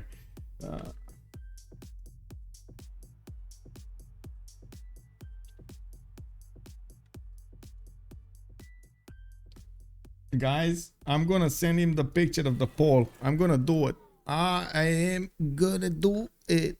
Let's actually go for the post-game chat over here. So what did we have during the game on these continents and islands of the CPL Premier League of the game between Ulyss and 12 plus? We did have Portugal alone against two opponents. He did have Dido to his west side, and he did have Ottomans to the north. Both of those opposing nations did come against him and took him down. One city from the north, one city from the south. His only capital remained, and they let it be so they don't actually lose more diplo favor. We did have on the other side of the planet, Scythia attacking into Australia, and he did manage to break down Australia's defenses, took two cities away, and then followed up with the capital takeover. In all of this time, England did try to get as much gold as possible per turn, and we did have him also getting a lot of cities out with a lot of production. Hey, bonsoir, monsieur. Bonsoir. Hello, Michael. Lege. Hello. I show you picture. Look, chat. Look. I asked my chat, why are you not doing anything? Why are I am not good. I am sitting. I don't know. I know. What are you saying? My chat said you are distracted by your girlfriend. Maybe that's true, but it was not in this game, to be honest. No. I think I played well, and You did. Everybody was waiting for an attack, like a little bit of a pokey over there with some boats or something, you know. Yeah, but I think I don't have to rush anything in that game when we know what is victory condition in their side, and it is a cultural victory. So I know I can kill Byzantium under turn 100 and 105. So with nuke, with destroyer, 3 stars, etc. So I don't have to rush, but I understand. No problem. What did you think about the game? The teammate played really well. What do you think about the pick, Soliman? Good game. Hazaggi is so big. GG, Simple Mouse. GG. Hello. Good game. I was a bit surprised they didn't remap it when they saw Portugal is alone on his island. We're thinking about it, but I don't know. Maybe we think that we freed Civ only one land, and after that we saw Scythia. We didn't see Scythia a long time. Oh, you thought you were only 3 on the right island, and there's somebody in. Okay. So basically, you threw Portugal, the wolves there. Okay. But my teammate said me, go to barracks, go to general, go to horses or something. Yeah. I don't know. No. I'm going to harbors. You know, everybody was asking, why did you go holy sites, right? You were the one with holy sites, right? Australia? Who was playing? That's Australia, yeah. Australia with holy sites. I also asking him, 2 minutes ago, why you going holy site? Because also is because near they have near Byzantium, also for Byzantium, and he thinks that he on full free sim. I think on only this. You put a lot of things on Byzantium in this game. With the holy site on Australia, he wants the taxi, so he wants to snowball as soon as possible and maybe do something really great in late game. No? Yes, I think it will be better if he defends himself because Yes, of course. it was without words. We saw his land and we saw many units Scythia, and he didn't said about he has a problem. Oh, he But didn't. Oh, yeah. Yeah, that Because happened, you know, in some team, and sometimes teammates can't say when they need some help from the team. yeah. yeah. Because when I saw my my future, my future, of course, I asked him for help me a lot by gold, by something more, horses also because yeah, I saw that you have many horses, but we Yes. don't have it. I loved about it, but when the Scythia attacked Australia, we will know. We didn't know it. Maybe 3 or maybe 5 turn. After that, when he lose first city, oh, okay, I have a problem, guys. Okay. And yeah, was you surprised about the pick, about the Soliman pick? Because it was the point to pick Soliman, to get the special governor, and to attack Naval Civ. Was you was aware about it? You was like, we have to be careful about Soliman or not? No, we don't expect it, and when you pick, why Suleiman? And we think that it's trolling, but we think you pick something another Civ. Yeah, okay, I understand. Yeah, And but you know, I was not sure about this pick, but Hazaggi was pretty confident, and even if it was not a classic pick, I think it's worked well, and it worked well in this game. maybe yes. He rel me a lot, and he off me in this game. After what I can, I just making gold after our war, and I just making gold. That's all. Yeah. But also I think not easy to kill full naval Civ because you can escape and you can help by galley. But of course, it was not easy. It was not easy. Yeah, and you involve a lot of god on the Portugal side. Meanwhile, Scythia was planning to attack the other side of the map. So I think we did some, you know, you attack one side and by like some surprise, you are on the other side. Like it was, I felt we playing very good the game in military. Well, but I don't think that we spent many gold for me. Maybe we buy one horses for me. Yeah. Upgrade to archers. That's all, I think. That's all. Is Hazaggi? Did you buy horses for Hazaggi? Yes. 1, 2? One One. builder, I think too. To check And on me. yeah, we played around it in the early game. I mean, Sun-Tzu and I are going external right away, so we have some gold, we have worked some gold tile, and we have to put some money on Hazaggi on this strategy. My And chat, Mhm. my chat is asking me what was your reaction on Ulyss when you saw Australia going holy sites? we were like, it's kind of easy because it's not. Kind of sus, да? It's kind of easy for a team because when you go double holy site like this and you are pushing the naval sieve, you have two multiple side front and you have to attack everybody. So to minus GPT, the whole team, and to create some panic. So when we saw the Holy side, we were expecting a lot of snowball for Byzantium. So late game Byzantium, maybe with fascism or something like this. He switched on cultural victory at the time, but at the beginning we were thinking about it.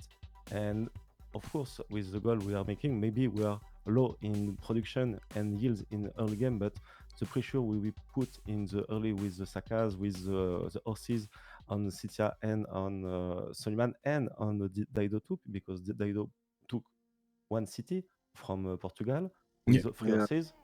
It was again strategy plan, and we only can do that with the 3 or 4 external in the beginning of the game. I don't remember. If sorry, Lish, I think if Dido didn't raise my city, maybe it's help for full kill me, because we have by rim. You can buy him by rim, and pressure from another side. That is totally true, yeah. And I think it's only because Sun-Tzu is not that experienced in that kind of play, and I think Hazaggi would have not raised, and he felt better to raise the city and to just let you on one city and escape settler after. So we agreed about this, and we keep going on the game. But there were a lot of videos. Yes, I agree with you. If Hazaggi was doing this play instead of Sun-Tzu, I think he should have keep the city and buy him. Very good play. A lot of Byrims actually, because you did have the Byzantium units in the water, the Dromons. There were like 4 or 5. But Byzantium units, it's without oligarchy legacy card. I think Byrim. Oh, for sure you can take them down, but you need like a few more than one. You need like 3. And yeah, about oligarchy legacy, I think it was pretty greedy or all-in.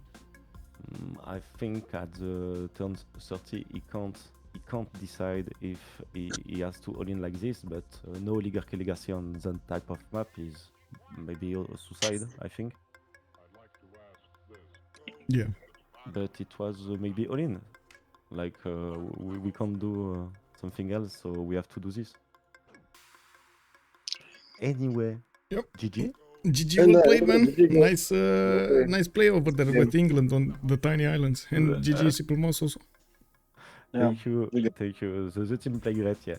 GG everybody, and thank you, Michael. GG well played, and see you in the next one. Have a good evening. Thank you. Bye. So there we have it. We heard from Lege and Simple Mouse. Sun-Tzu was also there over giving us his hearing. I do want to say thank you so much for everything, by the way, guys.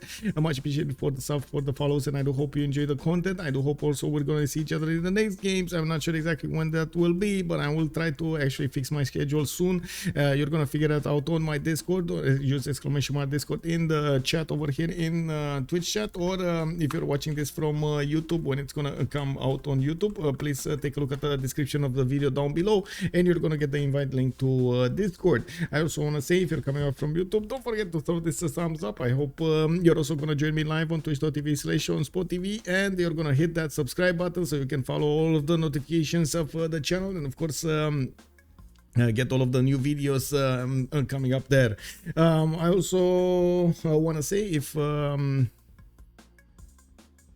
you want to take a look at my schedule on Discord, you can actually quickly take a look at my channels over here. You can get a role if you want for the notifications, but the 2 main channels are under commentary, upcoming games for the weekly schedule, and then I do have another channel that deals with what will happen next, what is the next